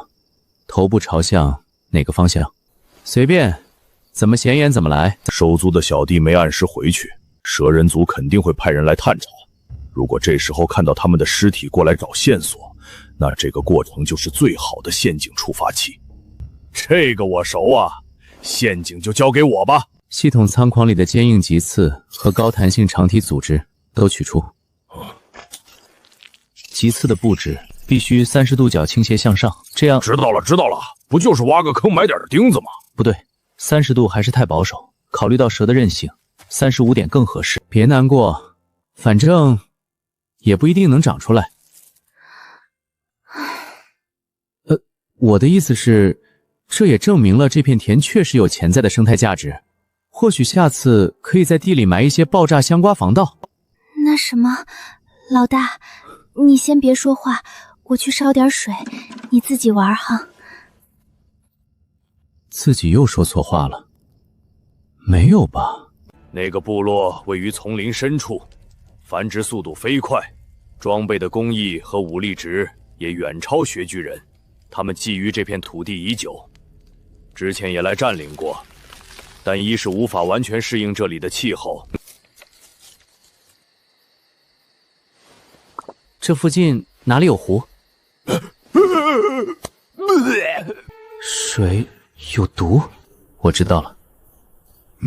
这里是溪水的源头，但湖水的来源貌似是雪山的方向。雪山融水吗？难怪如此清澈。但是干净到寸草不生，到底是因为雪山融水，还是这片湖里盘踞着什么东西呢？下去看看。笨，我是海洋生物。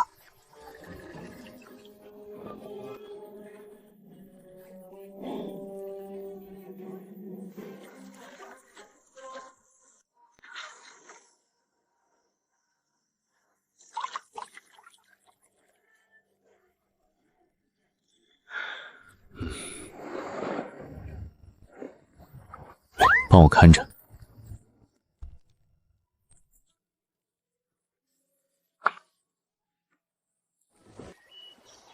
这个试试。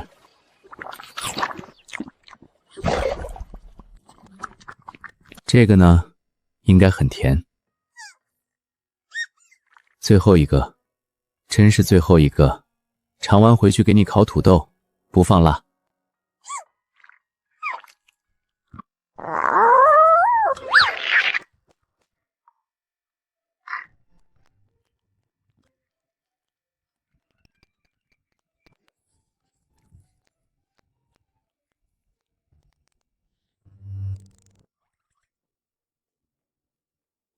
老大，怎么了？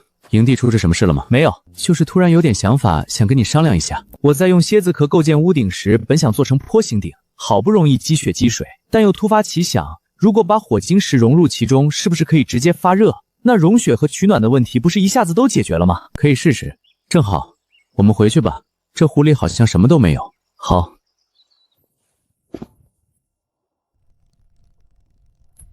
怎么会？普渡的鱼线坚韧无比，别说鱼，就是当初 LV6 的精英狂欢触杀都没能伤到它的分毫。走了。啊？哦，好。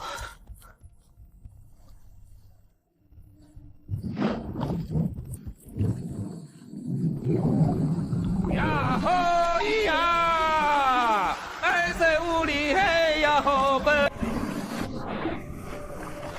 该死！把那个该死的音乐给我关掉！莫里孙长官，这是一种驱逐装置，它发出的特定音频可以干扰大多数变异生物的听觉系统，让他们烦躁不安，主动远离。那就把那些旗子弄掉，这里不是马戏团。长官，那不是旗子，是渔网。能用？当然 ，LV3以下都能网住。侦查，找到能停船扎营的地方，视野开阔，至少2个水道的撤离方向。是。这些给你。好的，好的。数量有点少，可以优先屋顶。啊，对了，可以加个集水猜，利用温差收集冷凝水。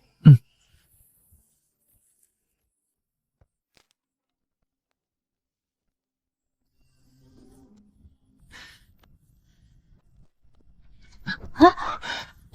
你确定这没毒？跟香蕉味差不多。有一说一，内森和西帕是真的强。是啊，难怪武力值不行还能活这么久。武力值不行，那得看跟谁比。伊卢拉，上半夜你去树上，只有胜利者才能享受资源和尊敬，才能让家人过上安稳的生活，在这里更是唯一的真理。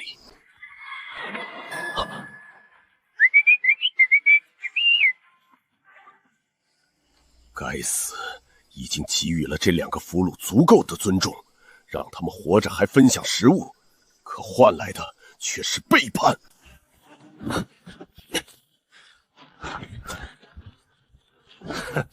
业余的陷阱这种小把戏，连新兵营的菜鸟都不会上。这不是陷阱，这是诱饵。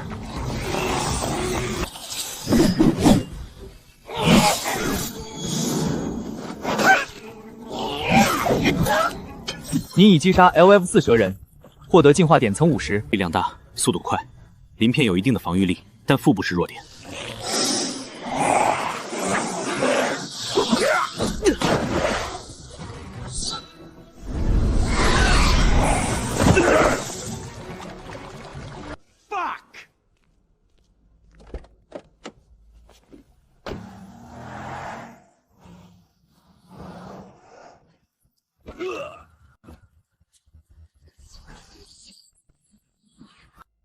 莫里森被蛇人抓了，他现在的位置离龙国那个任意不远。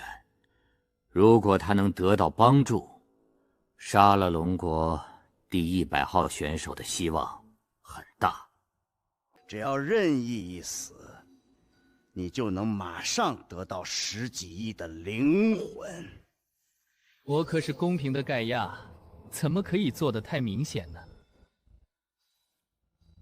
不过，你的祭品还算新鲜，提议也很有趣。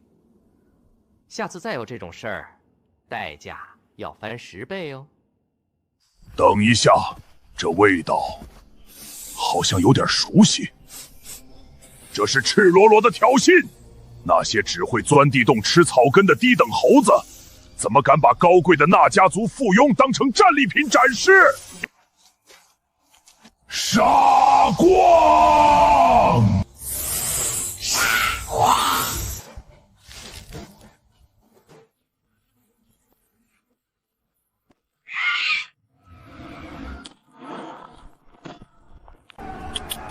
听着声音挺惨啊，怎么样了，克劳斯？能看清不？能，但数量有点多啊，陷阱可能不够用，多才好。这就是你说的很有挑战性的猎物。数量太少的话，这2天的装修费找谁报销去？底下那只被贯穿腹部的蛇人精英还在挣扎，看来只是皮厚点，生命力顽强，没什么特别的了，最多4、5级。那就别浪费时间了。哼，这就是你说的空中战术突击装置，真的能飞？我看这玩意儿更像是用来摔死的。这是滑翔翼文盲，别乱碰。这个白色的是奥罗拉的，黑色的是老大的，灰色的是我的。理论上它能承载100公斤。那我的呢？而且我好像超过100公斤了。这是你的杂毛款，理论上，毕竟没拿人试过，问题不大，只要不直接摔死就行。反正这高度下去，只要不是头着地，也就是个骨折。奥罗拉能修，记得留个活口回去报信。